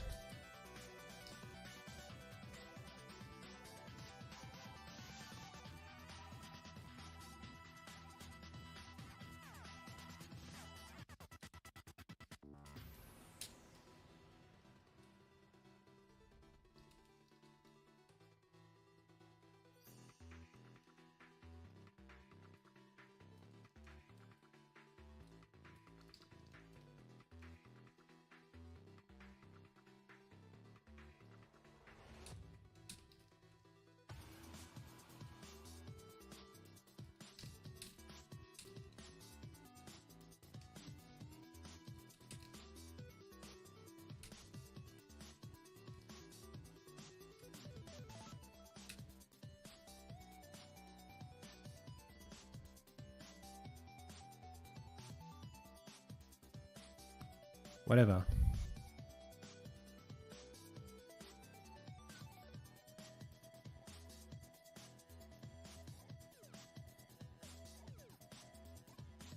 What? Why is what?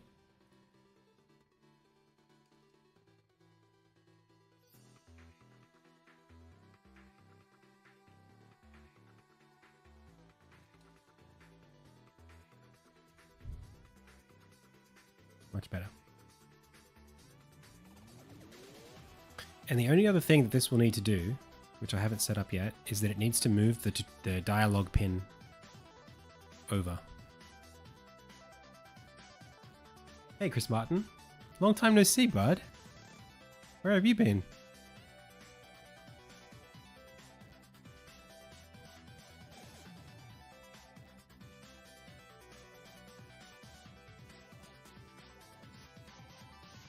Oh, I didn't do the thing. The prodigal son returns on the world tour. That's right. You've been making everything all yellow.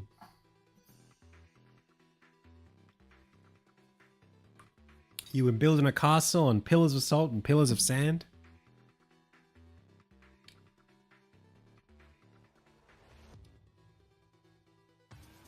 All right. I think when we go to when daylight savings changes back over, you'll probably be more inclined to watch. It'll be 2 hours back the other way.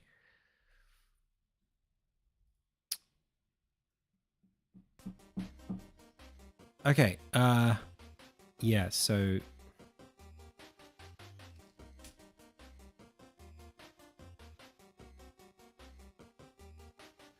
this will need a couple of things. One is a screen record, and it will also need a design. I don't think I have one yet.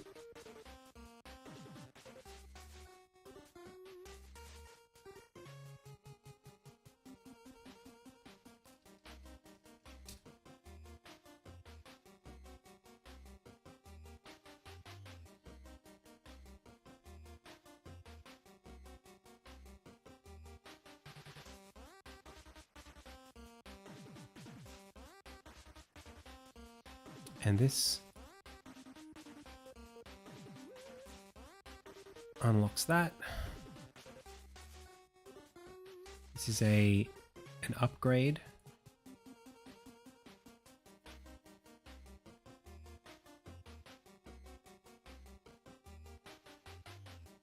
Five minutes of chess. Okay, sure. I've been not happy with my progress in chess. I was up to 1040 in Blitz.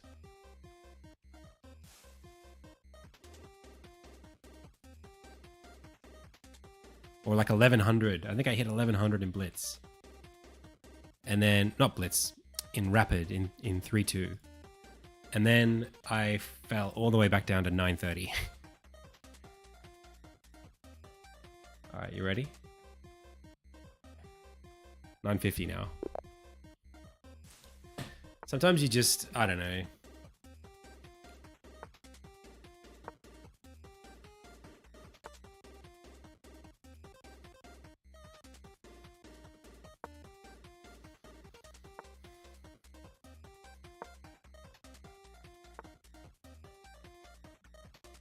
Do I really care about that? You can double your pawns.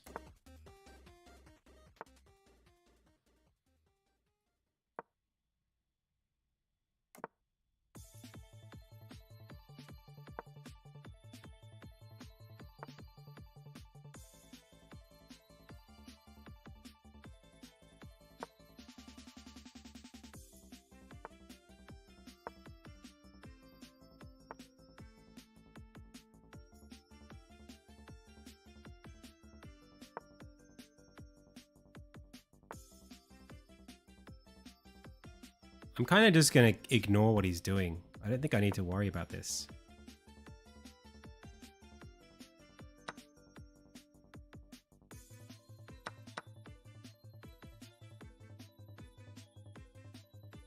I think I'm still okay.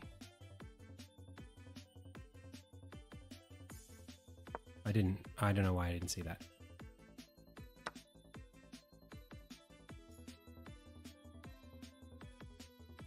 Oh, I've got to be very careful there.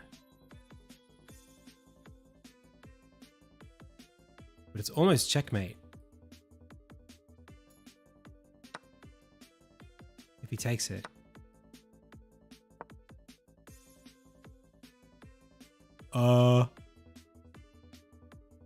What?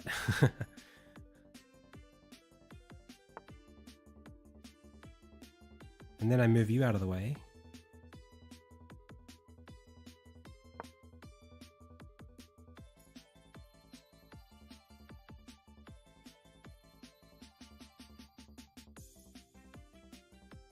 It's not checkmate. I said almost. I did say almost. He is 2 pawns up, which is not great for me.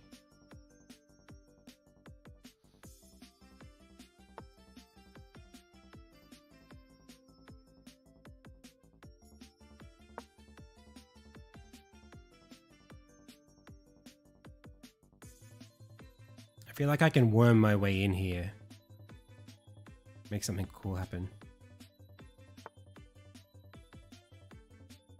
That's weird. Why is he giving me that? Queen comes in just to trade queens?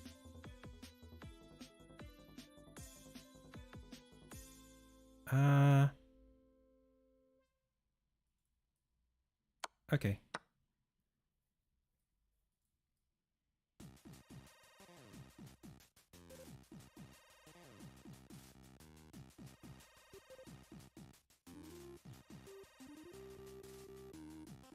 Yeah. All right, I gotta pick up the pace here. I'm gonna run out of time.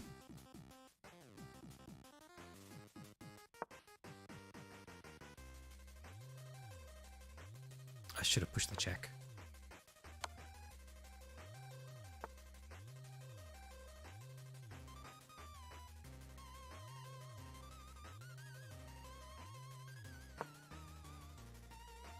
I'm not even bothered by that knight.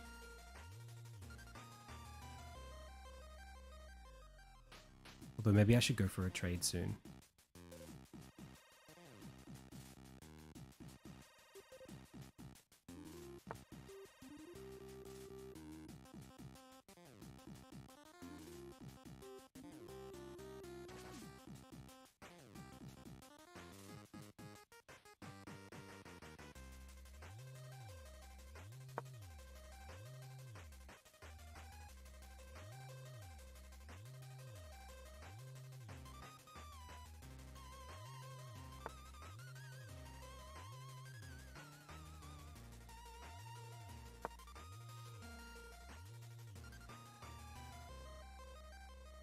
I need this to be opened up very soon.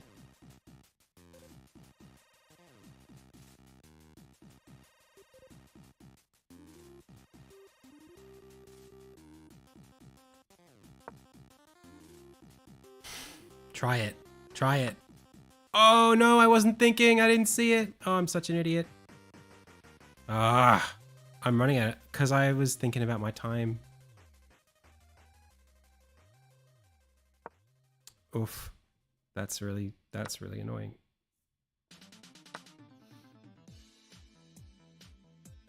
That's what happens. I choked, pals. I choked.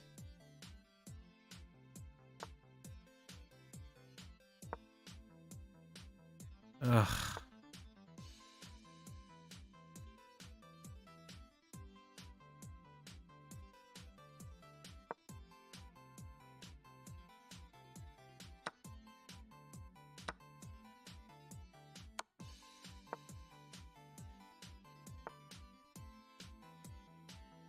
Yeah.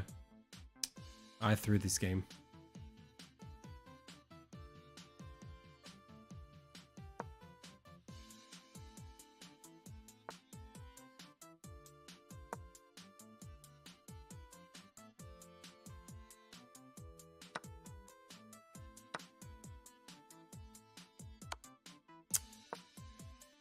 Ah.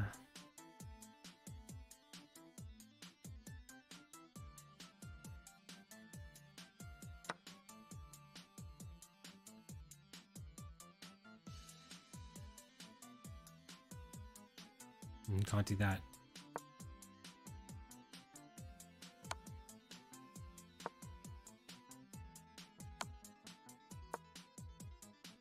It's gonna trade it.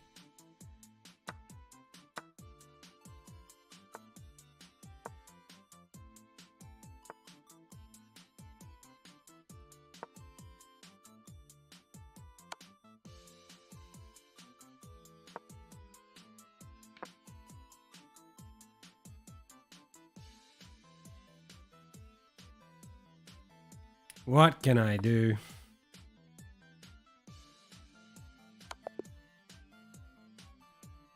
Rematch me. You wouldn't. You wouldn't. You won't.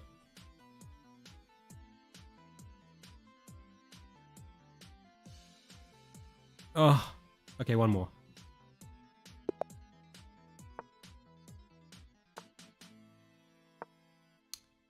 No, you don't resign.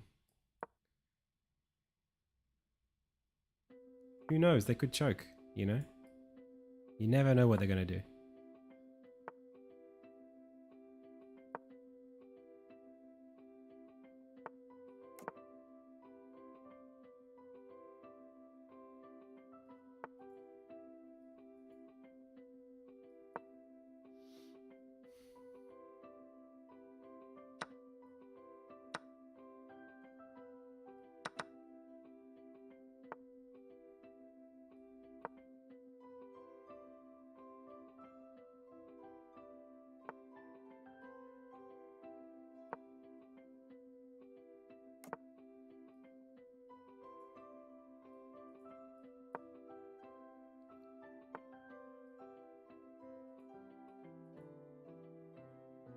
Well, we can't allow that to happen.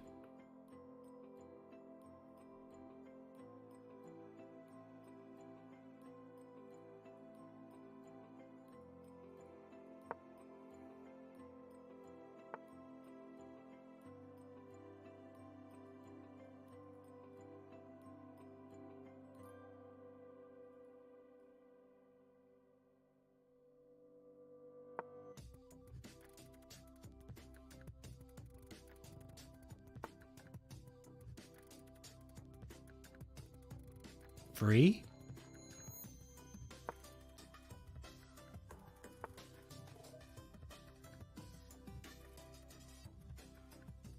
Can I turn the pressure up anymore? I don't think I have any cool moves here, so I'll just get rid of that.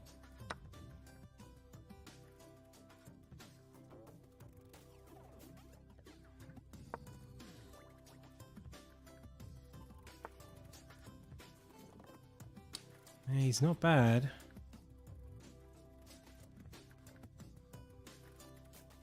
This queen can't be here. She just can't be there. So I'm just gonna do this.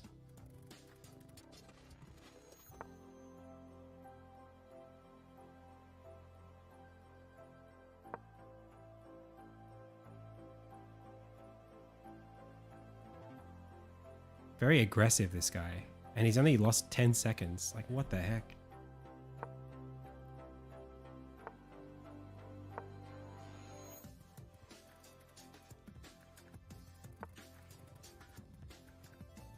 He should have taken that.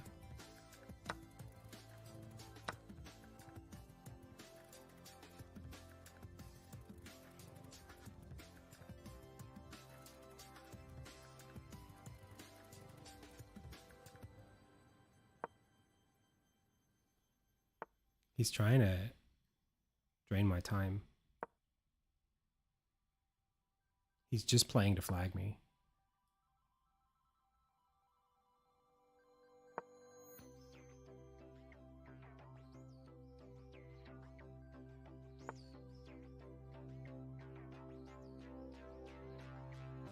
Oh shit, I've had this for a long time.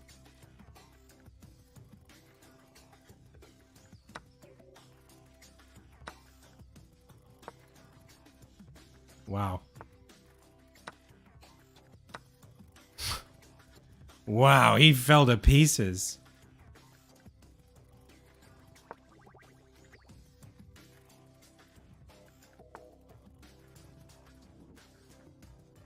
What the heck happened?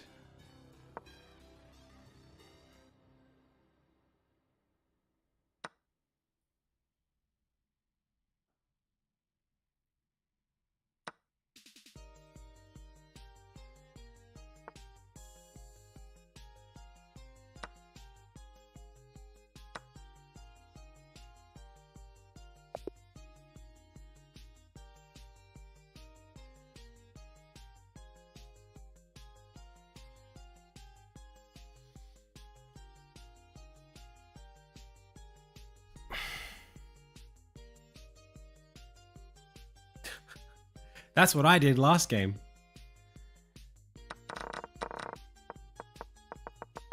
I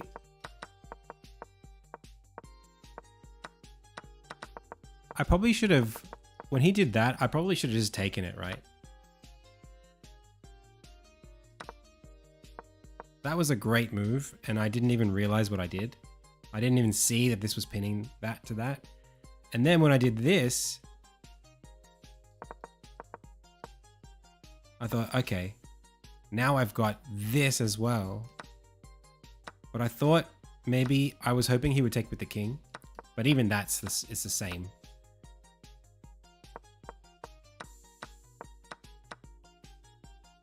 Now he just has, yeah, nothing. But I thought maybe he would go for, he doesn't have the check, but I thought he'd try something here. I mean, he's still got his queen on the board. Anyway. Well, you know, I'm just, you know, we're a real gamer. We could beat 1,000 players in chess.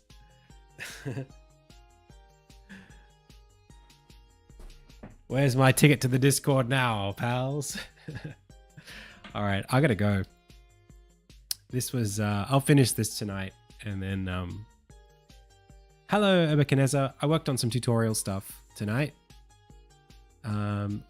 For some demo content that will be available tomorrow. Thanks everybody. I had a lot of fun. Hope you did too. Sorry this was a tired stream. My brain's been foggy all day, and it's just been hard to focus and to get through some of this stuff. And some of the stuff that I some of the stuff that I did today specifically was particularly laborious work that required a lot of concentration. So it probably wasn't the best confluence of events, but you know, that's what happens sometimes in game dev. And I was very glad to have you all with me. So thank you for watching. Let's go find someone to raid and get out of here. And get out of here, as the kids say.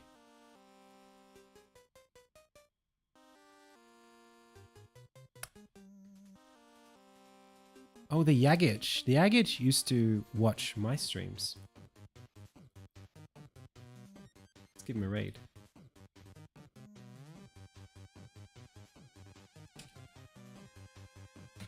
Thanks, everyone. If you're on YouTube and you don't know that I have a Twitch stream, come and watch us on Twitch. You can see your comments appear in the bottom. If you are on Twitch and you don't know that I have a YouTube channel, what are you doing? I got a YouTube channel that I posted on this week, and I'll be posting again this week if I'm lucky. My most recent video is a video on 2D movement in Unity. So if you're looking to get into Unity game dev, you can check that out and get some tips on movement scripts. What else can I say? If I've got a Patreon as well. Goodness me. The Patreon is at patreon.com/AdamCEunice. You should check that out and support me if you have the means to. Patreon patrons basically fund my stuff, as well as the oh my gosh, the subscribers here on Twitch. I gotta go soon because we're gonna run out of time for the raid. But yeah, your names are coming up in the credits. Thank you so much. As always, I've been Adam. You've been the Pixel Pals. This has been the Indie Tales Game Dev live stream. Until next time.